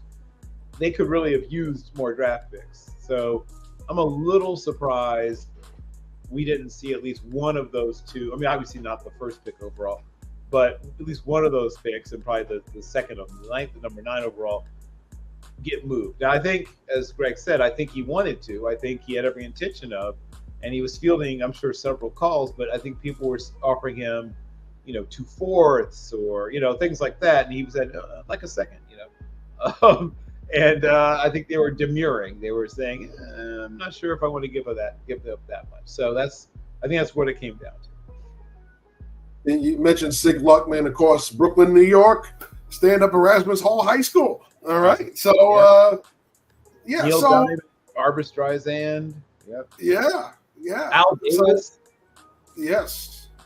So, looking towards tomorrow, we have a lot of names still on the board. We have a lot of guys that we're expecting to go tomorrow. Some teams will be very active. Some teams will be quite inactive, as we were just talking about one Chicago Bears team. Your thoughts on tomorrow? Setting the stage. You talking to me? Everybody. Oh, everybody. Okay. Everybody. Well, this will be a great second round, right? Partially because of what we just talked about what happened in the first round. There's going to be some very, very good players available in the second round. And some teams are going to be absolutely, thrilled, gobsmacked, and excited about what they are able to pick up because they might have thought that these players will be gone. So somebody's going to go home with Cooper DeJean, who most people thought would go no later than, the mid-20s. He's going to go to somebody in the 30s. We're going to see, Mitchell leave the board. We're going to see somebody mentioned Tony Franklin earlier. He's going somewhere tomorrow. I mean, there's a lot of very good. Braylon Trice, who I think is actually somewhat underrated, is going to leave the board at some point. We're going to see the second tight end, probably Jatavian Sanders. We'll get to see some more corners. I promise you, people, more corners will be taken tomorrow. We'll probably see tomorrow's the first safety off the board. There's a couple of offensive linemen still left, but they're more sort of those projection upside developmental guys. One of those guys I think that'll go probably in the first 10 to 12 picks tomorrow is, of course, Chris Paul's big little brother, Patrick Paul. He's a large person, and some team's gonna get him and mold him. We're gonna see some interior offensive linemen, and then that's second and a half tier of wide receivers. We've worked our way through 2 tiers, and then maybe just behind that first 2 tiers is that second and a half. That those guys that just missed being in that second tier of receivers are going to go off the board as well. All right, Kyle, you have any closing thoughts for us before we say good night? Listen, I'm not ever going to be the guy that has all the answers for being a great scout. I've admitted totally that I am not a good one. That's why I host those gentlemen and I don't make picks myself. But I will. The shadow of Brandon Ayuk and what's going on with San Francisco with Pearsall being picked for the 49ers is a thing. And listen, at this point, for everybody in Duval County that was looking for that to happen, I'm not sure it does at this point. I am curious to see what happens there in San Francisco with that pick. And now, hey, listen, I know these other receivers have gotten paid, but what's going to happen, Brandon Ayuk and all that? I'll be watching that throughout the rest of the weekend, and that shadow will linger in the room. Yeah, I'm intrigued to see where some of the other prospects go. We talked about the run on tackles. Well, because of that, tackles are coming up higher, right? So I want to see where guys like Yale tackle Karan Amadaje goes tomorrow. We're talking about a Yale tackle, right? We're not with Ivy League. Most of the time, they don't even draft Ivy League players. Here's a guy who could potentially now, because of the run, go in the second round. Okay, so these are the things that are real interesting. When the first round plays out the way it did, we went so heavy on offense. There's a lot of defense left over, but it pulls those other offensive players up because if you're a guy that missed out, a team that missed out on receiver day one, you could be coming back for some of those other receivers day two. So it's gonna be real nice to see how they work the middle of the boards the next tomorrow. Yes. All right. Well, I want to thank everyone for tuning in today, and thank you to my squad, all the guests that we've had tonight. Tomorrow, expect even more people talking about their teams, other teams, clashing opinions. It's going to be an eventful day 2. We will be streaming live starting at 7 p.m. Eastern. So all of you that have been here for day 1, throw it on in the background and listen to us talk about it again tomorrow. And do not forget to like and subscribe to all Team NBS Media. Sorry, it's time for bed. Thank you so much for tuning in, everyone, and to my guests again. Appreciate you all. Have a good night.